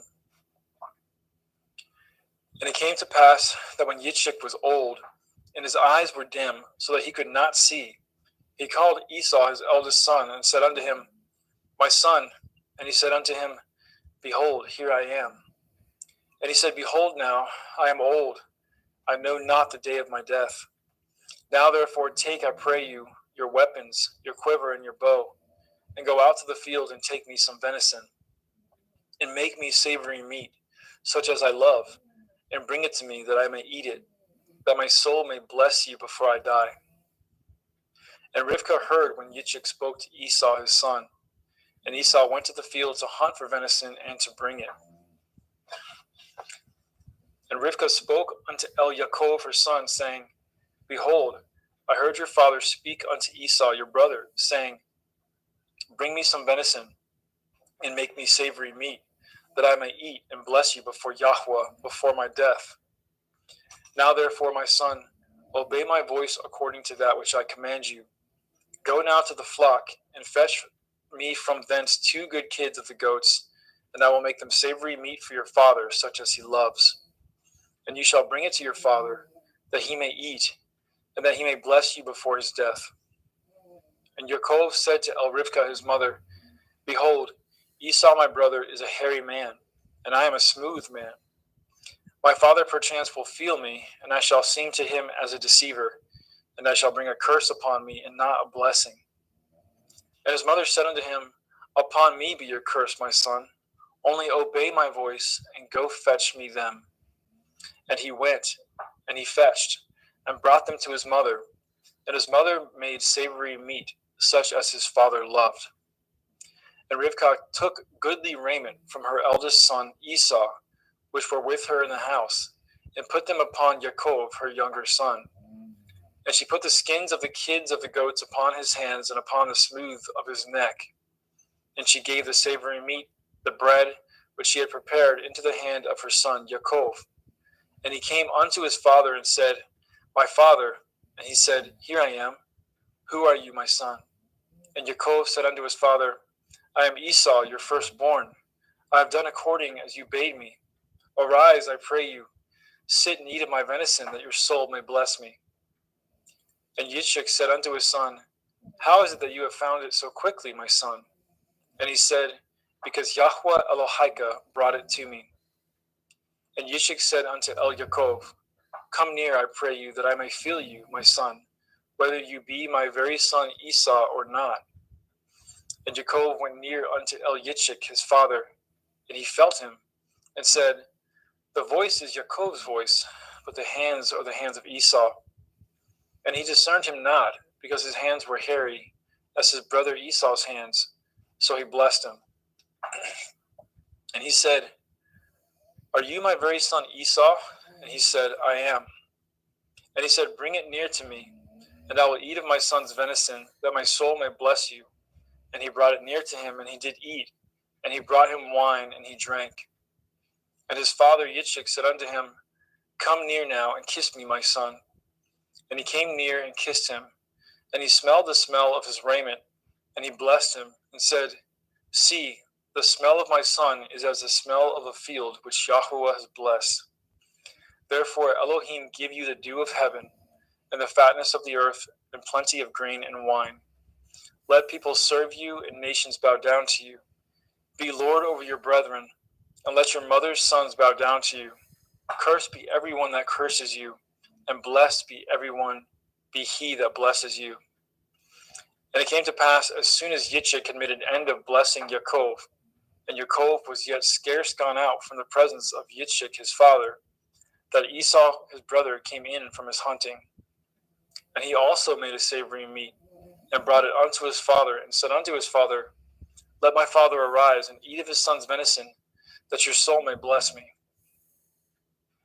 And Yitzchak his father said unto him, Who are you? And he said, I am your son, your firstborn Esau.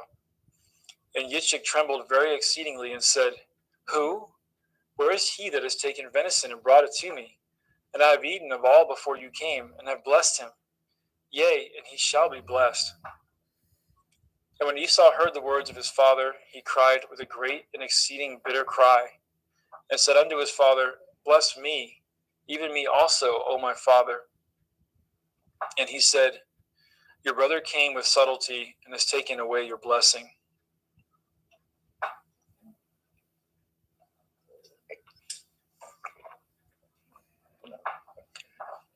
And he said, Is not he rightly named Yaakov? For he has supplanted me these 2 times.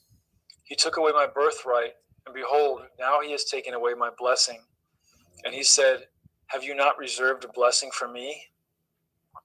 And Yitzchak answered and said unto Esau, Behold, I have made him your lord, and all his brethren have I given to him for servants, and with grain and wine have I sustained him. And what shall I do now unto you, my son? And Esau said unto his father, Have you but one blessing, my father? Bless me, even me also, O my father. And Esau lifted up his voice and wept. And Yitzchak his father answered and said unto him, Behold, your dwelling shall be the fatness of the earth, and of the dew of heaven from above. And by your sword shall you live, and you shall serve your brother. And it shall come to pass, when you shall have the dominion, that you shall break his yoke from off your neck. And Esau hated Yaakov because of the blessing wherewith his father blessed him. And Esau said in his heart, The days of mourning for my father are at hand. Then will I slay my brother Yaakov. And these words of Esau, her elder son, were told to Rivkah. And she sent and called Yaakov, her younger son, and said unto him, Behold, your brother Esau, as touching you, comforts himself, purposing to kill you. Now therefore, my son, obey my voice and arise. Flee to Laban, my brother, to Haran, and tarry with him a few days until your brother's fury turns away, until your brother's anger turn away from you, and he forget that which you have done to him. Then I will send and fetch you from thence. Why should I be deprived also of you both in one day? And Rivkah said to Eliashib, I am weary of my life because of the daughters of Heth. If Yaakov take a woman of the daughters of Heth, such as these which are of the daughters of the land, what good shall my life do to me? Genesis 28. And Yitzchak called Yaakov and blessed him, and charged him, and said unto him, You shall not take a woman of the daughters of Canaan. Arise, go to Padan Aram, to the house of Bethuel your mother's father, and take you a woman from thence of the daughters of Laban your mother's brother. And El Shaddai bless you, and make you fruitful, and multiply you, that you may be a multitude of people, and give you the blessing of Abraham to you, and to your seed with you, that you may inherit the land wherein you are a stranger, which Elohim gave unto Abraham. And Yitzchak sent away Yaakov, and went to Padan Aram unto Laban, son of Bethuel the Arami, the brother of Rivkah, Yaakov and Esau's mother. When Esau saw that Yitzchak had blessed Yaakov, and sent him away to Padan Aram, to take him a woman from thence, and that as he blessed him he gave him a charge, saying, You shall not take a woman of the daughters of Canaan, and that Yaakov obeyed his father and his mother, and was gone to Padan Aram. And Esau, seeing that the daughters of Canaan pleased not Yitzchak his father, then went Esau unto Elishmael, and took unto the women which he had Machalath, the daughter of Yishmael, Abraham's son, the sister of Nevaioth, to be his woman.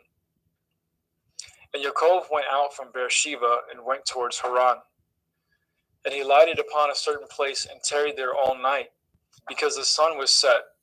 And he took the stones out of that place, and put them for his pillows, and lay down in that place to sleep. And he dreamed, and behold, a ladder set up on the earth, and the top of it reached to heaven. And behold, the angels of Elohim ascending and descending on it. And behold, Yahweh stood above it, and said, I am Yahweh Elohai of Abraham your father, and the Elohai of Yitzchak, the land whereon you lie. To you will I give it, and to your seed. And your seed shall be as the dust of the earth, and you shall spread abroad to the west, and to the east, and to the north, and to the south. And in you and in your seed shall all the families of the earth be blessed. And behold, I am with you, and will guard you in all places whither you go, and will bring you again into this land, for I will not leave you until I have done that which I have spoken to you of. And Yaakov awoke out of his sleep, and he said, Surely Yahweh is in this place, and I knew it not. And he was afraid, and said, How dreadful is this place! This is none other but the house of Elohim, and this is the gate of heaven. And Yaakov rose up early in the morning, and took the stone that he had put for his pillows, and set it up for a pillar, and poured oil upon the top of it.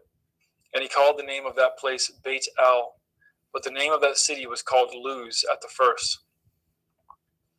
And Yaakov vowed a vow, saying, If Elohim will be with me, and will guard me in this way that I go, and will give me bread to eat and raiment to put on, so that I come again to my father's house in peace, then shall Yahweh be my Elohim.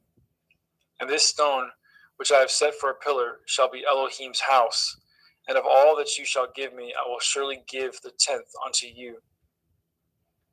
Genesis 29.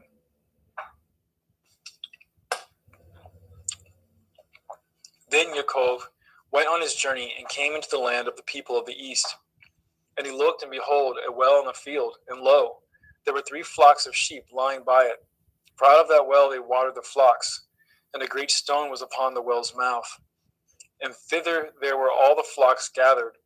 And they rolled the stone from the well's mouth, and watered the sheep, and put the stone again upon the well's mouth in his place. And Yaakov said unto them, My brethren, Whence be ye? And they said, Of Haran are we. And he said unto them, Know ye Lavan the son of Nachor? And they said, We know him. And he said unto them, Is he well? And they said, He is well. And behold, Rachel his daughter comes with the sheep. And he said, Lo, it is yet high day, neither is it time that the cattle should be gathered together. Water ye the sheep, and go and feed them. And they said, We cannot, until all the flocks be gathered together, until they roll the stone from the well's mouth. Then we water the sheep. And while he yet spoke with them, Rachel came with her father's sheep, for she kept them. And it came to pass, when Yaakov saw Rachel, the daughter of Lavan his mother's brother, and the sheep of Lavan his mother's brother, that Yaakov went near, and rolled the stone from the well's mouth, and watered the flock of Lavan his mother's brother. And Yaakov kissed Rachel, and lifted up his voice, and wept. And Yaakov told Rachel that he was her father's brother, and that he was Rivka's son. And she ran and told her father. And it came to pass, when Lavan heard the tidings of Yaakov his sister's son, that he ran to meet him, and embraced him, and kissed him, and brought him to his house. And he told Lavan all these things. And Laban said to him, Surely you are a bone in my flesh. And he abode with him in the space of a month. And Laban said to Yaakov, Because you are my brother, should you therefore serve me for naught? Tell me, what shall your wages be? And Laban had 2 daughters. The name of the elder was Leah, and the name of the younger was Rachel. Leah was tender-eyed, but Rachel was beautiful and well-favored. And Yaakov loved Rachel, and said, I will serve you 7 years for Rachel, your younger daughter. And Laban said, It is better that I give her to you, than that I should give her to another man. Abide with me. And Yaakov served 7 years for Rachel, and they seemed unto him but a few days, for the love that he had to her. And Yaakov said unto Laban, Give me my woman, for my days are fulfilled, that I may go in unto her. And Laban gathered together all the men of the place, and made a feast. And it came to pass in the evening that he took Leah his daughter, and brought her to him, and he went in unto her. And Laban gave unto his daughter Leah Zilpah his maid for a handmaid. And it came to pass that in the morning, behold, it was Leah. And he said to Laban, What is this you have done unto me? Did I not serve you for Rachel? Wherefore then have you beguiled me? And Laban said, It must not be so done in our country, to give the younger before the firstborn.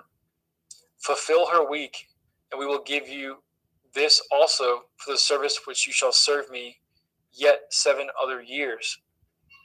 And Yaakov did so, and fulfilled her week, and he gave him Rachel his daughter to be his woman also. And Laban gave Rachel his daughter Bilhah his handmaid to be her maid. And he went in also unto Rachel, and he loved also Rachel more than Leah, and served with him yet 7 other years. And when Yahweh saw that Leah was hated, he opened her womb, but Rachel was barren. And Leah conceived and bore a son, and she called his name Reuben. For she said, Surely Yahweh has looked upon my affliction. Now therefore my man will love me. And she conceived again and bore a son, and said, Because Yahweh has heard that I was hated, he has therefore given me this son also. And she called his name Shimon. And she conceived again and bore a son, and said, Now this time my man will be joined unto me, because I have borne him 3 sons. Therefore was his name called Levi. And she conceived again and bore a son. And she said, Now will I praise Yahweh. Therefore she called his name Yehudah, and left bearing. Genesis chapter 30.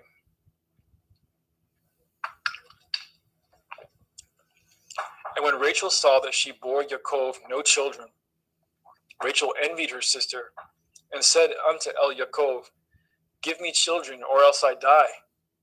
And Yaakov's anger was kindled against Rachel, and he said, Am I in Elohim's stead, who has withheld from you the fruit of the womb? And she said, Behold, my maid Bilhah, go in unto her, and she shall bear upon my knees, that I may also have children by her. And she gave him Bilhah her handmaid to be his woman, and Yaakov went in unto her. And Bilhah conceived and bore Yaakov a son. And Rachel said, Elohim has judged me, and has also heard my voice, and has given me a son. Therefore called she his name Dan. And Bilhah, Rachel's maid, conceived again, and bore Yaakov a second son. And Rachel said, With great wrestlings have I wrestled with my sister, and I have prevailed. And she called his name Naphtali. And when Leah saw that she had left bearing, she took Zilpah, her maid, and gave her to Yaakov to be his woman. And Zilpah, Leah's maid, bore Yaakov a son. And Leah said, A troop comes. And she called his name Gad. And Zilpah, Leah's maid, bore Yaakov a second son. And Leah said, Happy am I, for the daughters will call me blessed. And she called his name Asher. And Reuben went in the days of wheat harvest, and found mandrakes in the field, and brought them unto his mother Leah. Then Rachel said unto Leah, Give me, I pray you, of your son's mandrakes. And she said unto her, Is it a small matter to you that you have taken my man? And would you take away my son's mandrakes also? And Rachel said, Therefore he shall lie with you tonight for your son's mandrakes. And Yaakov came out of the field in the evening, and Leah went out to meet him, and said, You must come in unto me, for surely I have hired you with my son's mandrakes. And he lay with her that night.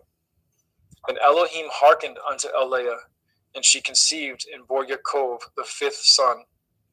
And Leah said, Elohim has given me my hire, because I have given my maiden to my man. And she called his name Yishakar. And Leah conceived again, and bore Yaakov the sixth son. And Leah said, Elohim has endued me with good dowry. Now will my man dwell with me, because I have borne him 6 sons. And she called his name Zebulun. And afterwards she bore a daughter, and called her name Dinah. And Elohim remembered Rachel, and Elohim hearkened to her, and opened her womb. And she conceived, and bore a son, and said, Elohim has taken away my reproach. And she called his name Joseph, and said, Yahweh shall add to me another son. And it came to pass, when Rachel had borne Joseph, that Yaakov said unto Laban, Send me away, that I may go unto my own place, and to my own country. Give me my woman and my children, for whom I have served you, and let me go, for you know my service which I have done to you. And Laban said unto him, I pray you, if I have found favor in your eyes, tarry, for I have learned by experience that Yahweh has blessed me for your sake. And he said, Appoint me your wages, and I will give it. And he said unto him, You know how I have served you, and how your cattle was with me. For it was little which you had before I came, and it is now increased unto a multitude. And Yahweh has blessed you since my coming. And now when shall I provide for my own house also? And he said, What shall I give you? And Yaakov said, You shall not give me anything. If you will do this thing for me, I will again feed and guard your flock. I will pass through all your flock today, removing from thence all the speckled and spotted cattle, and all the brown cattle among the sheep, and the spotted and speckled among the goats, and of such shall be my hire. So shall my righteousness answer for me in time to come, when it shall come for my hire before your face. Every one that is not speckled and spotted among the goats, and brown among the sheep, that shall be counted stolen with me. And Laban said, Behold, I would it might be according to your word. And he removed that day the he-goats that were ring-straked and spotted, and all the she-goats that were speckled and spotted, and every one that had some white in it, and all the brown among the sheep, and gave them into the hands of his sons. And he set 3 days' journey betwixt himself and Yaakov, and Yaakov fed the rest of Laban's flock. And Yaakov took him rods of green poplar, and of the hazel and chestnut tree, and piled white strakes in them, and made the white appear which was in the rods. And he set the rods which he had pilled before the flocks, in the gutters in the watering troughs, when the flocks came to drink, that they should conceive when they came to drink. And the flock conceived before the rods, and brought forth cattle ring-streaked, speckled, and spotted. And Yaakov did separate the lambs, and set the faces of the flocks towards the ring-streaked, and all the brown in the flock of Lavan. And he put his own flocks by themselves, and put them not unto Lavan's cattle.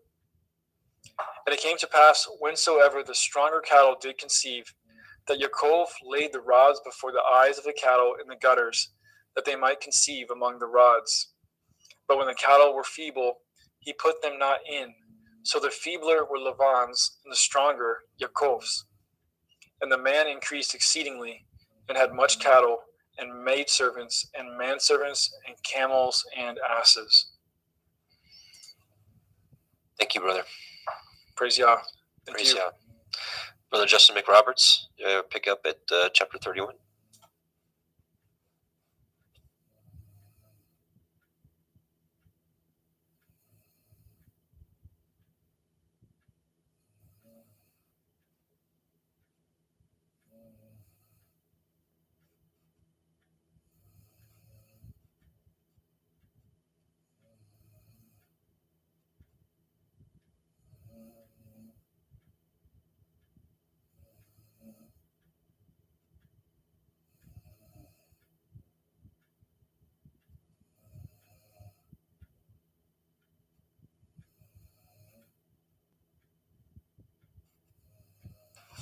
I apologize for that. Genesis 31. And he heard the words of Laban's son, saying, Yaakov has taken away all was our father's, and of that which was our father's has he gotten, and of all his glory. And Yaakov beheld the countenance of Laban, and behold, it was not toward him as before. And Yahweh said unto Yaakov, return unto the land of your fathers, and to your kindred, and will be with you. And Yaakov sent and called Rachel and Leah to the field unto his flock, and said unto them, I seeth your father's countenance, that it is not toward me as before, but the Elohim of my father has been with me. And ye know that with all my power I have served it your father. And your father has deceived me, and changeth my wages 10 times, but Elohim suffered him not to hurt me. And if he said thus, the speckle shall be your wages, then all the cattle bore speckled. And if he said thus, the ring straked shall be your hire, then bore all the cattle ring straked.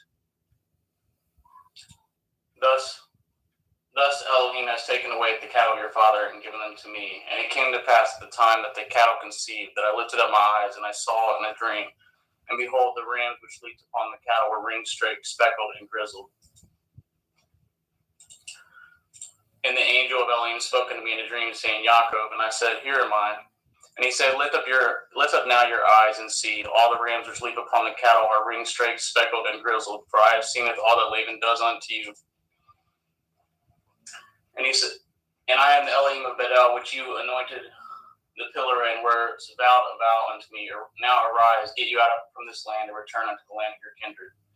And Rachel and Leah answered and said unto him, Is there yet any portion or inheritance for us in your father's house?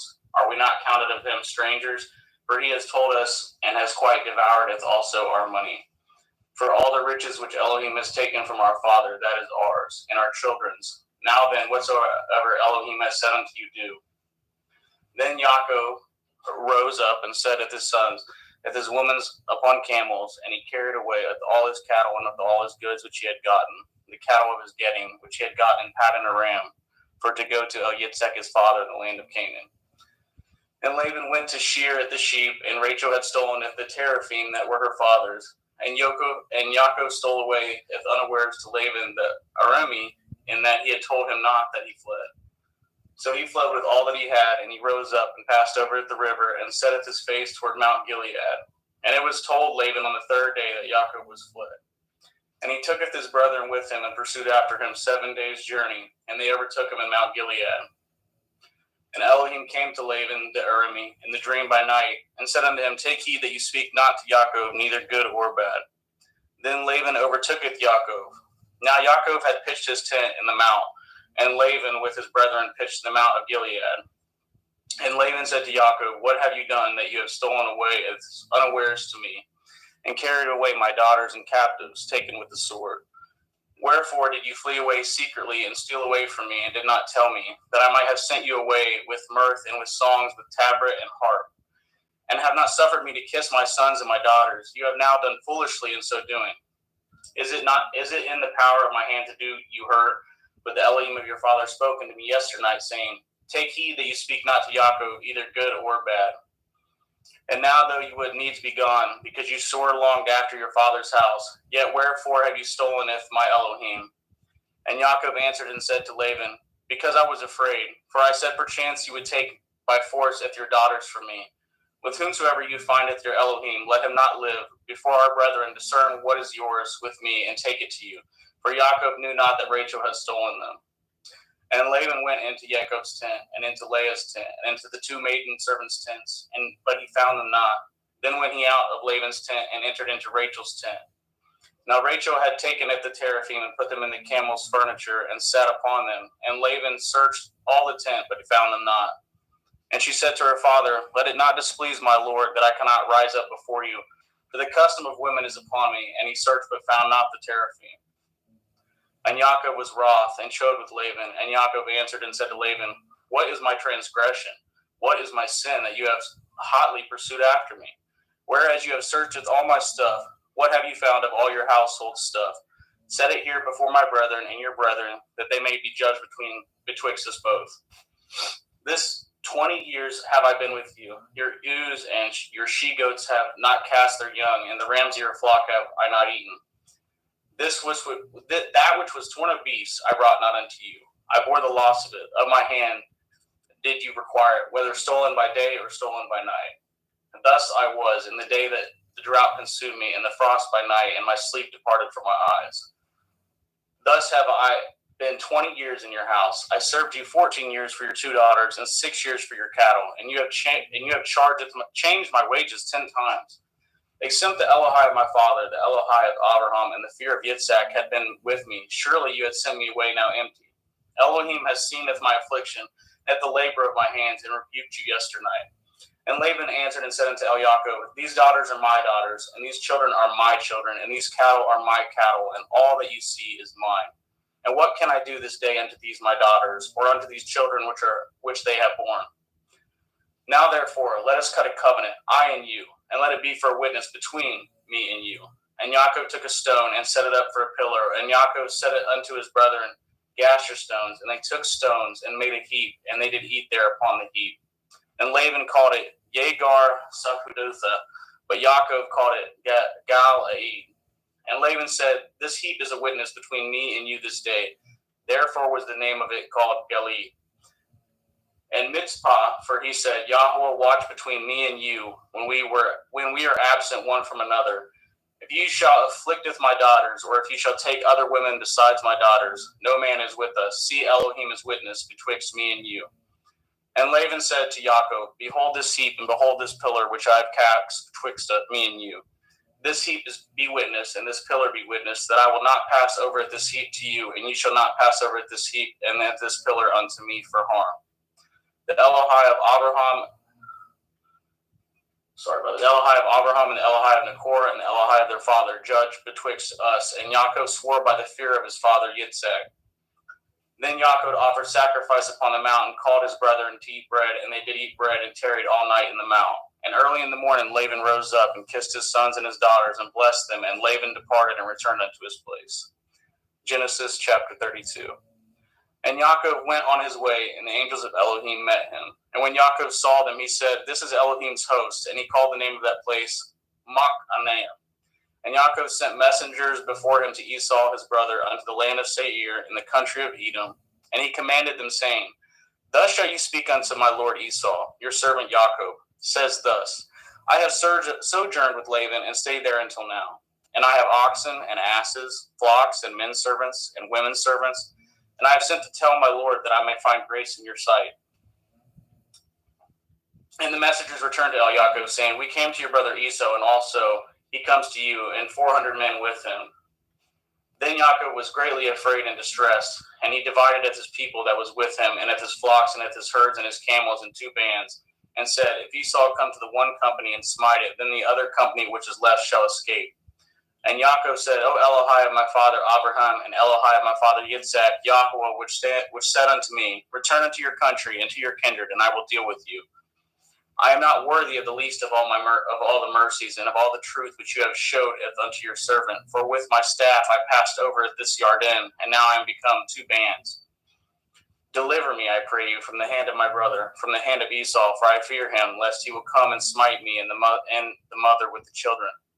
And you said, I will surely do you good and maketh your seed as the sand of the sea, which cannot be numbered for multitude. And he lodged there that same night, and took of that which came to his hand a present for Esau his brother, 200 she-goats and 20 he-goats, 200 ewes and 20 rams, 30 milch camels with their colts, 40 kine and 10 bulls, 20 she-asses and 10 foals. And he delivered them into the hand of his servants, every drove by themselves, and said unto his servants, Pass over before me, and put a space betwixt drove and drove. And he commanded the foremost, saying, When Esau my brother meets you and asks you, saying, Whose are you, and where go you, and whose are these before you? Then you shall say, They be your servant Yaakov's. It is a present sent unto my lord Esau, and behold, also he is behind us. And so command he at the second and the third, and of all that follow the drove, saying, On this manner shall you speak unto Esau when you find him. And say ye moreover, Behold, your servant Yaakov is behind us. For he said, I will appease him with the present that goes before me, and afterward I will see his face. Perchance he will accept of me. So went the present over before him, and himself lodged that night in the company. And he rose up that night, and tooketh his 2 women, and his 2 women servants, and his 11 sons, and passed over the ford Yabok. And he took them and sent them over at the brook, and sent over as he had, and Yaakov was left alone. And there wrestled a man with him until the breaking of day. And when he had saw that he prevailed not against him, he touched the hollow of his thigh, and the hollow of Yaakov's thigh was out of joint as he wrestled with him. And he said, Let me go, for the day breaks. And he said, I will not let you go, except you bless me. And he said unto him, What is your name? And he said, Yaakov. And he said, Your name shall be called no more Yaakov, but Yashrael. For as a prince have you power with Elohim and with men, and have prevailed. And Yaakov asked him and said, Tell me, I pray you, your name. And he said, Wherefore is it that you do ask after my name? And he blessed him there. And Yaakov called the name of that place Penuel, for I have seen Elohim face to face, and my life is preserved. As he passed over Penuel, the sun rose upon him, and he halted upon his thigh. Therefore the children of Yashrael eat not of the sinew which shrank, which is upon the hollow of the thigh unto this day, but because he touched the hollow of Yaakov's thigh and the sinew that shrank. Genesis 33. And Yaakov lifted up his eyes and looked, and behold, Esau came, and with him 400 men. And he divided the children unto Leah, and unto Rachel, and unto the 2 handmaids. And he putteth the handmaids and their children foremost, and Leah and her children after, and Rachel and Joseph hindermost. And he passed over before them and bowed himself to the ground 7 times until he came near to his brother. And Esau ran to meet him and embraced him and fell on his neck and kissed him, and they wept. And he lifted up his eyes and saw at the woman and at the children, and said, Who are those with you? And he said, The children which Elohim has graciously given to your servant. Then the handmaidens came near, they and their children, and they bowed themselves. And Leah also with her children came near and bowed themselves. After came Joseph near, and Rachel, and they bowed themselves. And he said, What do you mean by all this drove which I met? And he said, These are to find grace in the sight of my Lord. And Esau said, I have enough, my brother. Keep that you have unto yourself. And Yaakov said, Nay, I pray you, if now I have found grace in your sight, then receive my present at my hand. For therefore I have seen your face, as though I had seen the face of Elohim, and you are pleased with me. Take, I pray you, with my blessing that is brought to you, because Elohim has dealt graciously with me, and because I have enough. And he urged him, and he took it. And let us take our journey, and let us go, and I will go before you. And he said, Let us take our journey, and let us go, and I will go before you. And he said unto him, My Lord knows that the children are tender, and the flocks and herds with young are with me. And if men should overdrive them one day, all the flock will die. Let my Lord, I pray you, pass over before his servant, and I will lead on softly, according as the cattle that goes before me, and the children be able to endure, until I come unto my Lord, unto Seir. And Esau said, Let me now leave with you some of the folk that are with me. And he said, What need it? Let me find grace in the sight of my Lord. So Esau returned that day on his way into Seir, and Yaakov journeyed to Succoth, and he built him a house and made Succoth for his cattle. Therefore the name of that place is called Succoth. And Yaakov came to Shalem, a city of Shechem, which is in the land of Canaan, when he came from Paddan Aram, and pitched his tent before the city. And he brought it the parcel of the field which he had spread his tent, and at the hand of the children of Shemor, Shechem's father, 100 pieces of money. And he erected there an altar and called it El Elohai Yasharel. And Dinah, the daughter of Leah, which she bore unto Yaakov, went out to see the daughters of the land. And when Shechem, the son of Shemor, the Shivi, prince of the country, saw her, he took her and lay with her and defiled her. And his soul clave unto Dinah, the daughter of Yaakov, and he loved the damsel, and spoke kindly unto the damsel. And Shechem spoke unto his father Hamor, saying, Get me at this damsel to be my woman. And Yaakov heard that he had defiled Dinah, his daughter. Now his sons were with his cattle in the field, and Yaakov held his peace until they were come. And Hamor, the father of Shechem, went out unto Yaakov to commune with him. And the sons of Yaakov came out of the field when they had heard it, and the men were grieved, and they were very wroth, because they had wrought folly in Yashrael and lying with Yaakov's daughter, which thing ought not to be done. And Hamor communed with them, saying, The soul of my son Shechem longs for your daughter. I pray you give him to be his woman. And make ye marriages with us, and giveth your daughters unto us, and take our daughters unto you. And ye shall dwell with us, and the land shall be before you. Dwell and trade ye therein, and get your possessions therein. And Shechem said unto her father and unto her brethren, Let me find grace in your eyes, and what shall ye say unto me, I will give. Ask me never so much dowry and gift, and I will give according as ye shall say unto me, but give me at the damsel to be my woman. And the sons of Yaakov answered as Shechem and as Hamor his father deceitfully, and said, Because he has defiled Dinah their sister. And they said unto them, We cannot do this thing, to giveth our sister to one that is uncircumcised, for that were reproach unto us. But in this will we consent unto you, if you will be as we be, that every male of you be circumcised, then will we give our daughter unto you, and we will take your daughter to us, and we will dwell with you, and we will become one people. But if you will not hearken unto us to be circumcised, then will we taketh our daughter, and we will be gone. And the words pleased Hamor and Shechem, Hamor's son. And the young man deferred not to do this thing, because he had delight in Yaakov's daughter, and he was more honorable than all the house of his father. And Hamor and Shechem his son came into the gate of their city, and communed with the men of their city, saying, These men are peaceable with us, therefore let them dwell in the land and trade therein, for the land, behold, it is large enough for them. Let us take it their daughters to us for women, and let us give them our daughters. Only herein will the men consent unto us for to dwell with us, to be one people. If every male among us be circumcised as they are circumcised. Shall not their cattle and their substance and every beast of theirs be ours? Only let us consent unto them, and they will dwell with us.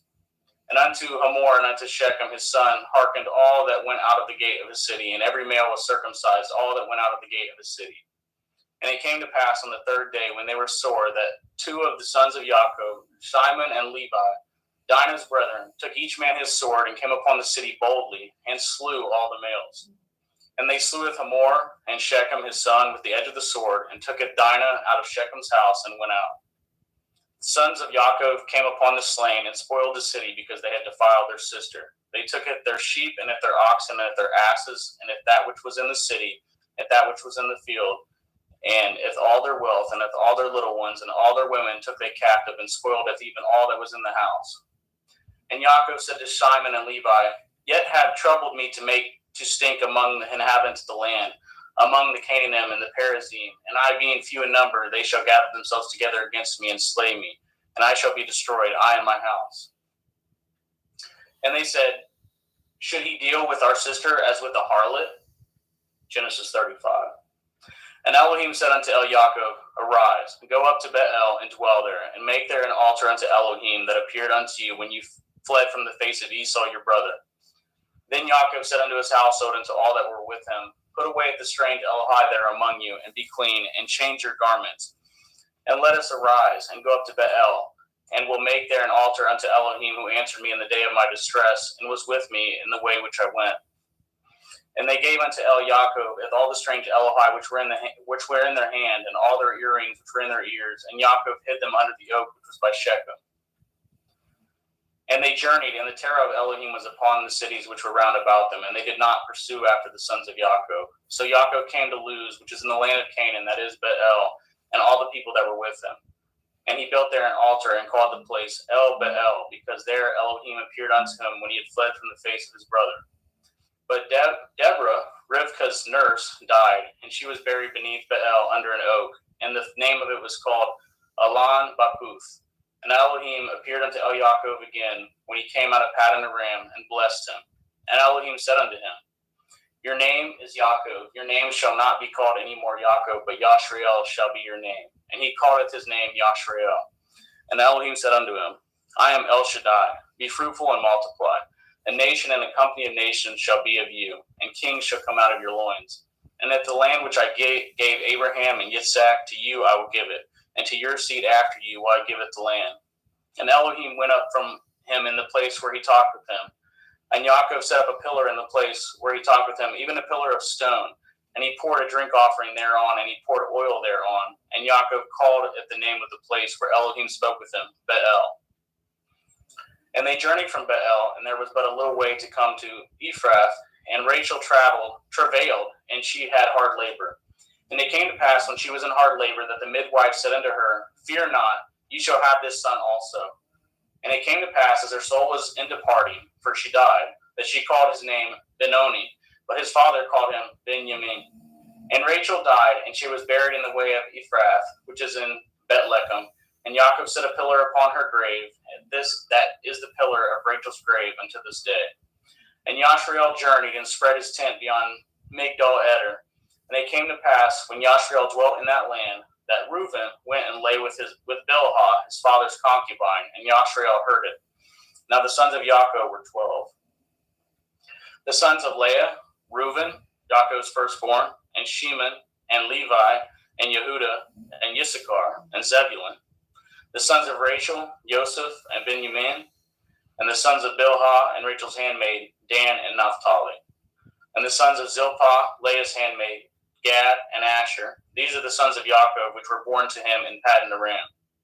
And Yaakov came unto Yitzhak his father, unto Mamre, unto Kiart Arba, which is Chevron, where Abraham and Yitzhak sojourned. And the days of Yitzhak were 180 years. And Yitzhak gave up his ruach and died, and was gathered unto his people, being old and full of days. And his sons Esau and Yaakov buried him. Genesis 36. Now these are the generations of Esau, who is Edom. Esau tooketh his woman of the daughters of Canaan, Eth Adah, the daughter of Elon the Hittite, and Eth Olivamah, the daughter of Anah, the daughter of Tiz on the Hivi, and Eth Basmath, Ishmael's daughter, sister of Naboth. And Adah bore to Esau Eth Eliphaz, and Basmath bore Eth Reuel, and Oholivamah bore Eth Yeish, and Eth Ya'alam, and Eth Korach. These are the sons of Esau, which were born unto him in the land of Canaan. And Esau tooketh his woman, and his sons, and his daughters, and all the persons of his house, and his cattle, and all his beasts, and all his substance which he had got in the land of Canaan, and went into the country from the face of his brothers Yaakov. For the riches were more than that they might dwell together, and the land wherein they were strangers could not bear them both because of their cattle. Thus dwelt Esau in Mount Seir, and Esau is Edom. And these are the generations of Esau, the father of the Edom, in Mount Seir. These are the names of Esau's sons: Eliphaz, the son of Adah, the woman of Esau; Reuel, the son of Basmath, the woman of Esau. And the sons of Eliphaz were Taman, Omar, Sapho, and Gatam, and Kenaz. And Timnah was concubine to Eliphaz, Esau's son, and she bore to Eliphaz Amalek. And these were the sons of Adah, Esau's woman. And these are the sons of Reuel, Nakath, and Zerach, Shema, and Mizah. These were the sons of Basmath, Esau's woman. And these were the sons of Olivamah, the daughter of Anah, the daughter of Tizivon, Esau's woman. And she bore to Esau Eth Yeish, and Eth Ya'alam, and Eth Korach. And these were dukes of the sons of Esau, the sons of Eliphaz, the firstborn son of Esau: Duke Taman, Duke Omar, Duke Sapho, Duke Kenaz, Duke Korach, Duke Gatam, and Duke Amalek. These are the dukes that come of Eliphaz in the land of Edom. These were the sons of Adah. And these are the sons of Reuel, Esau's son: Duke Nakath, Duke Zerach, Duke Shammah, Duke Mizah. These are the dukes that came of Reuel in the land of Edom. These are the sons of Basmath, Esau's woman.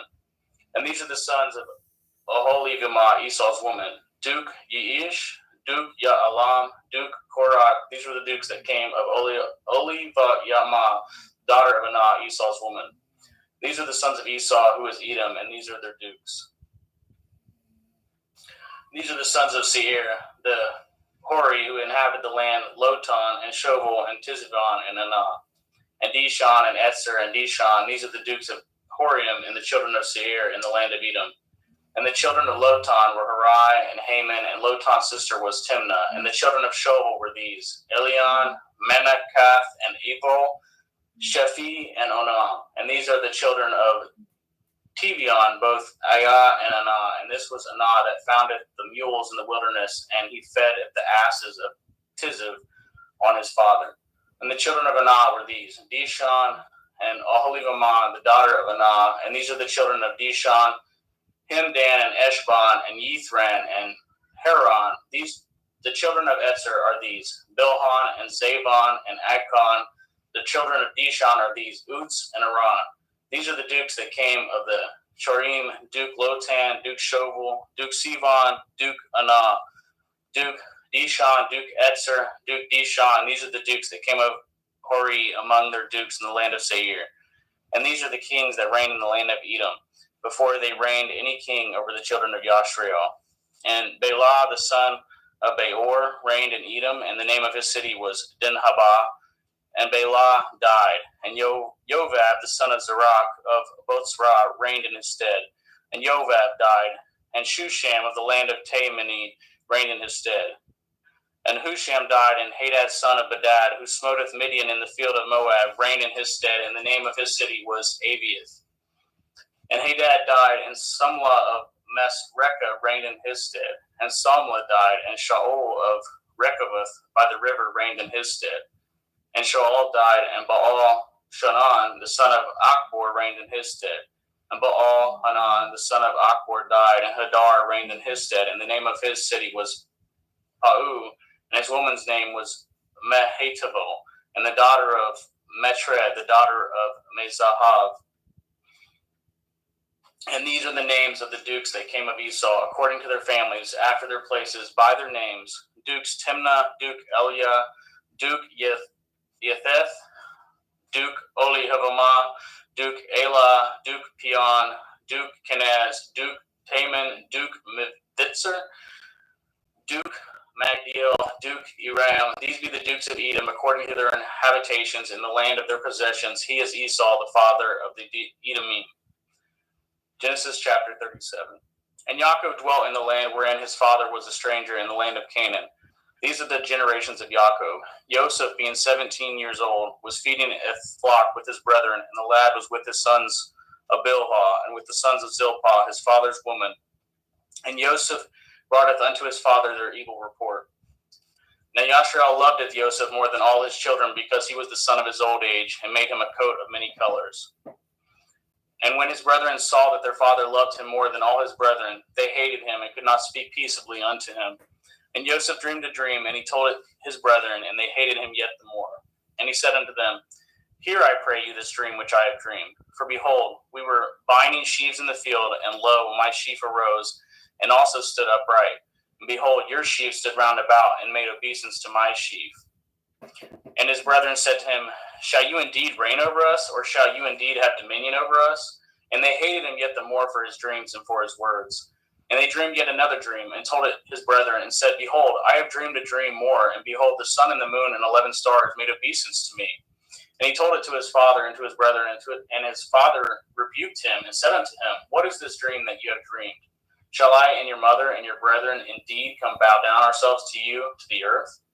And his brethren envied him, but his father observed this saying. And his brethren went to feed their father's flock in Shechem. And Yashrael said unto Elioseph, Do not your brethren feed the flock in Shechem? Come, and I will send you unto them. And he said to him, Here am I. And he said unto him, Go, I pray you, seeth whether it will be well with your brethren, and if well with your flocks, and bring me word again. So he went So he sent him out of the valley of Chevron, and he came to Shechem. And a certain man found him, and behold, he was wandering in the field. And the man asked him, saying, What do you seek? And he said, I seeketh my brethren. Tell me, I pray you, where they feed their flocks. And the man said, They departed hence, for I heard them say, Let us go to Dothan. And Joseph went after his brethren, and found them in Dothan. And when they saw him afar off, even before he came near unto them, they conspired against him to slay him. And they said one to another, Behold, this dreamer comes. Come now, therefore, and let us slay him, and cast him into some pit. And we will say, Some evil beast has devoured him, and we shall see what will become of his dreams. And Reuben heard it, and delivered him out of their hands, and said, Let us not kill him. And Reuben said unto them, Shed no blood, but cast him into this pit that is in the wilderness, and lay no hand upon him, that he might rid him out of their hands, to deliver him to his father again. And it came to pass, when Joseph was come unto his brethren, that they stripped Joseph out of his coat, and the coat of many colors that was on him. And they took him and cast him into a pit, and the pit was empty. There was no water in it. And they sat down to eat bread, and they lifted up their eyes and looked, and behold, a company of Ishmaelim came from Gilead with their camels, bearing spicery and balm and myrrh, going to carry it down to Mitzrayim. And Yehudah said unto his brethren, What profit is it if we slayeth our brother and concealeth his blood? Come and let us sell him to the Ishmaelim, and let not our hand be upon him, for he is our brother and our flesh. And his brethren were content. Then there passed by Midianim merchantmen, and they drew and lifted up Joseph out of the pit, and soldeth Joseph to the Ishmaelim for 20 pieces of silver, and they broughteth Joseph into Mitzrayim. And Reuben returned into the pit, and beheld Joseph was not in the pit, and he returneth his clothes, and he returned unto his brethren, and said, The child is not, and I, whither shall I go? And they took Joseph's coat, and killed a kid of the goats, and dipped the coat in the blood. And they sent the coat of many colors, and they brought it to their father, and said, This have we found. Know now whether it be your son's coat or no. And he knew it, and said, It is my son's coat. An evil beast has devoured him. Joseph is without doubt rent in pieces.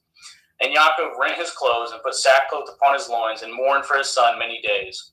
And all his sons and all his daughters rose up to comfort him, but he refused to be comforted. And he said, For I will go down into Sheol unto my son mourning. Thus his father wept for him. And the Midianim sold him into Mitzrayim unto Potiphar, an officer of Pharaoh's and captain of the guard. Genesis 38.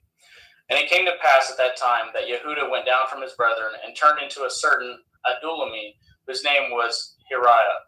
And Yehudah saweth their daughter of a certain Canaanite, whose name was Shuach, and he tooketh her, and went in unto her, and she conceived, and bore a son.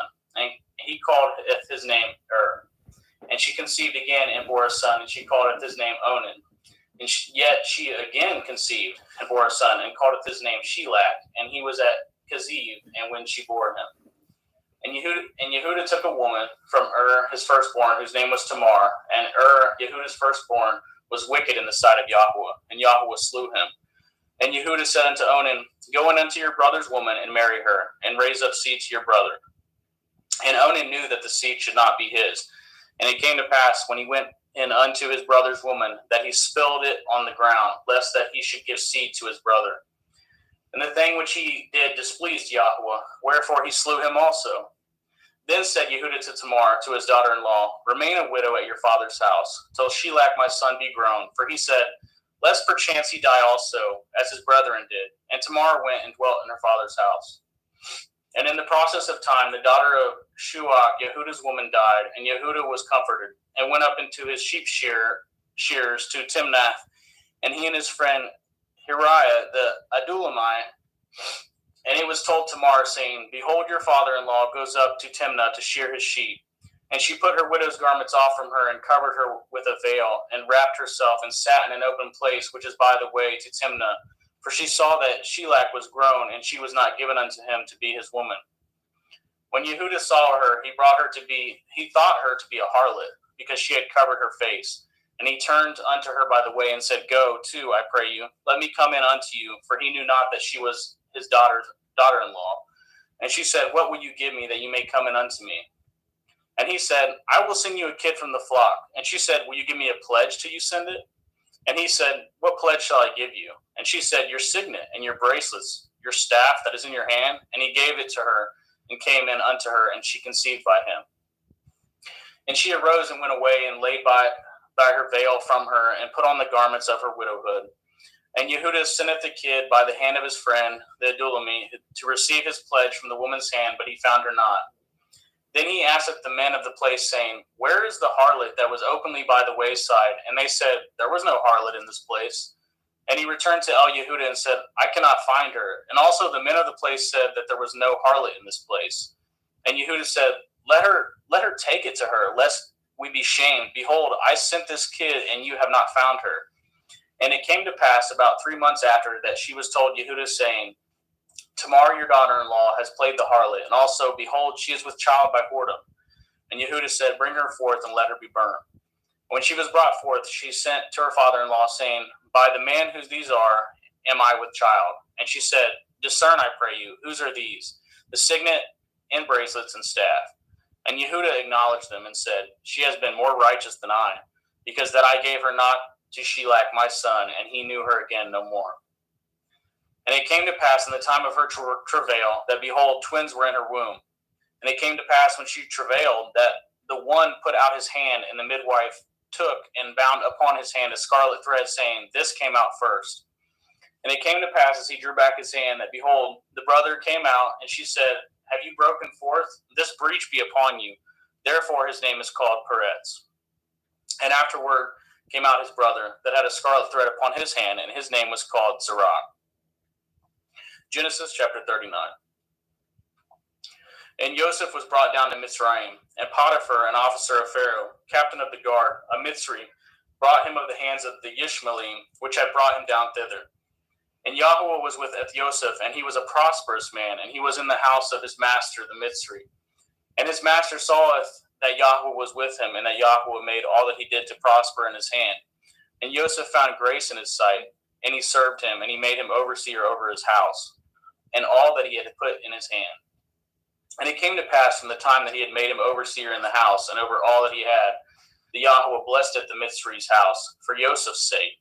And the blessing of Yahuwah was upon all that he had in the house and in the field. And he left all that he had in Joseph's hand, and he knew not aught he had, save the bread which he did eat. And Joseph was a goodly person and well favored. And it came to pass after these things that his master's woman casteth her eyes upon Joseph, and she said, Lie with me. But he refused, and said unto his master's woman, Behold, my master knows not which is with me in the house, and he has committed all that he has to my hand. There is none greater in this house than I, neither has he kept anything from me but you. Because you are his woman, how then can I do this great wickedness and sin against Elohim? And it came to pass, as she spoke to Joseph day by day, that he hearkened not unto her, to lie by her, or to be with her. And it came to pass about this time, that Joseph went into the house to do his business, and there arose none of the men of the house there within. And she caught him by the garment, saying, Lie with me. And he left his garment in her hand, and fled, and got him out. And it came to pass, when she saw that he had left his garment in her hand, and was fled forth, that she called unto the men of the house, and spoke unto them, saying, See, he has brought in an Ivri unto us, to mock us. He came in unto me to lie with me, and cried with a loud voice. And it came to pass, when he had heard that I lifted up my voice and cried, that he left his garment with me, and fled, and got him out. And she laid up his garment by her, until his Lord came home. And she spoke unto him according to these words, saying, The Ivri servant which you have brought unto us came in unto me to mock me. And it came to pass, as I lifted up my voice and cried, that he left his garment with me, and fled out. And it came to pass, when his master heard the words of his woman, which she spoke unto him, saying, After this manner did your servant to me, that his wrath was kindled. And Joseph's master took him, and put him in the prison, a place where the king's prisoners were bound. And he was there in prison. But Yahuwah was with Joseph, and showed him mercy, and gave him favor in the sight of the keeper of the prison. And the keeper of the prison committed to Joseph's hand all the prisoners that were in the prison, and that whatsoever they did there, he was the doer of it. The keeper of the prison looked as not to anything that was under his hand, because Yahuwah was with him, and that which he did, Yahuwah made him to prosper. Genesis chapter 40. And it came to pass after these things, that the butler of the king of Mitzrayim and his baker had offended the Lord, the king of Mitzrayim. And Pharaoh was wroth against two of his officers, against the chief of his butlers, and against the chief of his bakers. And he put them in ward in the house of the captain of the guard, into the prison, the place where Joseph was bound. And the captain of the guard was charged with Joseph with him, and he served them, and they continued to seize him in a ward. And they dreamed a dream, both of them, each man his dream in one night, each man according to the interpretation of his dream, the butler and the baker of the king of Mitzrayim, which were bound in the prison. And Joseph came in unto them in the morning, and looked upon them, and behold, they were sad.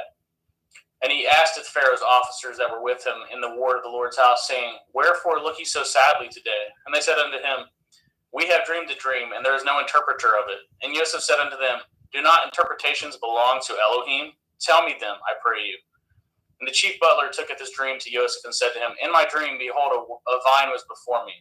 And in the vine were 3 branches, and it was as though it budded. And her blossoms shot forth, and the clusters thereof brought forth ripe grapes. And Pharaoh's cup was in my hand, and I took it the grapes, and pressed them into Pharaoh's cup, and gave it the cup into Pharaoh's hand. And Joseph said unto him, This is the interpretation of it. The 3 branches are 3 days. Yet within 3 days shall Pharaoh lift up your head, and restore unto your place, and you shall deliver Pharaoh's cup into his hand, after the former manner when you were his butler. But think on me when it shall be well with you, and show kindness, I pray you, unto me, and make mention of me unto Pharaoh, and bring me out of this house. For indeed I was stolen away out of the land of the Ephraim, and here also I have done nothing, that they should put me in this dungeon. When the chief baker saw that the interpretation was good, he said unto Joseph, I also was in my dream, and behold, I had 3 white baskets on my head. And in the uppermost basket there was of all manner of baked meats for Pharaoh, and the birds did eat them out of the basket upon my head. And Joseph answered and said, This is the interpretation thereof. The 3 baskets are 3 days. Yet within 3 days shall Pharaoh lift up your head from off you, and shall hang you on a tree, and the birds shall eat your flesh from off you. And it came to pass the 3rd day, which was at Pharaoh's birthday, that he made a feast unto all his servants, and he lifted up his head off the chief butler and the chief baker among the servants. And he restored the chief butler unto his butlership again, and he gave the cup into Pharaoh's hand. But he hanged the chief baker, as Joseph had interpreted to them. Yet did not the chief butler remember Joseph, but forgot him. Genesis chapter 41. And it came to pass at the end of the 2 full years that Pharaoh dreamed, and beheld, he stood by the river. And behold, there came up out of the river 7 well-favored kine and fat-fleshed, and they fed in a meadow. And behold, 7 other kine came up after them out of the river, ill-favored and lean-fleshed, and stood by the other kine upon the bank of the river. And the ill-favored and the lean-fleshed kine did eat up at the 7 well-favored and fat kine. So Pharaoh awoke. And he slept and dreamed the 2nd time, and behold, 7 ears of grain came upon one stalk, rank and good. And behold, 7 thin ears, and blasted with the east wind sprung up after them. And 7 thin ears devoured at the 7 rank and full ears. And Pharaoh awoke, and behold, it was a dream. And it came to pass in the morning that his ruach was troubled, and he sent and called for the magicians of Mitzrayim, and at the wise men thereof. And Pharaoh hath told them his dream, but there was none that could interpret them unto Pharaoh. Then spoke the chief butler unto Pharaoh, saying, I do remembereth my faults this day. Pharaoh was wroth with the servants, and put me in ward in the captain of the guard's house, both me and the chief baker. And we dreamed a dream in one night, I and he. We dreamed each man according to the interpretation of his dream. And there was there with us a young man, and a servant to the captain of the guard. And we told him, and he interpreted to us our dreams. To each man according to his dream he did interpret. And it came to pass, as he interpreted to us, so it was. Me he restored into my office, and him he hanged. Then Pharaoh sent and called Joseph, and they brought him hastily out of the dungeon, and shaped himself, and changed his raiment, and came in unto Pharaoh. And Pharaoh said unto Joseph, I have dreamed a dream, and there is none that can interpret it. I have heard say of you that you can understand a dream to interpret it. And Joseph answered the Pharaoh, saying, It is not in me. Elohim shall give Pharaoh an answer of peace. And Pharaoh said unto Joseph, In my dream, behold, I stood upon the bank of the river, and behold, there came up out of the river 7 kine fat-fleshed and well-favored, and they fed in a meadow. And behold, 7 other kine came up after them, poor and very ill-favored and lean-fleshed, such as I had never saw in the land of Mitzrayim for badness. And the lean and the ill-favored kine did eat up the first 7 fat kine. And when they had eaten them up, it could not be known that they had eaten them, but they were still ill-favored as at the beginning. So I awoke. And I saw in my dream, and behold, 7 ears came up in one stalk, full and good. And behold, 7 ears withered thin, and blasted with the east wind sprung up after them. And the thin ears devoured it, the 7 good ears. And I told this unto the magicians, but there was none that could declare it unto me. And Joseph said unto Pharaoh, the dream of Pharaoh it is one. Elohim has showed Pharaoh what he is about to do. The 7 kine are 7 years, and the 7 good ears are 7 years. The dream is one. And the 7 thin and ill-favored kine that come up after them are 7 years, and the 7 empty ears blasted with the east wind shall be 7 years of famine. This is the thing which I have spoken unto Pharaoh. Oh, what Elohim is about to do, he shows it unto Pharaoh. Behold, there come 7 years of great plenty throughout all the land of Mitzrayim, and there shall rise after them 7 years of famine, and all the plenty shall be forgotten in the land of Mitzrayim. And the famine shall consume the land. And the plenty shall not be known in the land by the reason of the famine following, for it shall be very grievous. And for that the dream was doubled unto Pharaoh twice. It is because the thing is established by Elohim, and Elohim will shortly bring it to pass. Now therefore let Pharaoh look out a man discreet and wise, and set him over the land of Mitzrayim. Let Pharaoh do this, and let him appoint officers over the land to take up a 5th part of the land of Mitzrayim in the 7 plenteous years. And let them gather all the food of those good years that come, and lay up grain under the hand of Pharaoh, and let them guard food in the cities. And that food shall be for store to the land against the 7 years of famine, which shall be in the land of Mitzrayim, that the land perish not through the famine. And the thing was good in the eyes of Pharaoh and in the eyes of his servants. And Pharaoh said unto his servants, can we find such a one as this, a man in whom the Ruach Elohim is? And Pharaoh said unto Joseph, for as much as Elohim has showed you with all this, there is none so discreet and wise as you are. You shall be over my house, and according to your word shall all my people be ruled. Only in the throne will I be greater than you. And Pharaoh said unto Joseph, see, I have set over you all the land of Mitzrayim. And Pharaoh took off his ring from his hand, and put it upon Joseph's hand, and arrayed him in vestures of fine linen, and put a gold chain about his neck. And he made him to ride in the 2nd chariot which he had, and they cried before him, bowed the knee. And he made him ruler over all the land of Mitzrayim. And Pharaoh said unto Joseph, I am Pharaoh, and without you shall no man lift up this hand, at this foot in all the land of Mitzrayim. And Pharaoh called Joseph's name Sopheth-Panah, and he gave him to be his woman, Asenath, the daughter of Potiphar's priest of On. And Joseph went out over all the land of Mitzrayim. And Joseph was 30 years old when he stood before Pharaoh, king of Mitzrayim. And Joseph went out from the presence of Pharaoh, and went throughout all the land of Mitzrayim. And in the 7 plenteous years the earth brought forth by handfuls. And he gathered up all the food of the 7 years which were in the land of Mitzrayim, and laid up the food in the cities, and the food of the field which was round about every city laid he up in the same. And Joseph gathered grain as the sand of the sea, very much, until he left numbering, for it was without number. And unto Joseph were born 2 sons before the years of famine came, which Asenath, the daughter of Potiphar, priest of On, bore unto him. And Joseph called up the name of the firstborn Manasseh, for Elohim said, he has made me forget my toil in all my father's house. And at the name of the second he called Ephraim, for Elohim has called me to be fruitful in the land of my affliction. And the 7 years of plenteous that was in the land of Mitzrayim were ended, and the 7 years of famine began to come, according as Joseph had said. And the famine was in all the lands, but in all the land of Mitzrayim there was bread. And when all the land of Mitzrayim was famished, the people cried to Pharaoh for bread. And Pharaoh said unto all the Mitzrayim, go unto Joseph, what he says to you do. And the famine was over all the face of the earth. And Joseph opened all the storehouses, and sold unto the Mitzrayim. And the famine was waxed sore in the land of Mitzrayim. And all the countries came into Mitzrayim to Joseph to buy grain, because that the famine was so sore in all the lands. Genesis 42. Now when Yaakov saw that there was grain in Mitzrayim, Yaakov said unto his sons, why do you look one upon another?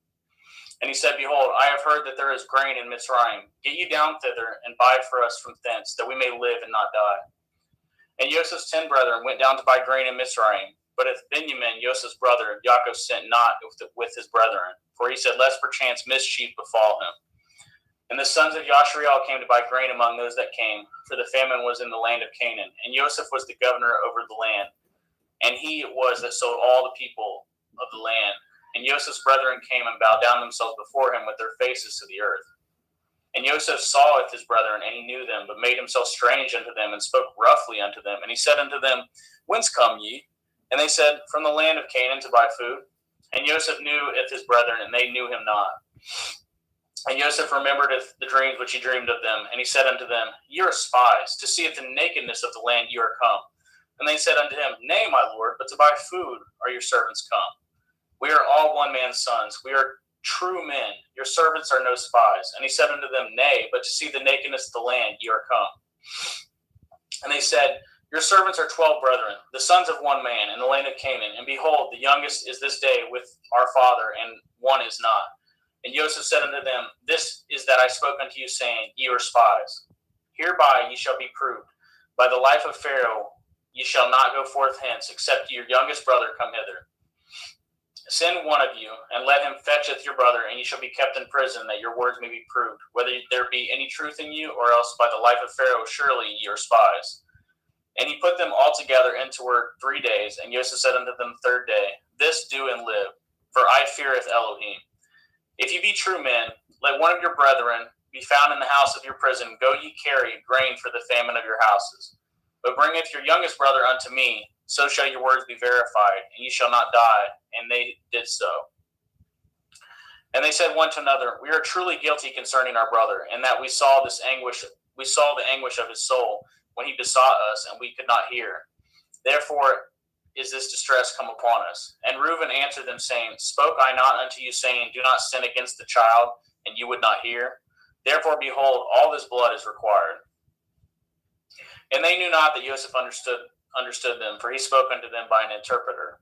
And he turned himself about from them, and wept, and returned to them again, and communed with them, and took from them Ithsheman, and bound him before their eyes. And Joseph commanded to fill up their sacks with grain, and restore every man's money into his sack, and to give them provision for the way. And thus did he unto them. And they laded their asses with the grain, and departed thence. And as one of them openeth his sack to give his ass provender in the inn, he espied his money, for behold, it was in his sack's mouth. And he said unto his brethren, My money is restored, and lo, it is even in my sack. And their heart failed them, and they were afraid, saying one to another, What is this that Elohim has done unto us? And they came unto Jacob their father unto the land of Canaan, and told him all that befall unto them, saying, The man who is the Lord of the land spoke roughly unto us, and took us for spies of the country. And we said unto him, We are true men, we are no spies. We be 12 brethren, the sons of our father. One is not, and the youngest is this day with our father in the land of Canaan. And the man, the Lord of the country, said unto us, Hereby shall I know that ye are true men. Leave one of your brethren here with me, and taketh food for the famine of your households, and be gone. And bringeth your youngest brother unto me, then I shall know that ye are no spies, but ye are true men, and so will I deliver you with your brother, and ye shall traffic in the land.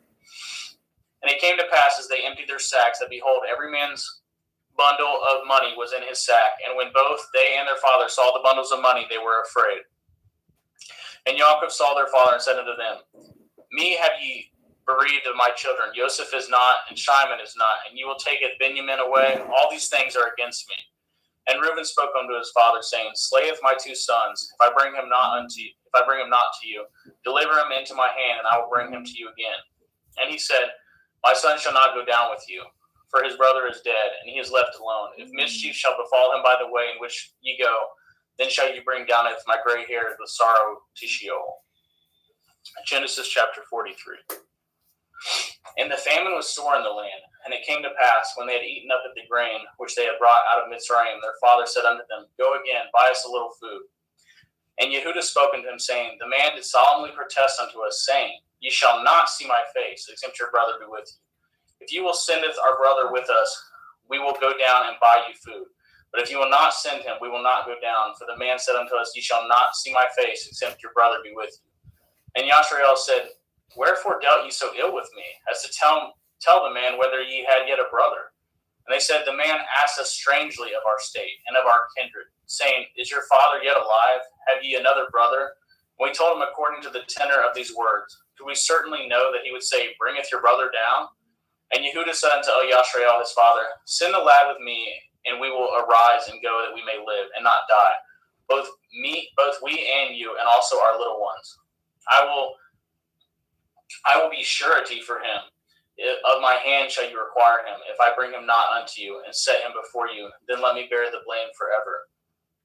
For example, we had lingered, surely now we had returned the second time. And their father Yashrael said unto them, if it must be so now, do this. Take of the best fruits in the land in your vessels, and carry down the man a present, a little balm, a little honey, spices and myrrh, nuts and almonds.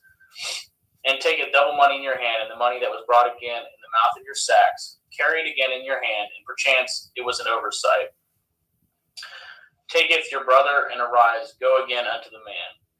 And El Shaddai give you mercy before the man, that he may send away to your other brother, and of Benjamin, if I be bereaved of my children, I am bereaved.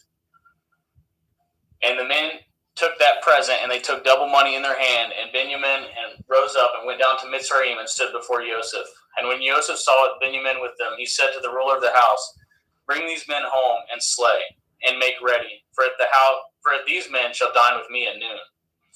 And the men did as Joseph bade, and the man brought the men into Joseph's house.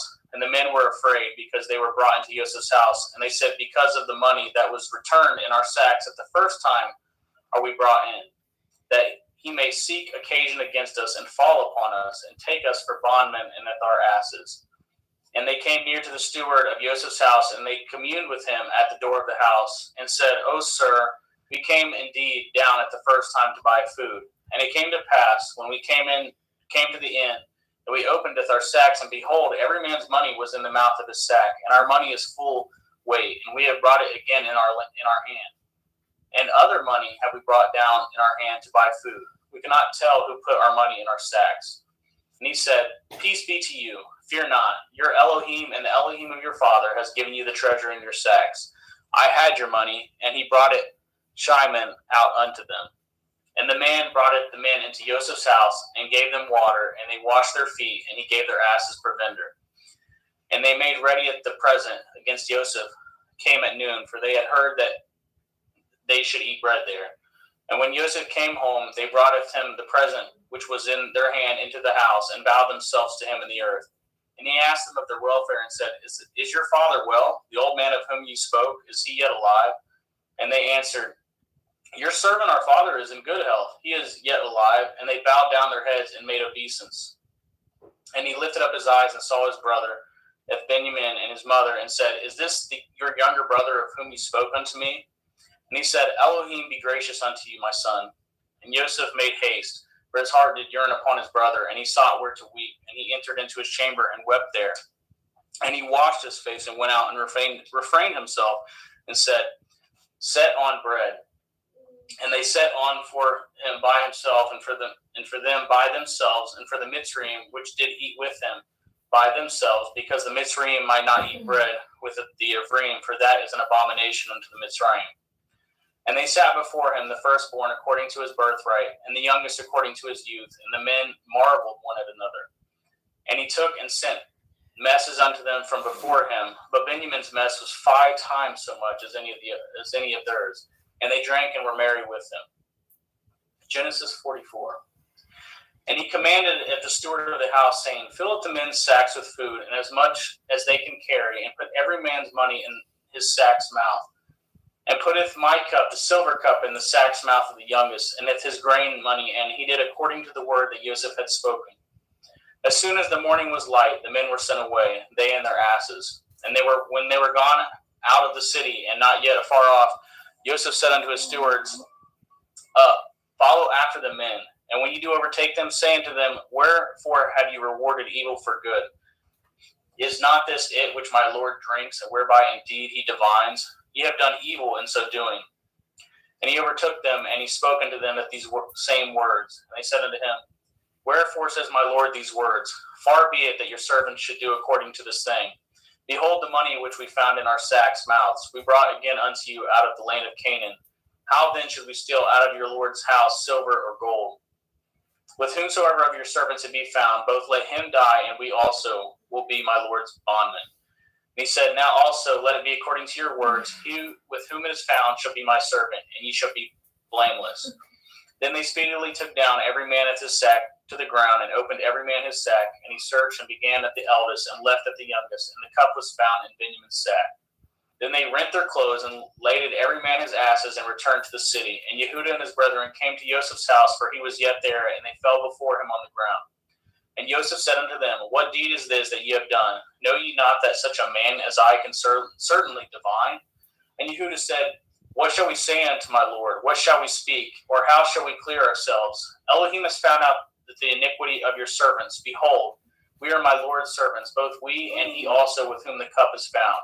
And he said, Far be it that I should do so. But the man in whose hand the cup is found, he shall be my servant. And as for you, get up in peace unto your father. Then Yehuda came near unto him and said, O my Lord, let your servant, I pray you, speak a word in my Lord's ears, and let not your anger burn against your servant, for you are even as Pharaoh. My Lord asketh his servant, saying, Have ye a father or a brother? And we said unto my Lord, We have a father, and an old man, and a child of his old age, a little one, and his brother is dead, and he is alone, left of his mother, and his father loves him. And you said unto your servants, Bring down unto me, that I may set my eyes upon him. And we said unto my Lord, The lad cannot leaveth his father, for if he should leaveth his father would die. And you said unto your servants, Except your youngest brother come down with you, ye shall see my face no more. And it came to pass, when we came up unto your servant my father, we told him the words of my Lord. And our father said, Go again, and buy us a little food. And we said, We cannot go down. If our youngest brother be with us, then we will go down, for we may not see the man's face, except our youngest brother be with us. And your servant my father said unto us, Ye know that my woman bore me 2 sons, and the one went out from me, and I said, Surely he is torn in pieces, and I saw him not since. And if ye take this also from me, and mischief befall him, ye shall bring down with my gray hairs with sorrow to Sheol. Now therefore, when I come to your servant my father, and the lad be not with us, seeing that his life is bound up in the lad's life, it shall come to pass, when he sees that the lad is not with us, he will die. And your servant shall bring down at the gray hairs of your servant our father with sorrow to Sheol. For your servant became surety for the lad unto my father, saying, If I bring him not unto you, then I shall bear the blame to my father forever. Now therefore I pray you, let your servant abide instead of the lad in a bondman to my Lord, and let the lad go up with his brethren. For how shall I go up to my father, and the lad be not with me, lest perchance I see the evil that should come on my father? Genesis 45. Then Joseph could not refrain himself before all them that stood by him, and he cried, caused every man to go out from me. And there stood no man with him, while Joseph made himself known unto his brethren. And he wept at the loud, and the Mitzrayim in the house of Pharaoh heard. And Joseph said unto his brethren, I am Joseph. Does my father yet live? And his brethren could not answer him, for they were troubled at his presence. And Joseph said unto his brethren, Come near to me, I pray you. And they came near. And he said, I am Joseph your brother, whom ye sold into Mitzrayim. Now therefore be not grieved nor angry with yourselves that ye sold me hither, for Elohim did send me before you to preserve life. For these 2 years has the famine been in the land, and yet there are 5 years in the which that there shall neither be earing nor harvest. And Elohim sent me before you to preserve you a posterity in the earth, and to save your life by a great deliverance. So now it was not you that sent me hither, but Elohim, and he has made me a father to Pharaoh, and the Lord of all his house, and the ruler throughout all the land of Mitzrayim. Haste ye, and go up to my father, and say unto him, Thus says your son Joseph, Elohim has made me the Lord of Mitzrayim. Come down unto me, tarry not. And ye shall dwell in the land of Goshen, and ye shall be near unto me, you and your children, and your children's children, and your flocks, and your herds, and all that you have. And there will I nourish you, for yet there are 5 years of famine, lest you and your household and all that you have come to poverty. And behold, your eyes see, and the eyes of my brother Benjamin that is in my mouth that speaks unto you. And ye shall tell my father all my glory in Mitzrayim, and all that ye have seen, and ye shall haste and bring down my father hither. And he fell upon his brother Benjamin's neck and wept, and Benjamin wept upon his neck. Moreover, he kissed all his brethren and wept upon them. And after that his brethren talked with him. And the fame thereof was heard in Pharaoh's house, saying, Joseph's brethren are come. And it pleased Pharaoh well and his servants. And Pharaoh said unto Joseph, Say unto your brethren, This do ye, ladeth your beasts, and go get you unto the land of Canaan, and taketh your father and your households, and come unto me, and I will give you the good of the land of Mitzrayim, and ye shall eat the fat of the land. Now you are commanded, this do ye, take your wagons out of the land of out of the land of Mitzrayim for your little ones and for your women, and bringeth your father, and come. Also regard not your stuff, for the good of all the land of Mitzrayim is yours. And the children of Yashriel did so, and Joseph gave them wagons according to the commandment of Pharaoh, and gave them provision for the way. To all of them he gave each man changes of raiment, but to Benjamin he gave 300 pieces of silver and 5 changes of raiment. And to his father he sent after this manner 10 asses laden with good things of Mitzrayim, and 10 she-asses laden with grain and bread and meat for his father by the way.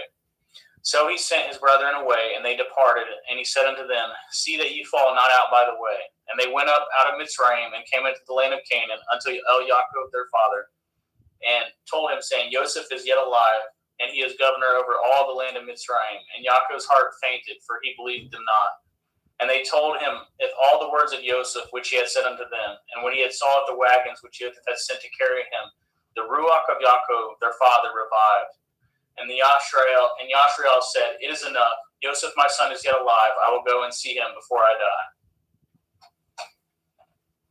Thank you, brother.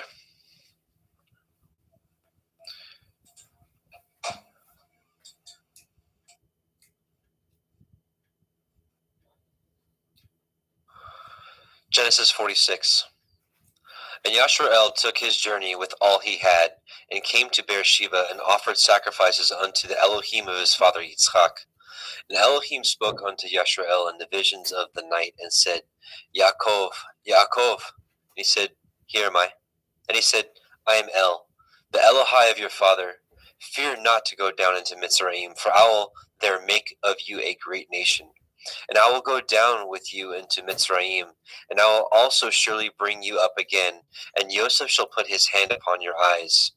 And Yaakov rose up from Beersheba, and the sons of Yashrael carried Yaakov their father, and their little ones, and their women, in the wagons which Pharaoh had sent to carry him.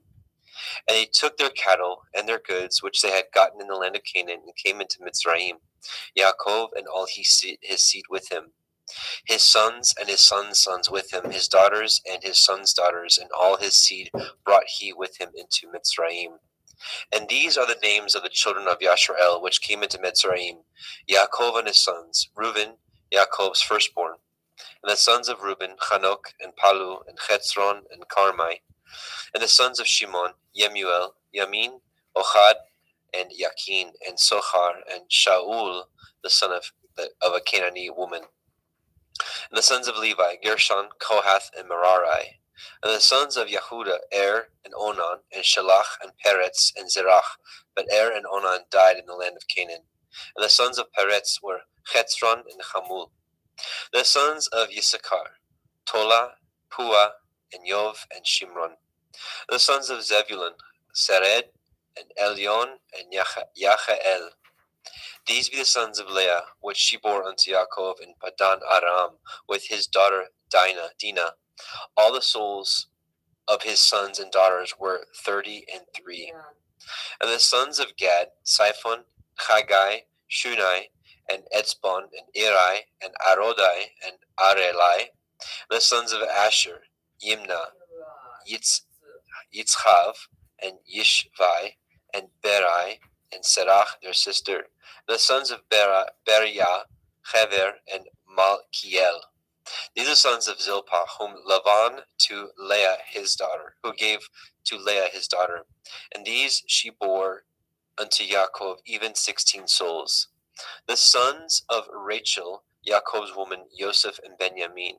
And unto Joseph in the land of Mitzrayim were born Manasseh and Ephraim, with Asenath, the daughter of Potiphera, priest of On, bore unto him.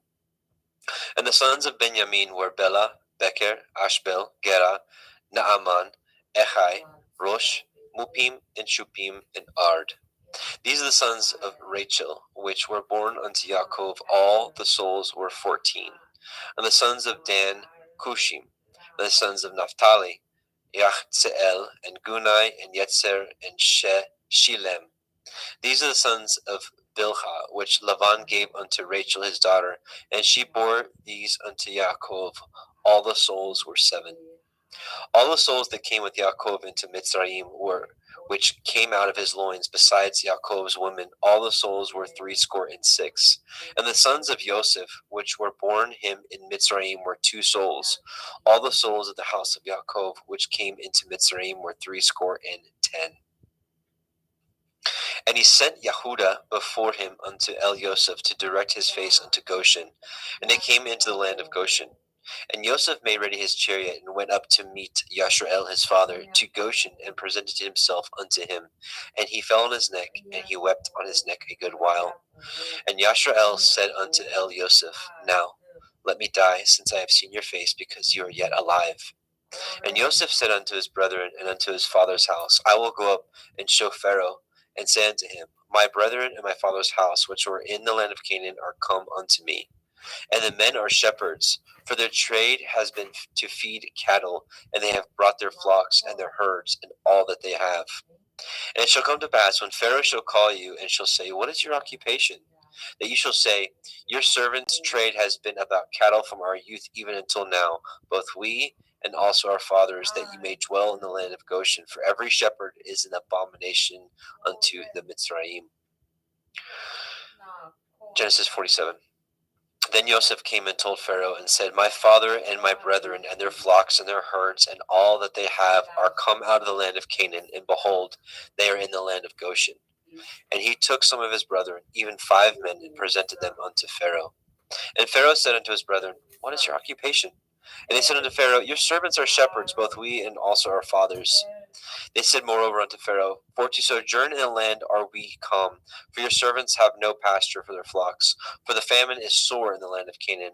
Now therefore, we pray you, let your servants dwell in the land of Goshen. And Pharaoh spoke unto El Yosef, saying, Your father and your brethren are come unto you. The land of Mitzrayim is before you. In the best of the land make your father and your brethren to do well. In the land of Goshen let them dwell. And if you know any men of activity among them, then make them rulers over my cattle. And Joseph brought in Yaakov his father, and set him before Pharaoh, and Yaakov blessed Pharaoh. And Pharaoh said unto El Yaakov, How old are you? And Yaakov said unto Pharaoh, The days of the years of my pilgrimage are 130 years. Few and evil have the days of the years of my life been, and have not attained unto the days of the years of the life of my fathers, and the days of their pilgrimage. And Yaakov blessed Pharaoh, and went out from before Pharaoh. And Joseph placed his father and his brethren, and gave them a possession in the land of Mitzrayim, in the best of the land, in the land of Ramesses, as Pharaoh had commanded. And Joseph nourished his father and his brethren, and all his father's household, with bread according to their families. And there was no bread in all the land, for the famine was very sore, so that the land of Mitzrayim and all the land of Canaan fainted by reason of the famine. And Joseph gathered all the money that was found in the land of Mitzrayim and in the land of Canaan for the grain which they bought. And Joseph brought the money into Pharaoh's house. And when money failed in the land of Mitzrayim and in the land of Canaan, all the Mitzrayim came unto El Yosef and said, Give us bread, for why should we die in your presence? For the money fails. And Joseph said, Give your cattle, and I will give you for your cattle if money fail. And they brought their cattle unto El Yosef, and Yosef gave them bread in exchange for horses, and for the flocks, and for the cattle of the herds, and for asses.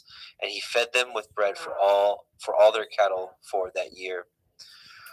When that year was ended, they came unto him a second year, and said unto him, We will not hide it from my lord, how that our money is spent. My lord also has our herds of cattle. There is not aught left in the sight of my lord, but our bodies and our lands. Wherefore shall we die before your eyes, both we and our land? Buy us and our land for bread, and we and our land will be servants to Pharaoh, and give us seed that we may live and not die, that the land be not desolate. And Joseph bought all the land of Mitzrayim for Pharaoh, and the Mitzrayim sold every man his field, because of the famine prevailed over them. So the land became Pharaoh's. And as for the people, he removed them to cities from one end of the borders of Mitzrayim, even to the other end thereof. Only the land of the priests bought he not, for the priests had a portion assigned them of Pharaoh, and did eat their portion which Pharaoh gave them, wherefore they sold not their lands. Then Joseph said unto the people, Behold, I have bought you this day and your land for Pharaoh. Lo, Here is seed for you, and ye shall sow the land. And it shall come to pass in the increase that you will give the 5th part unto Pharaoh, and 4 parts shall be your own, for seed of the field, and for your food, and for them of your household, and for food for your little ones. And they said, You have saved our lives. Let us find grace in the sight of my Lord, and we will be Pharaoh's servants.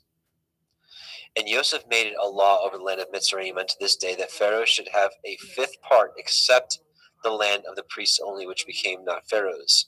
And Yashrael dwelt in the land of Mitzrayim, in the country of Goshen, and they had possessions therein, and grew and multiplied exceedingly.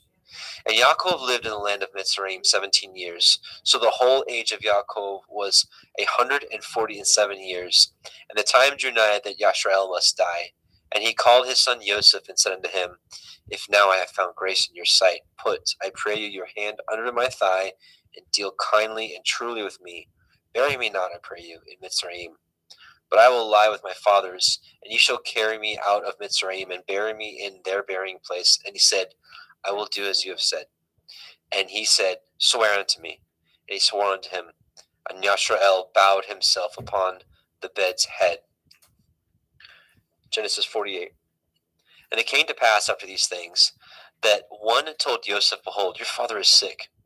And he took him with him his 2 sons, Manasseh and Ephraim. And one told Yaakov, and said, Behold, your son Joseph comes unto you. And Yashrael strengthened himself, and sat upon the bed.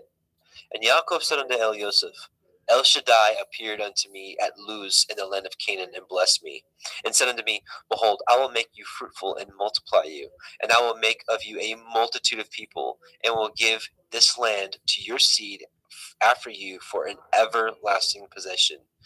And now your 2 sons, Ephraim and Manasseh, which were born unto you in the land of Mitzrayim, before I came unto you in Mitzrayim, are mine. As Reuben and Shimeon, they shall be mine. And your issue, which you beget after them, shall be yours, and shall be called after the name of their brethren in their inheritance. And as for me, when I came from Padan Aram, Rachel died by me in the land of Canaan in the way, when yet there was but a little way to come unto Ephratah. And I buried her there in the way of Ephratah, the same as Bethlehem. And Yashrael beheld Joseph's sons, and said, Who are these? And Joseph said unto his father, These are my sons, whom Elohim has given me in this place. And he said, Bring them, I pray you, unto me, and I will bless them. Now the eyes of Yashrael were dim for age, so that he could not see. And he brought them near unto him, and he kissed them, and embraced them.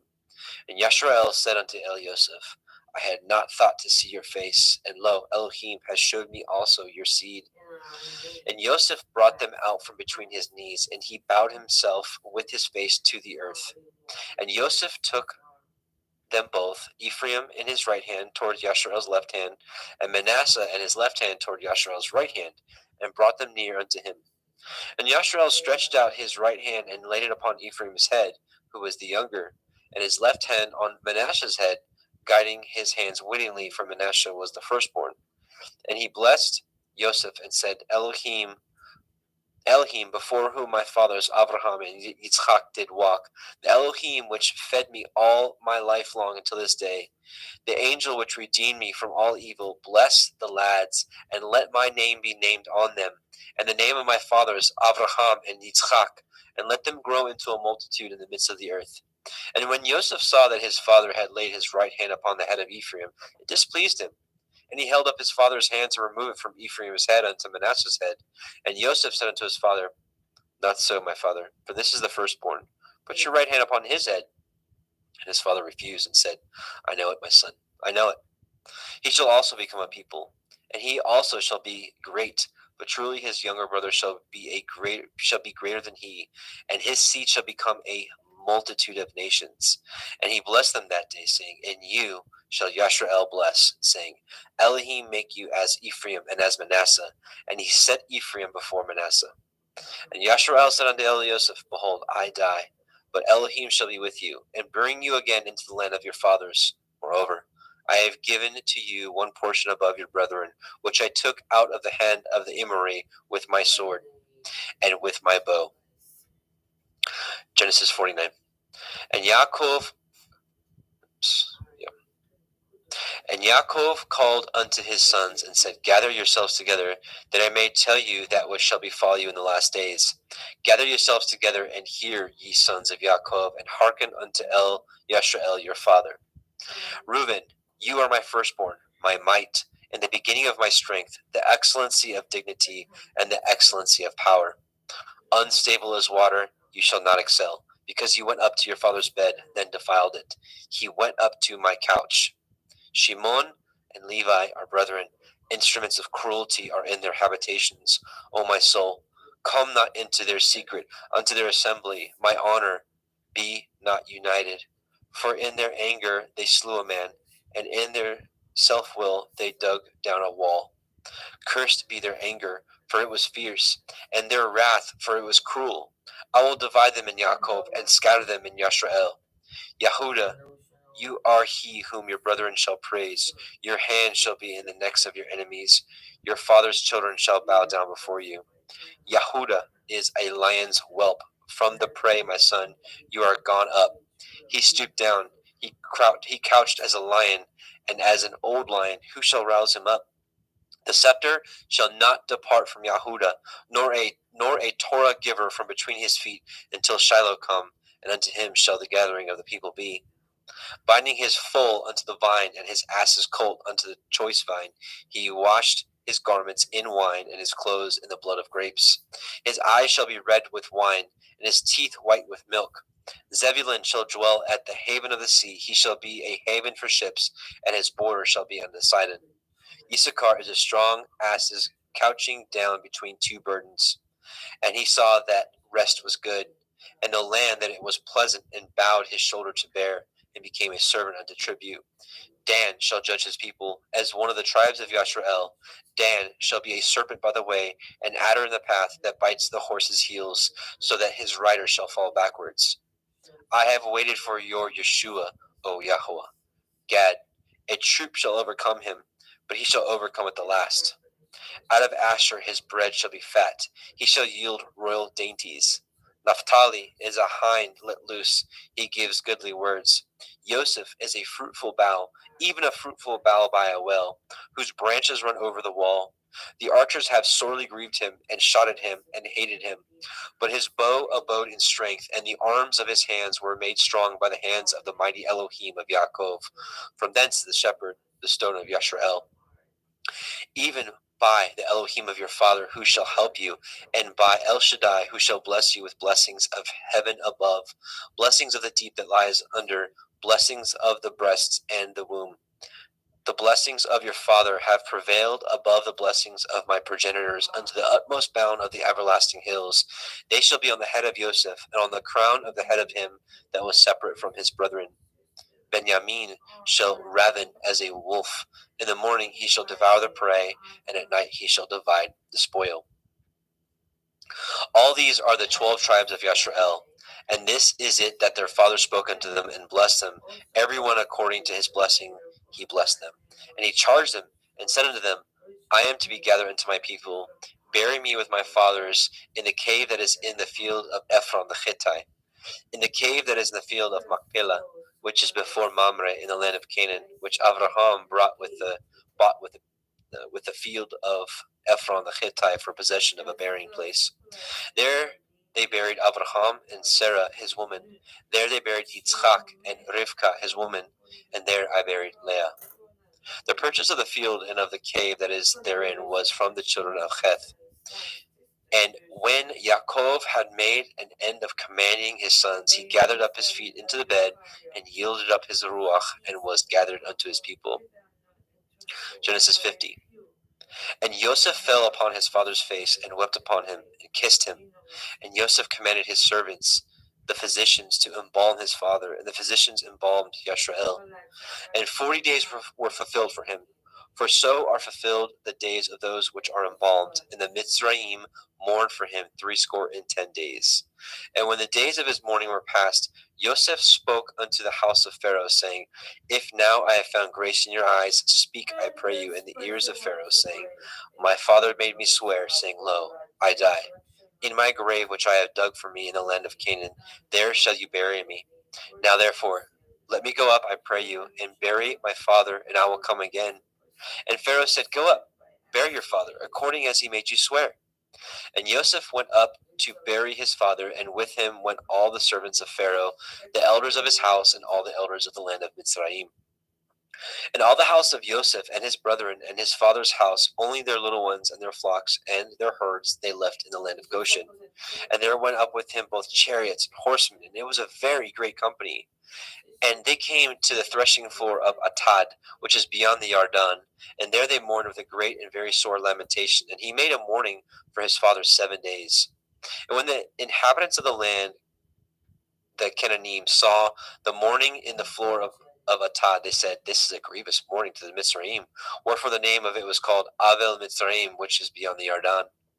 And his sons did unto him according as he commanded them. For his sons carried him into the land of Canaan, and buried him in the cave of the field of Machpelah, which Abraham bought with the field for a possession of a burying place of Ephron the Hittite before Mamre. And Joseph returned into Mitzrayim, he and his brethren, and all that went up with him to bury his father after he had buried his father. And when Joseph's brethren saw that their father was dead, they said, Joseph will perchance hate us, and will certainly requite us all the evil which we did unto him. They sent a messenger unto Joseph, saying, Your father did command before he died, saying, So shall you say unto Joseph, Forgive, I pray you now, the transgression of your brethren and their sin, for they did unto you evil, and now we pray you, forgive the transgression of the servants of the Elohai of your father. And Joseph wept when they spoke unto him. And his brethren also went and fell down before his face, and they said, Behold, we be your servants. And Joseph said unto them, Fear not, for am I in the place of Elohim? But as for you, you thought evil against me, but Elohim meant it unto good, to bring to pass as it is this day, to save much people alive. Now therefore, fear ye not, I will nourish you and your little ones. And he comforted them and spoke kindly to them. And Joseph dwelt in Mitzrayim, he and his father's house, and Joseph lived 110 years. And Joseph saw Ephraim's children of the third generation. The children also of Machir, the son of Manasseh, were brought up upon Joseph's knees. And Joseph said unto his brethren, I die, and Elohim will surely visit you, and bring you out of this land unto the land which he swore unto Abraham, to Yitzchak, and to Yaakov. And Joseph took an oath of the children of Yashrael, saying, Elohim will surely visit you, and you shall carry up my bones from hence. So Joseph died, being 110 years old, and they embalmed him, and he was put in a coffin in Mitzrayim. And there is the end of the book of Bereshit, Genesis. Now we will go into Shemot, Exodus.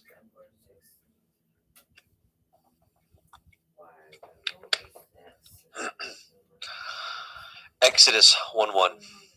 Now these are the names of the children of Yashrael, which came into Mitzrayim. Every man in his household came with Yaakov: Reuben, Shimon, Levi, Yehuda, Issachar, Zebulun, and Benjamin, Dan, Naphtali, Gad, and Asher. And all the souls that came out of the loins of Yaakov were 70 souls.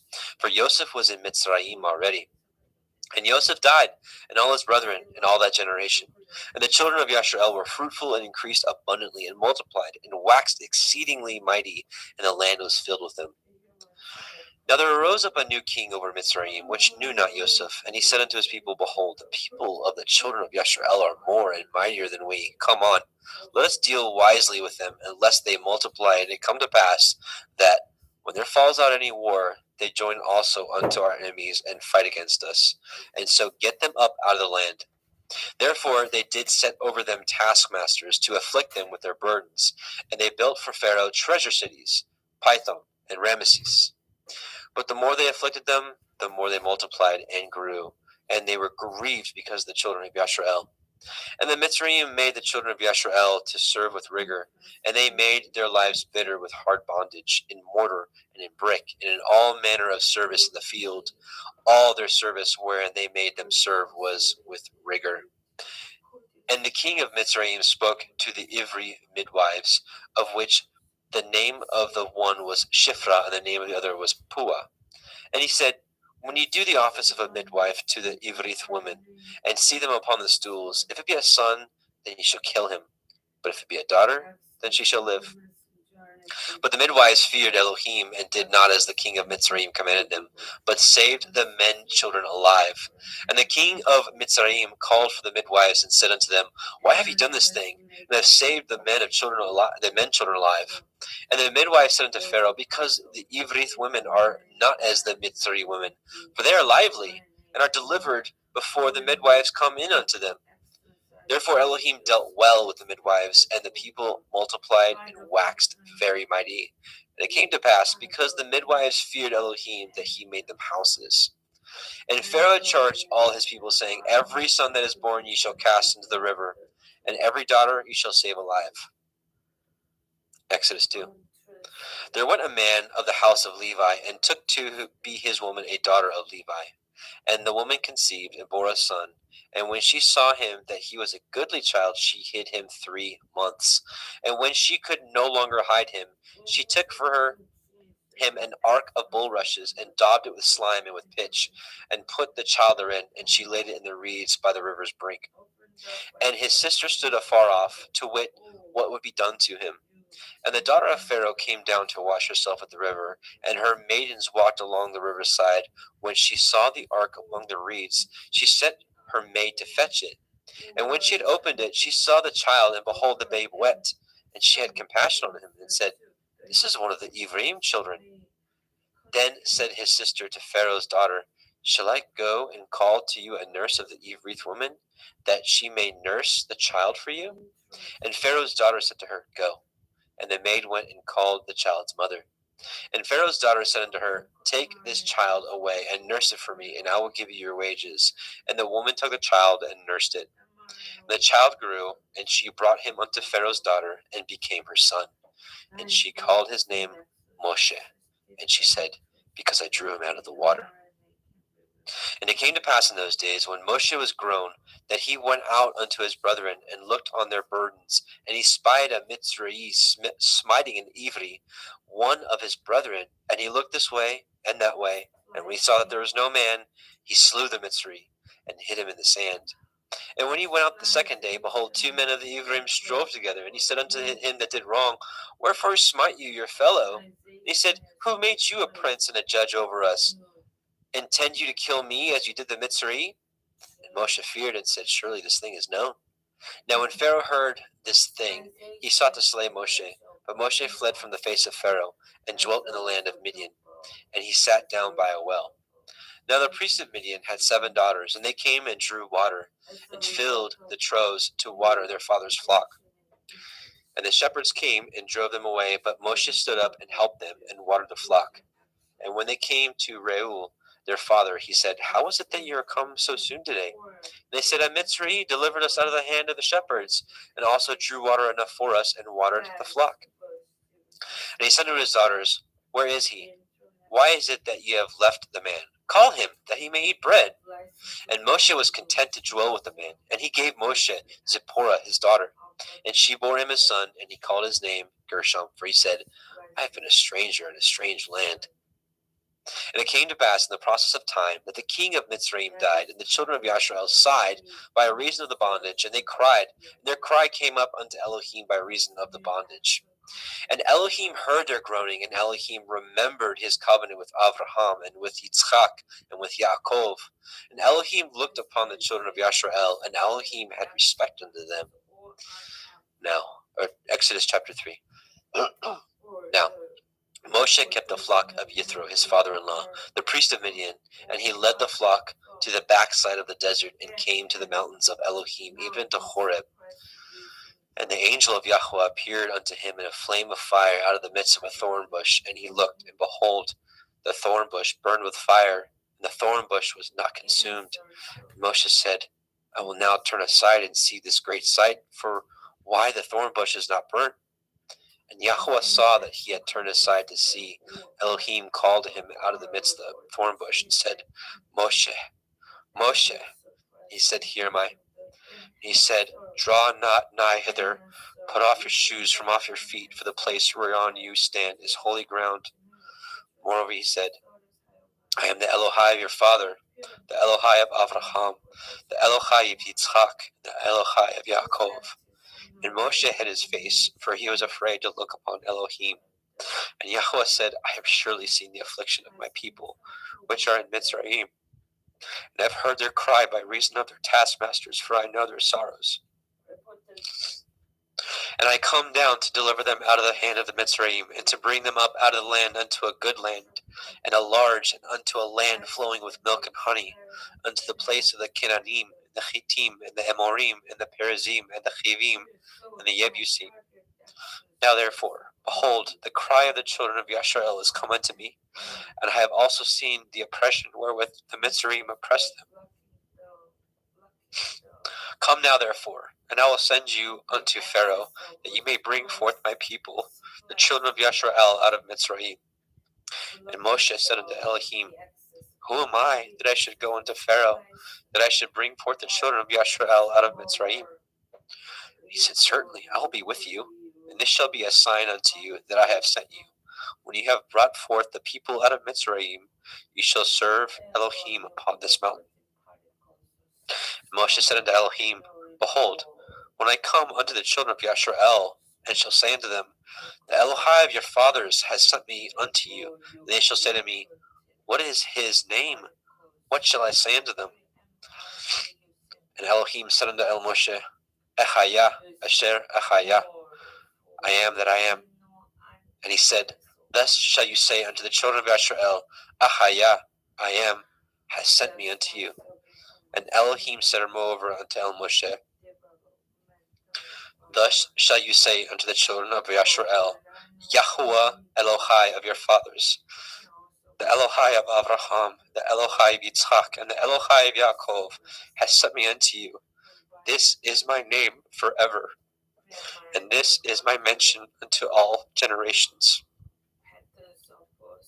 Go and gather the elders of Yasharel together, and say unto them, Yahuwah Elohai of your fathers, the Elohai of Avraham, of Yitzchak, and Yaakov appeared unto me, saying, I have surely visited you, and seen that which is done unto you in Mitzrayim. And I have said, I will bring you up out of the affliction of the Mitzrayim unto the land of the Kenanim, and the Chittim, and the Amorim, and the Perizim, and the Chivim, and the Yebusim, unto a land flowing with milk and honey. And they shall hearken to your voice, and ye shall come, you and the elders of Yasharel, unto the king of Mitzrayim, and ye shall say unto him, Yahuwah Elohai of the Ivrim has met with us. And now, let us go, we beseech you, 3 days' journey into the wilderness.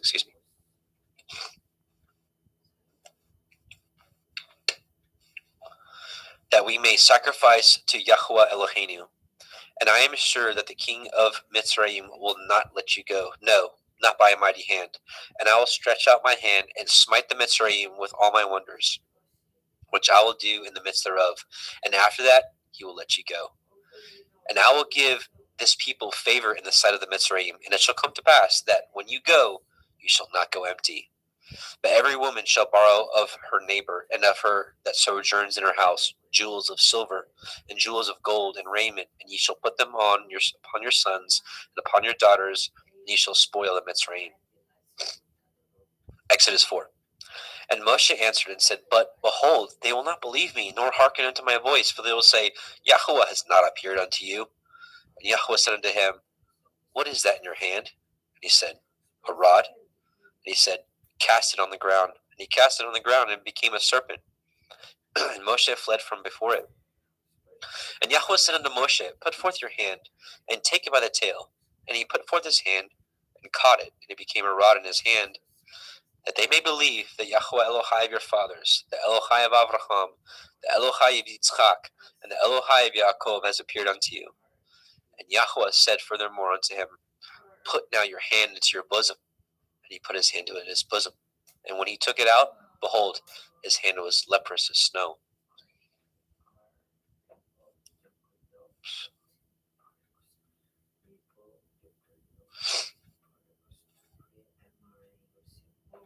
And he said, Put your hand into your bosom again. And he put his hand into his bosom again, and plucked it out of his bosom. And behold, it was turned again after his other flesh. And it shall come to pass, if they will not believe you, neither hearken to the voice of the first sign, that they will believe the voice of the latter sign.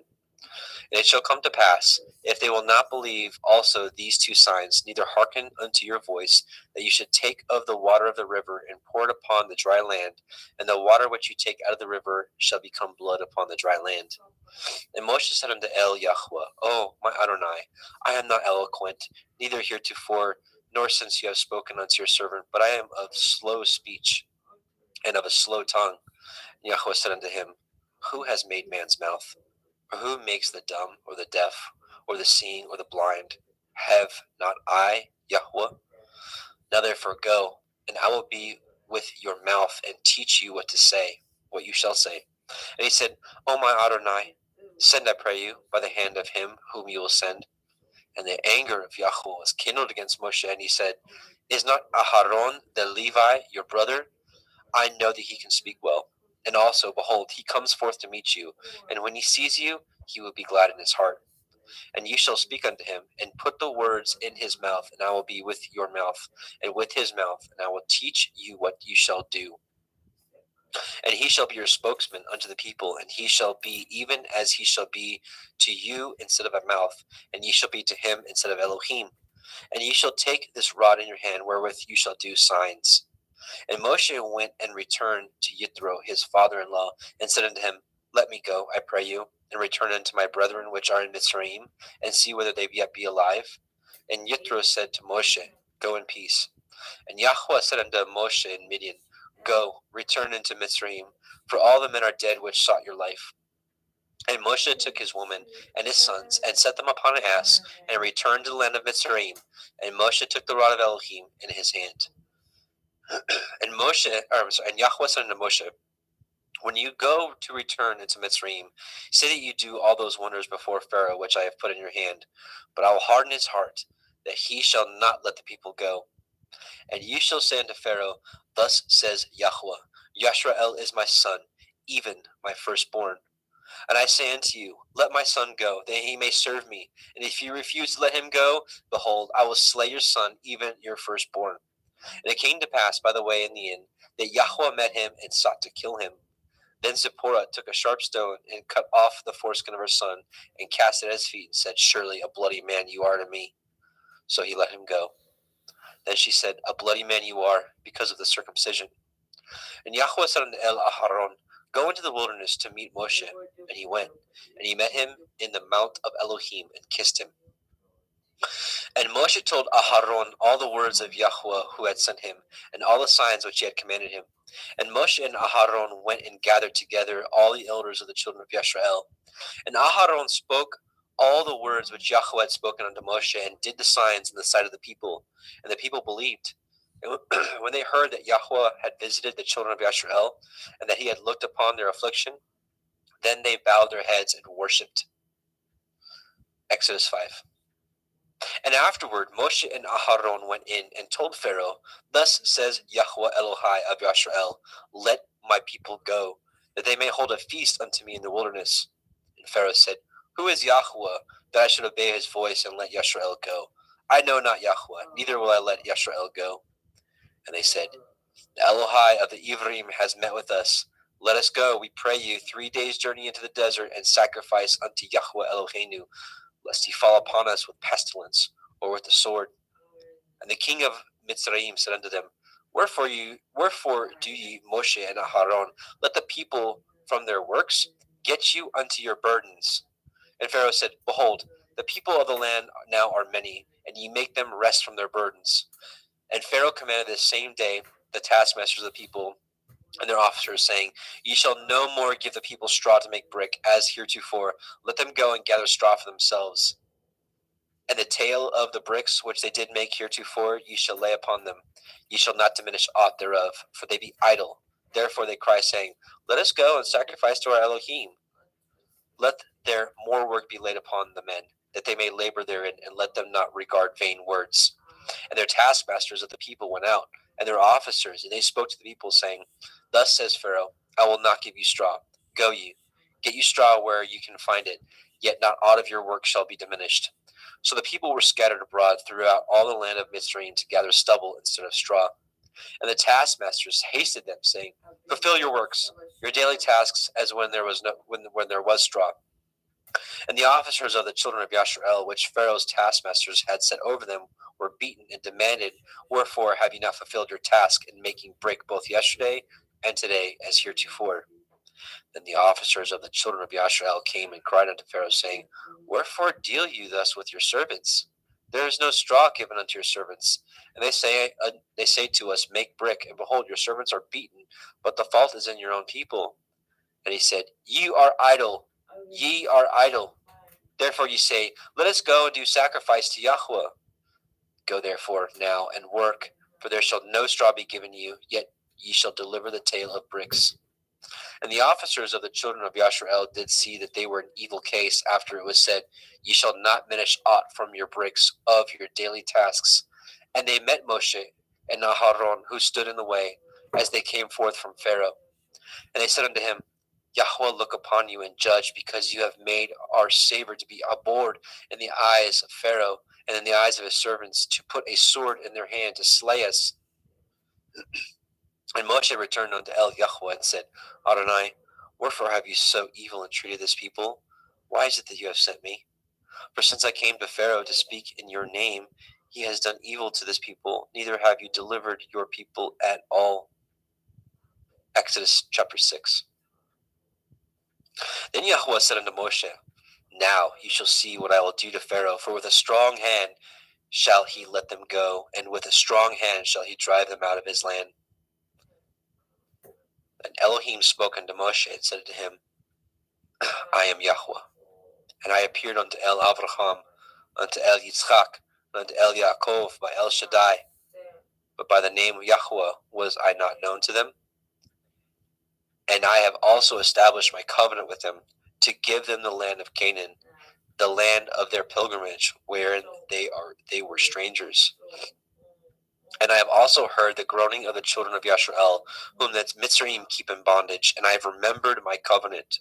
Wherefore say unto the children of Yasharel, I am Yahweh, and I will bring you out from under the burdens of the Mitzrayim, and I will rid you out of their bondage, and I will redeem you with a stretched out arm with great judgments.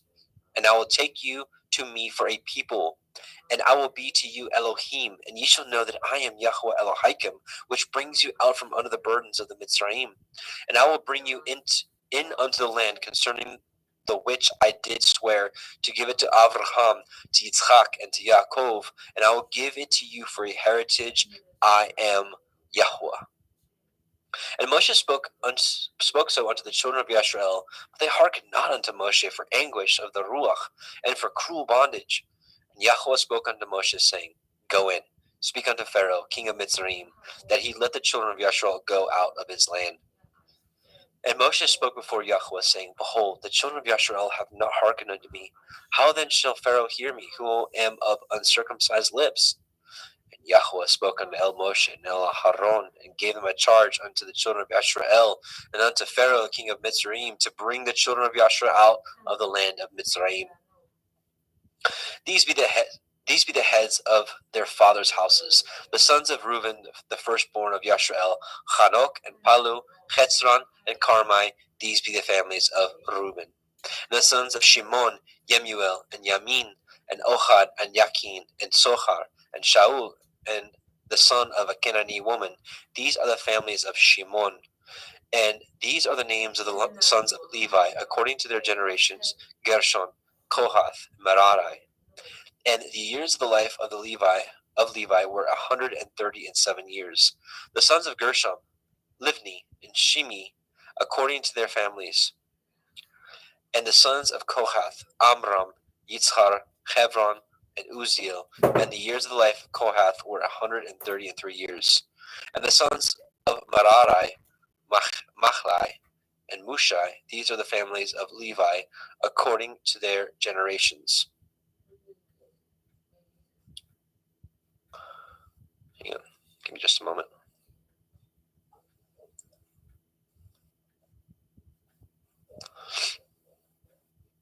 And Amram took him Jochebed, his father's sister, to be his woman, and she bore him Aharon and Moshe And the years of the life of Amram were 137 years. And the sons of Yitzchar, Korach, and Nepheg, and Zikri. And the sons of Uziel, Mishael, and Elishaphan, and Chithrai. And Aharon took him Elisheva, daughter of Aminadab, sister of Nachshon, to be his woman. And she bore him Nadab, and Abihu, and Eleazar, and Ithamar. And the sons of Korach, Achir, Elkanah, Avisachaf. These are the families of Korchai. And Eleazar, Aharon's son, took him one of the daughters of Petuel to be his woman, and she bore him Pinechah. These are the heads of the fathers of the Leviim, according to their families. These are that Aharon and Moshe, to whom Yahweh said, "Bring out the children of Yashrael from the land of Mitzrayim, according to their armies." These are they which spoke to Pharaoh, king of Mitzrayim, to bring out the children of Yashrael from Mitzrayim. These are that Moshe and Aharon. And it came to pass on that day, when Yahweh spoke unto Moshe in the land of Mitzrayim, that Yahweh spoke unto Moshe, saying, "I am Yahweh. Speak you unto Pharaoh, king of Mitzrayim, all that I say unto you." And Moshe said before Yahweh, "Behold, I am of uncircumcised lips. How shall Pharaoh hearken unto me?"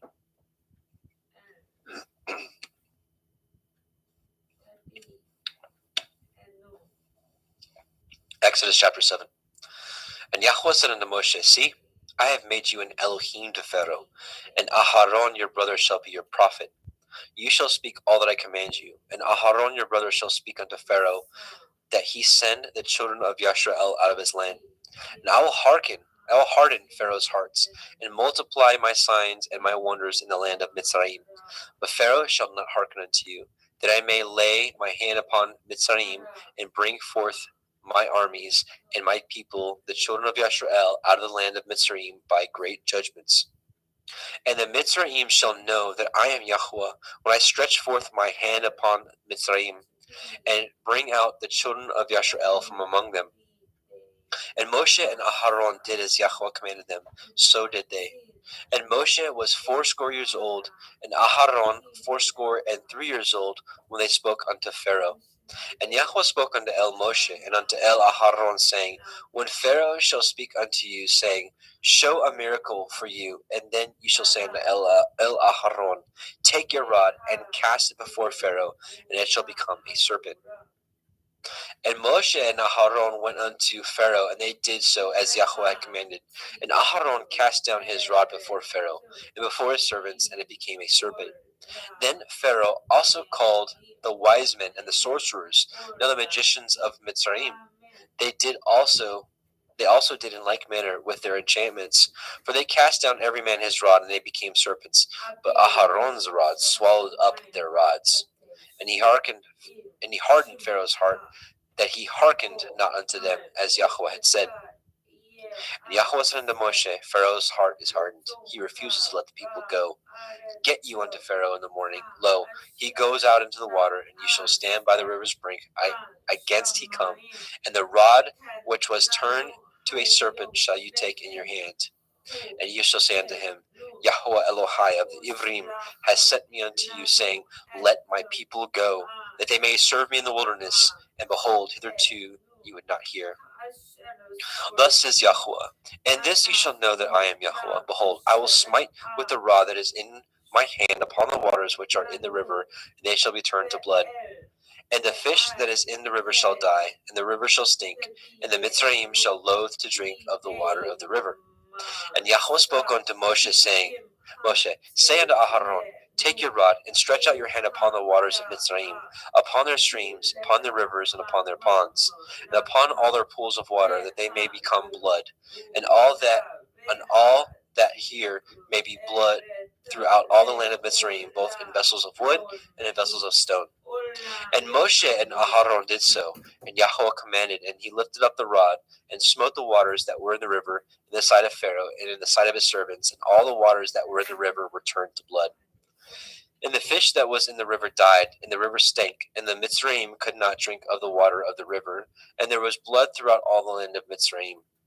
And the magicians of Mitzrayim did so with their enchantments, and Pharaoh's heart was hardened. Neither did he hearken unto them, as Yahweh had said.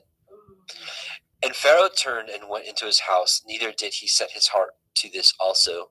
And all the Mitzrayim dug round about the river for water to drink, for they could not drink of the water. And 7 days were fulfilled after that Yahweh had smitten the river. Exodus chapter 8. And Yahweh spoke unto Moshe, Go unto Pharaoh, and say unto him, Thus says Yahweh, Let my people go, that they may serve me. And if you refuse to let them go, behold, I will smite all your borders with frogs. And the river shall bring forth frogs abundantly, which shall go up and come into your house, and into your bedchamber, and upon your bed, and into the house of your servants, and upon your people, and into your ovens, and in your kneading troughs. And the frogs shall come up both on you, and upon your people, and upon all your servants.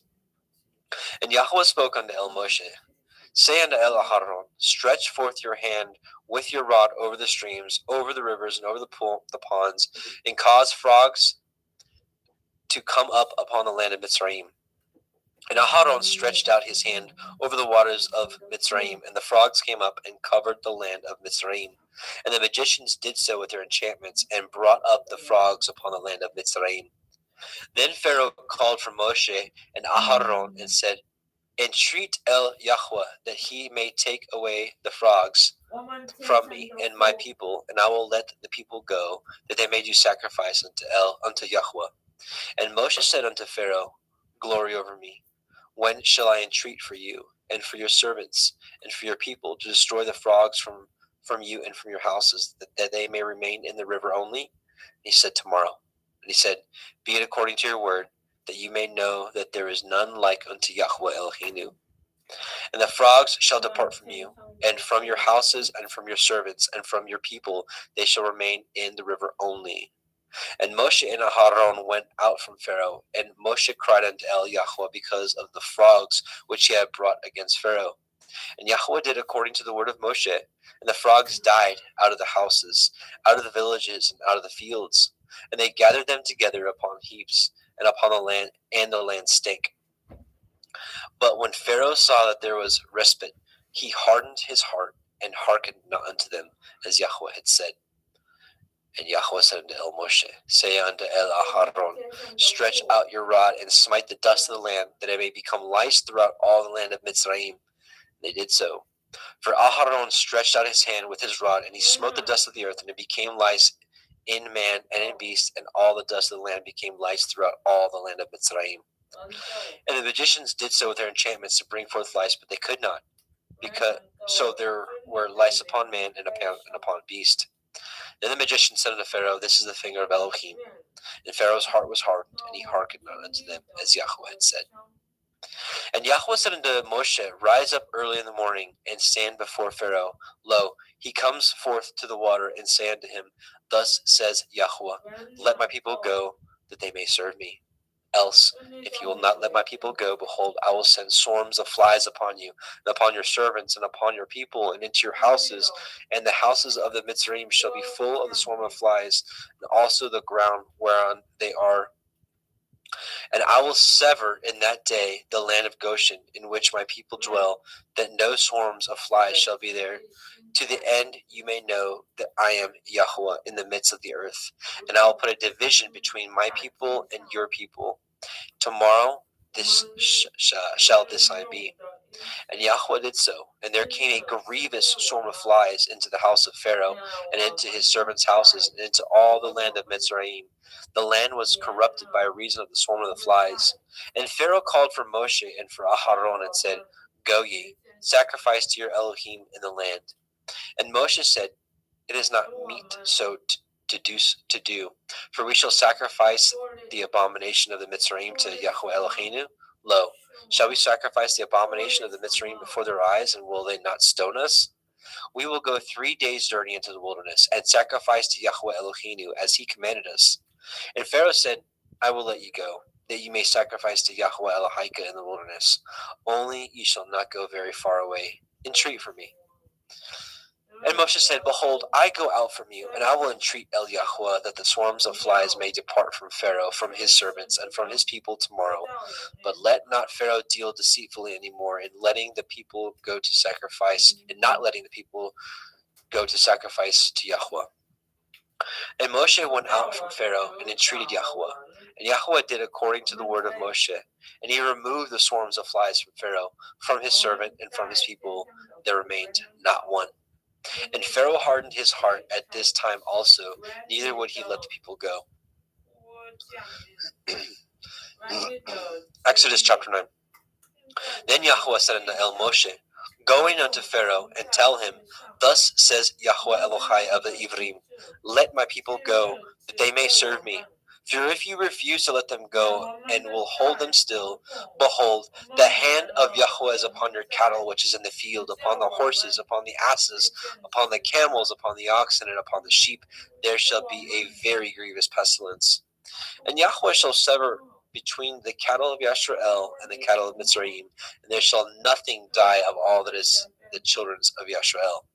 And Yahweh appointed a set time, saying, Tomorrow Yahweh shall do this thing in the land. And Yahweh did that thing on the morrow, and all the cattle of Mitzrayim died, but the cattle of the children of Yashrael died not one. And Pharaoh sent, and behold, there was not one of the cattle of Yashrael's dead. And the heart of Pharaoh was hardened, and he did not let the people go. And Yahweh said unto Moshe and unto Aharon, Take to you handfuls of ashes of the furnace, and let Moshe sprinkle it toward the heavens in the sight of Pharaoh. And it shall become small dust in the land of Mitzrayim, and shall be a boil breaking forth with blains upon man and upon beast throughout all the land of Mitzrayim.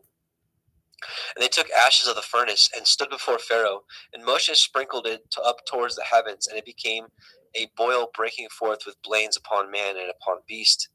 And the magicians could not stand before Moshe because of the boils, for the boil was upon the magicians and upon all the Mitzrayim.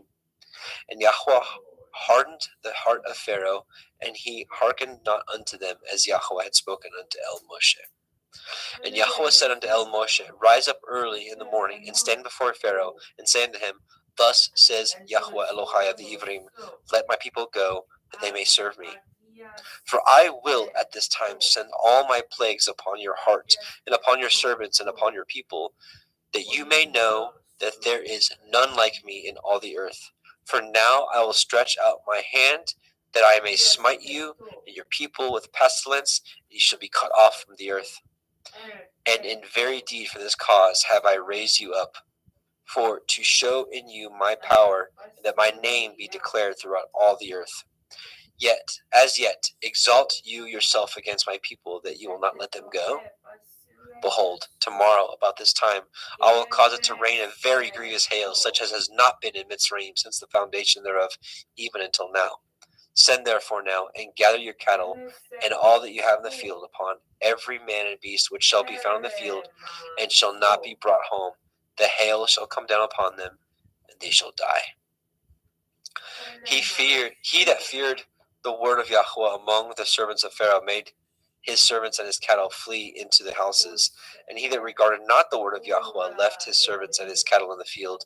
And Yahweh said unto Moshe, Stretch forth your hand towards the heavens, that there may be a hail in all the land of Mitzrayim, upon man, and upon beast, and upon every herb of the field throughout the land of Mitzrayim. And Moshe stretched forth his rod toward the heavens, and Yahweh sent thunder and hail, and the fire ran along upon the ground, and Yahweh rained hail upon the land of Mitzrayim. So there was hail and fire mingled with the hail, very grievous, such as there was none like it in all the land of Mitzrayim, since it became a nation.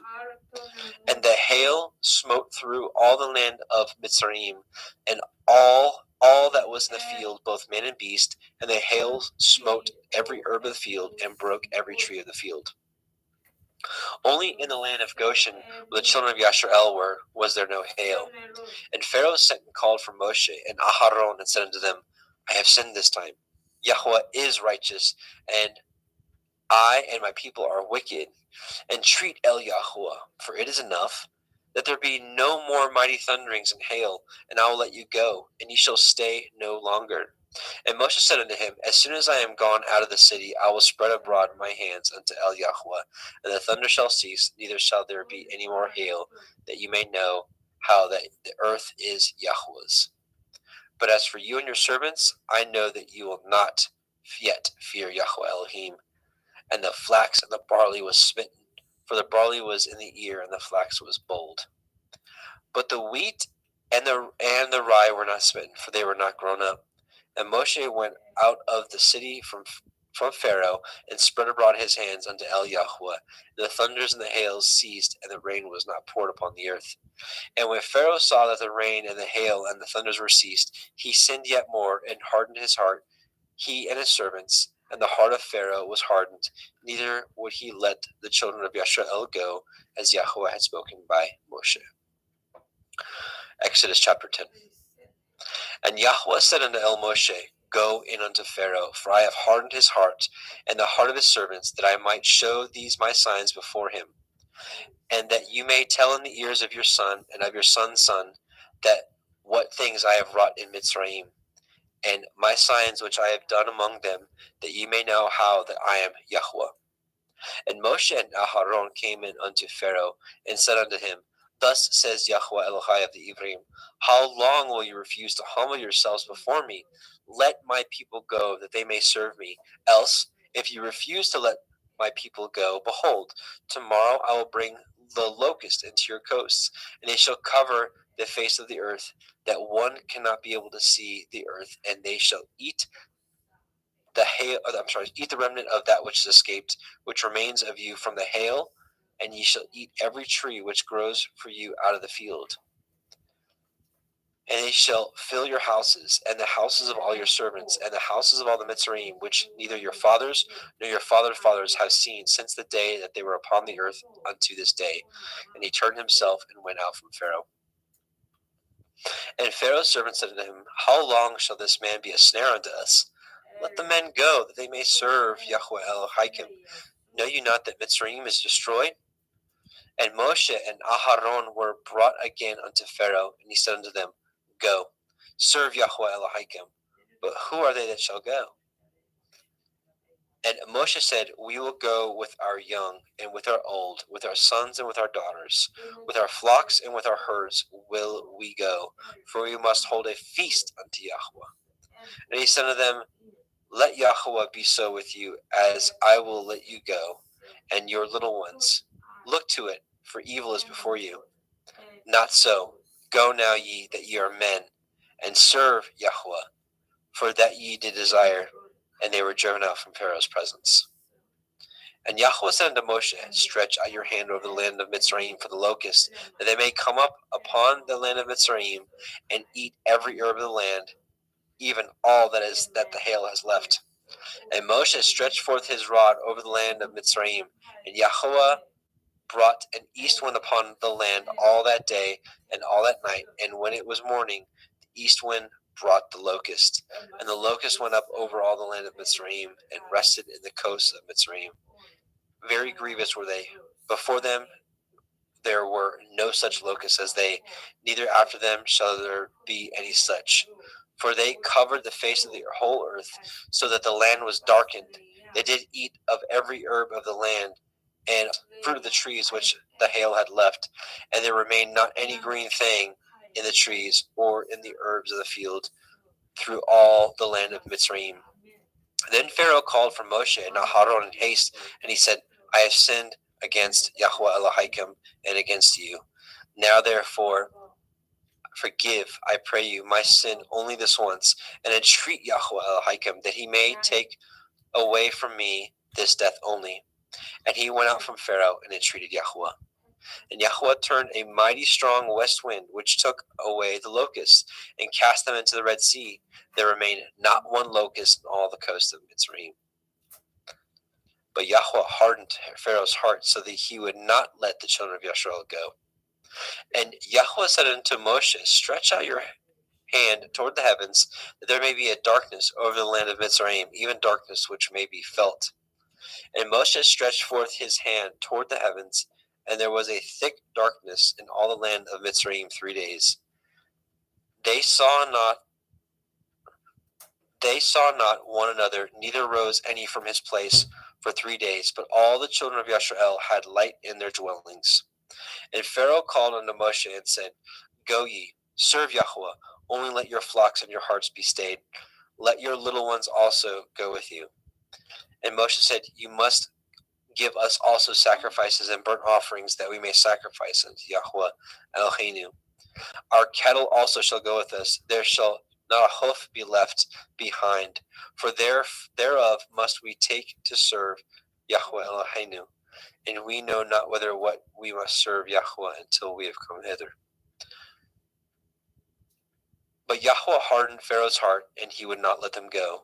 And Pharaoh said unto him, Get you from me, take heed to yourselves, see my face no more, for in that day ye shall see my face, you shall die. And Moshe said, You have spoken well. I will see your face again no more. Oops.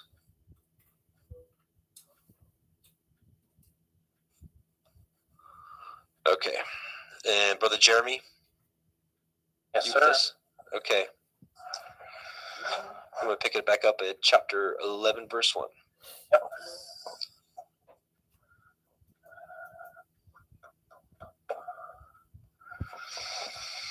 The final plague. 11. And Yahuwah said unto Moshe,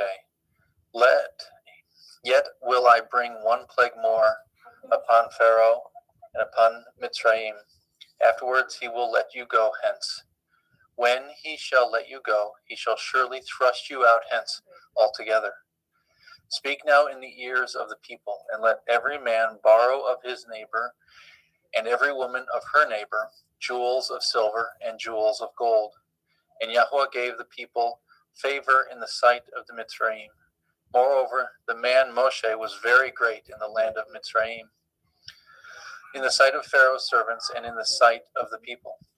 And Moshe said, Thus says Yahweh, about midnight will I go out into the midst of Mitzrayim, and all the firstborn in the land of Mitzrayim shall die, from the firstborn of Pharaoh who sits upon his throne, even unto the firstborn of the maidservant that is behind the mill, and all the firstborn of beasts. And there shall be a great cry throughout all the land of Mitzrayim, such as there was none like it, nor shall be like it any more. But against any of the children of Yasharel shall not a dog move his tongue, against man or beast, that ye may know how that Yahuwah put a difference between the Mitzrayim and Yasharel. And all these your servants shall come down unto me, and bow down themselves unto me, saying, Get you out, and all the people that follow you. After that I will go out. And he went out from Pharaoh in great anger.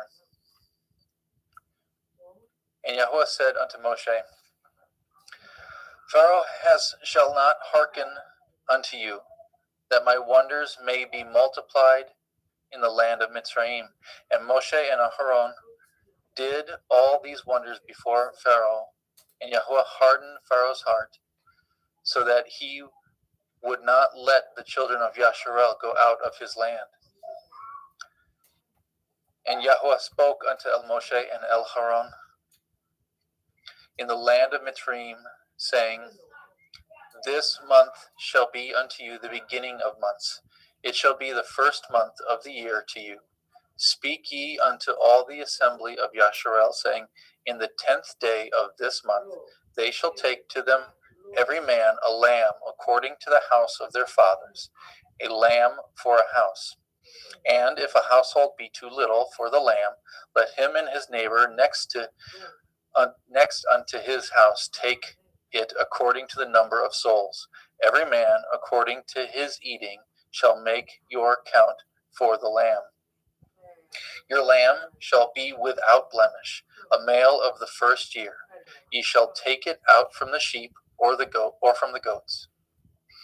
Ye shall take it up until the 14th day of the same month, and the whole multitude of the assembly of Yasharel shall kill it in the evening.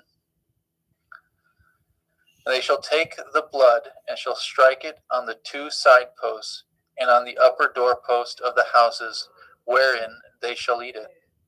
And they shall eat the flesh in the night, roast with fire, and matzah, unleavened bread, and with bitter herbs they shall eat it.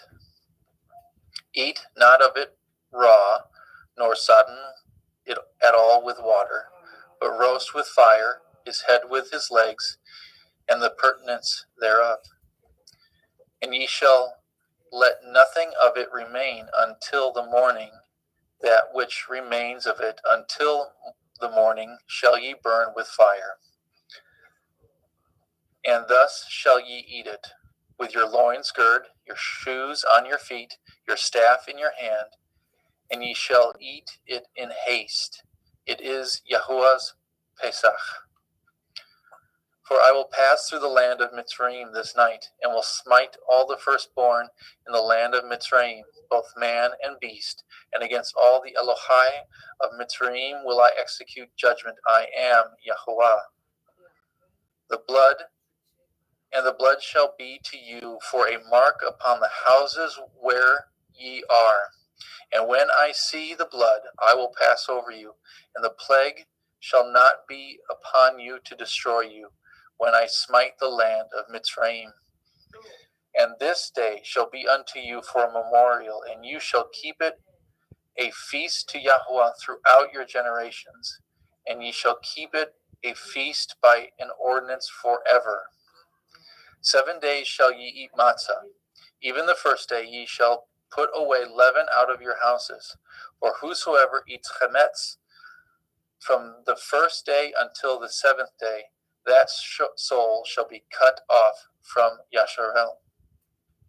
And in the first day there shall be a holy assembly, and in the 7th day there shall be a holy assembly to you. No manner of work shall be done in them, save that which every man must eat, that only may be done for you. And ye shall guard the feast of matzah.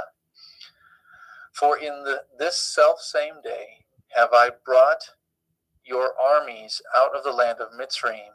Therefore shall ye guard this day in your generations by an ordinance forever.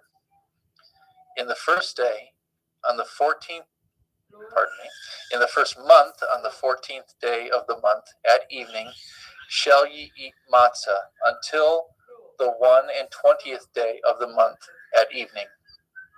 7 days shall there be no chametz found in your houses. For whosoever eats that which is with chametz, even that soul shall be cut off from the assembly of Yasharel, whether he be a stranger or born in the land. Ye shall eat nothing with chametz. In all your habitations shall ye eat matzah. Then Moshe called for all the elders of Yasharel and said unto them, Draw out and take you a lamb according to your families, and kill the Pesach. And ye shall take a bunch of hyssop, and dip it in the blood that is in the basin, and strike the lintel and 2 side posts with the blood that is in the basin. And none of you shall go out at the door of your house until the morning. For Yahuwah shall pass through to smite the Mitzrayim when he sees the blood upon the lintel and on the 2 side posts. Yahuwah will pass over the door and will not suffer the destroyer to come in unto your houses to smite you. And ye shall guard this thing for an ordinance to you and your sons forever. And it shall come to pass when ye are come to the land which Yahuwah will give you according as he has promised, that ye shall guard this service. And it shall come to pass when your children shall say unto you, What mean ye by this service? That ye shall say, This is the sacrifice of Yahuwah's Pesach, who passed over the houses of the children of Yasharel in Mitzrayim, when he smote the Mitzrayim and delivered our houses, and the people bowed the head and worshipped. And the children of Yasharel went away and did as Yahuwah commanded Moshe and Aharon, so did they. Exodus 12:20. And it came to pass that at midnight Yahweh smote all the firstborn in the land of Mitzrayim, from the firstborn of Pharaoh that sat on his throne, unto the firstborn of the captive that was in the dungeon, and all the firstborn of cattle. And Pharaoh rose up in the night, and he and all his servants, and all the Mitzrayim. There was a great cry in Mitzrayim, for there was not a house where there was not one dead. And he called for Moshe and Aharon by night, and said, Rise up and get you forth from among my people, both ye and the children of Yasharel, and go and serve Yahweh, as ye have said. Also take your flocks and your herds, as ye have said, and be gone, and bless me also. And the Mitzrayim were urgent upon the people, that they might send them out of the land in haste, for they said, We be all dead men. And the people took their dough before it was leavened, their kneading troughs being bound up in their clothes upon their shoulders. And the children of Yasharel did according to the word of Moshe, and they borrowed of the Mitzrayim jewels of silver and jewels of gold and raiment. And Yahweh gave the people favor in the sight of Mitzrayim, so that they lent unto them such things as they required, and they spoiled the Mitzrayim. And the children of Yasharel journeyed from Ra'amech to Sukkot, about 6,000 on foot, that were men beside children. A mixed multitude went up also with them, and flocks and herds, very much cattle. And they baked matzah cakes, the dough which they brought forth out of Mitzrayim, for it was not leavened, because they were thrust out of Mitzrayim and could not tarry, neither had they prepared for themselves any victuals. Now the sojourning of the people of the children of Yasharel, who dwelt in the land of Mitzrayim, and in the land of Canaan, they and their fathers, was 430 years. And it came to pass, at the end of 430 years, even the self same day, it came to pass that all the hosts of Yahweh went out from the land of Mitzrayim. It was a night to be much observed unto Yahweh for bringing them out of the land of Mitzrayim. This is that night of Yahweh to be observed for all the children of Yasharel in their generations. And Yahweh said unto Moshe and Aharon, This is the ordinance of the Pesach. There shall no stranger eat thereof, but every man's servant that is bought up for money. When ye have circumcised him, then shall he eat thereof. A foreigner and a hired servant shall not eat thereof. In one house shall it be eaten. You shall not carry forth aught of the flesh abroad out of the house, neither shall ye break a bone thereof. And all the assembly of Yasharel shall keep it. And when a stranger shall sojourn with you, and will keep the Pesach of Yahweh, let all his males be circumcised. Then let him come near and keep it, and he shall be as one that is born in the land. For no uncircumcised person shall eat thereof. One Torah shall there be to him that is homeborn, and unto the stranger that sojourns among you. Thus did all the children of Yasharel, as Yahweh commanded Moshe and Aharon, so did they. And it came to pass the selfsame day that Yahweh did bring the children of Yasharel out of the land of Mitzrayim by their armies. Exodus 13. And Yahweh spoke unto Moshe, saying, Sanctify unto me all the firstborn, whatsoever opens the womb among the children of Yasharel, both man and of beast, it is mine. And Moshe said unto the people, Remember this day in which ye came from Mitzrayim out of the house of bondage, for by strength of hand Yahweh brought you out of this place. There shall no chametz be eaten. This day came ye out of in the month of Aviv.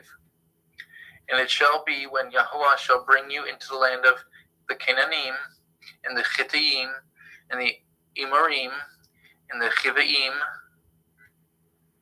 and the Yebusim, which he swore unto your father, to give you a land flowing with milk and honey, that you shall keep this service in this month. 7 days you shall eat matzah, and in the 7th day there shall be a feast to Yahweh. Matzah shall be eaten 7 days, and there shall be no chametz be seen with you, neither shall there be leaven seen with you in all your quarters. And you shall show your son in that day, saying, This is done because of that which Yahweh did unto me when I came forth out of Mitzrayim. And it shall be as a sign upon your hand, and for a memorial between your eyes, that Yahweh's Torah may be in your mouth. For with a strong hand has Yahweh brought you out of Mitzrayim. You shall therefore guard this ordinance in his appointed time from year to year. And it shall be when Yahweh shall bring you into the land of the Canaanim, as he swore unto you and to your fathers, shall give it to you, that you shall set apart unto Yahweh all that open the womb, and every firstling that comes of a beast which you have. The males shall be Yahweh's, and every firstling of an ass you shall redeem with a lamb. And if you will not redeem it, then you shall break his neck. And all the firstborn of man among your children shall you redeem. It shall be when your son asks you in time to come, saying, What is this? That you shall say unto him, By strength of hand Yahweh brought us out of Mitzrayim from the house of bondage. And it came to pass, when Pharaoh would hardly let us go, that Yahweh slew all the firstborn in the land of Mitzrayim, both the firstborn of man and the firstborn of beast. Therefore I sacrifice to Yahweh all that opens the womb, being males. But all the firstborn of my children I redeem. And it shall be for a mark upon your hand, and for frontlets between your eyes. For by strength of hand Yahweh brought us forth out of Mitzrayim. And it came to pass, when Pharaoh had let the people go, that Elohim led them not through the way of the land of the Pelishtim, although it was near. For Elohim said, Lest perchance the people repent when they see war, and they return to Mitzrayim.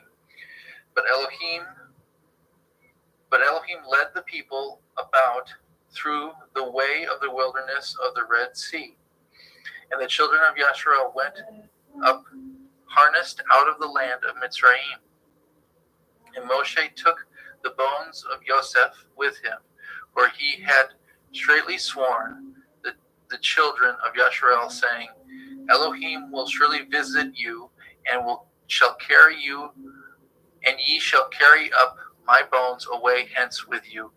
And they took their journey from Sukkot, and encamped in Ethem, in the edge of the wilderness. And Yahweh went before them by day in a pillar of a cloud, and led them the way. To lead them the way. And by night in a pillar of fire to give them light, to go by day and night. He took not away the pillar of the cloud by day, nor the pillar of fire by night from before the people. And Yahweh spoke to Moshe, saying, Speak unto the children of Yasharel, that they turn and encamp before Hikroth, between Migdol and the sea, over against Baal Zephon. Before it shall ye encamp by the sea. And Pharaoh will say to the children of Yasharel, They are entangled in the land, the wilderness has shut them in. And I will harden Pharaoh's heart, that he shall follow after them. And I will be honored upon Pharaoh and upon all his hosts, that the Mitzrayim may know that I am Yahweh. And they did so. And it was told the king of Mitzrayim that the people fled, and the heart of Pharaoh and his servants was turned against the people. And they said, why have we done this, that we have let Yasharel go from serving us? And he made ready his chariot and took his people with him. He took 600 chosen chariots and all the chariots of Mitzrayim and the captains over every one of them. And Yahweh hardened the heart of Pharaoh, the king of Mitzrayim, and he pursued after the children of Yasharel, and the children of Yasharel went out with a high hand. But the Mitzrayim pursued after them all the horses and chariots of Pharaoh and the horsemen and his army, and overtook them encamping by the sea, besides Pi-ha-Kiroth, before Baal-Zephon. And when Pharaoh drew nigh, the children of Yasharel lifted up their eyes, and behold, the Mitzrayim marched after them, and they were sore afraid. And the children of Yasharel cried out unto Yahuwah, and they said unto Moshe, because there were no graves in Mitzrayim, have you taken us away to die in the wilderness? Wherefore have you dwelt with us, to carry us forth out of Mitzrayim? Is not this the word that we did tell you in Mitzrayim, saying, let us alone, that we may serve the Mitzrayim? For it had been better for us to serve the Mitzrayim than that we should die in the wilderness. And Moshe said unto the people, fear not, and stand still, and see the Yeshua of Yahuwah, which he will show you today. For the Mitzrayim whom ye have seen today, ye shall see them again no more forever. Yahuwah shall fight for you, and ye shall hold your peace. And Yahuwah said unto Moshe, wherefore cry you unto me? Speak unto the children of Yasharel, that they go forward. But lift up your rod, and stretch out your hand over the sea, and divide it. And the children of Yasharel shall go on dry ground through the midst of the sea. And I, behold, I will harden the hearts of the Mitzrayim, and they shall follow them. And I will get me honor upon Pharaoh, and upon all his hosts, upon his chariots, and upon his horsemen.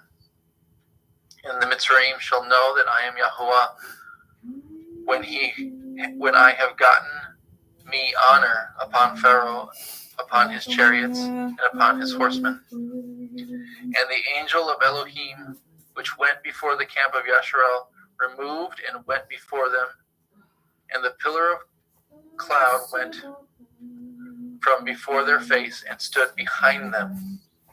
And it came to pass, and it came between the camp of Mitzrayim and the camp of Yasharel,